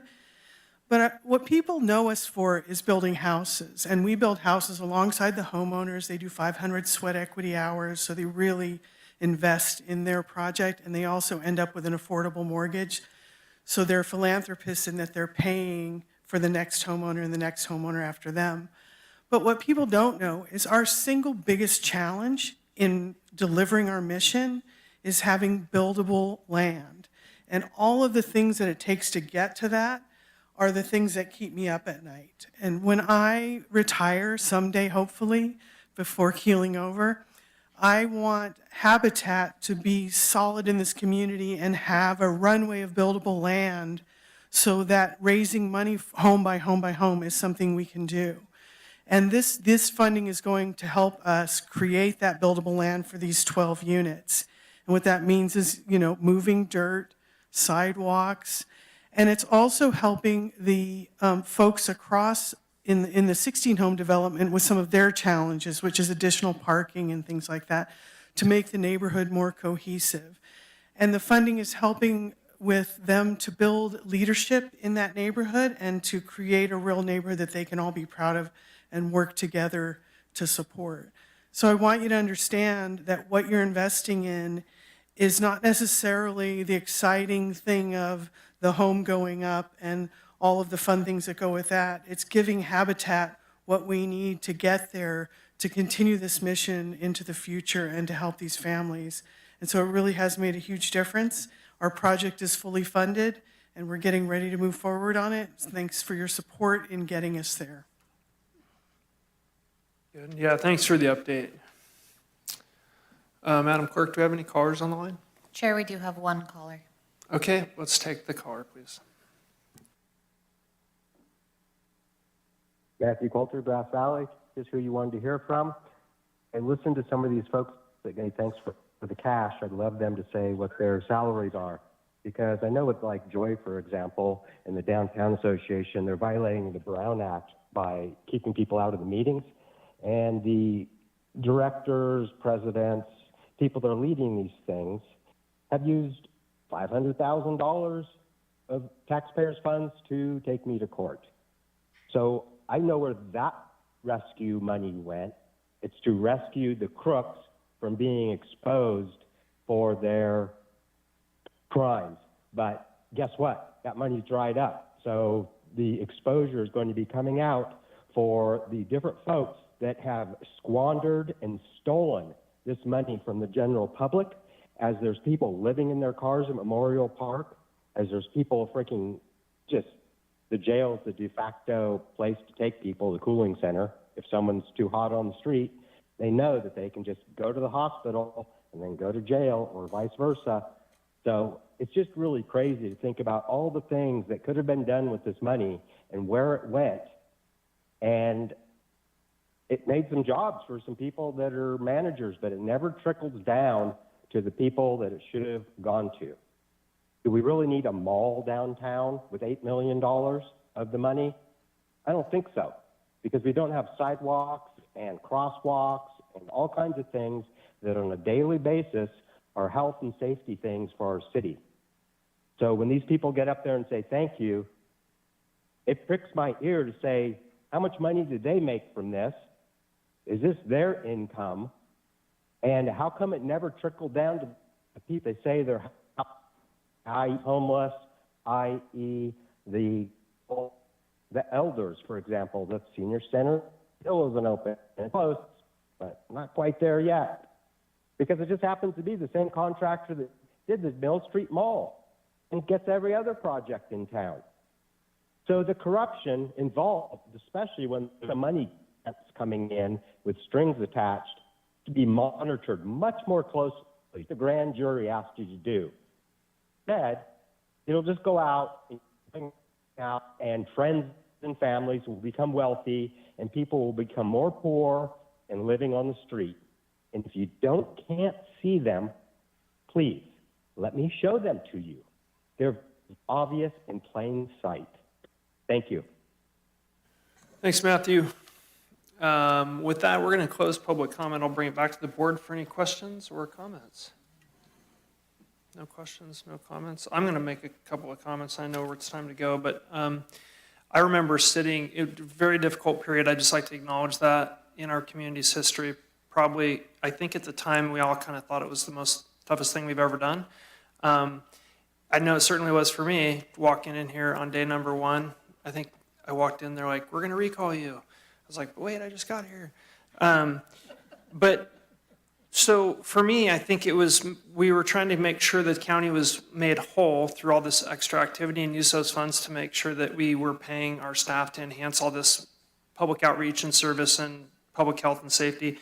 It was to support our community, and it was also to do it with transparency. And so I think, in my opinion, sitting through that whole process, I think it's mission accomplished. For you, your team, Allison, your team, CEO's team, economic development team, or in particular our community partners who actually did the heavy lifting, contrary to any of the comments we've heard. But I mean, it was just absolutely phenomenal effort on your part to support our community during that period. When you were all trying to support your own families and support your own organizations, you reached out and supported our community as a whole. So sincere thank you from this board member for getting through it. I think it was awesome. And I also had the privilege of sitting through the budget ad hoc with Martin and Aaron and others, trying to see where the money has gone, and I stand behind it 100%. I understand where it's gone. I think the board's had total transparency. We have a website.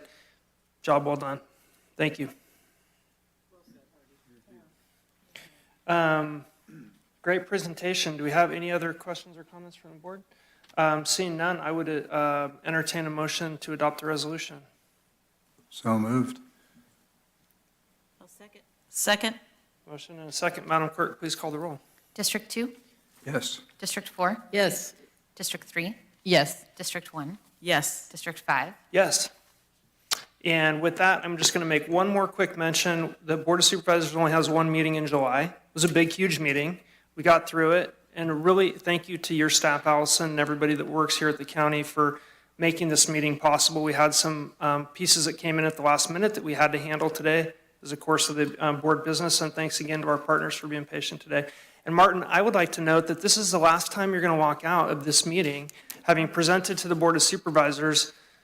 And this is a mic drop opportunity for you. And I just want to say thank you again, sir. Thank you. And with that, we're adjourned.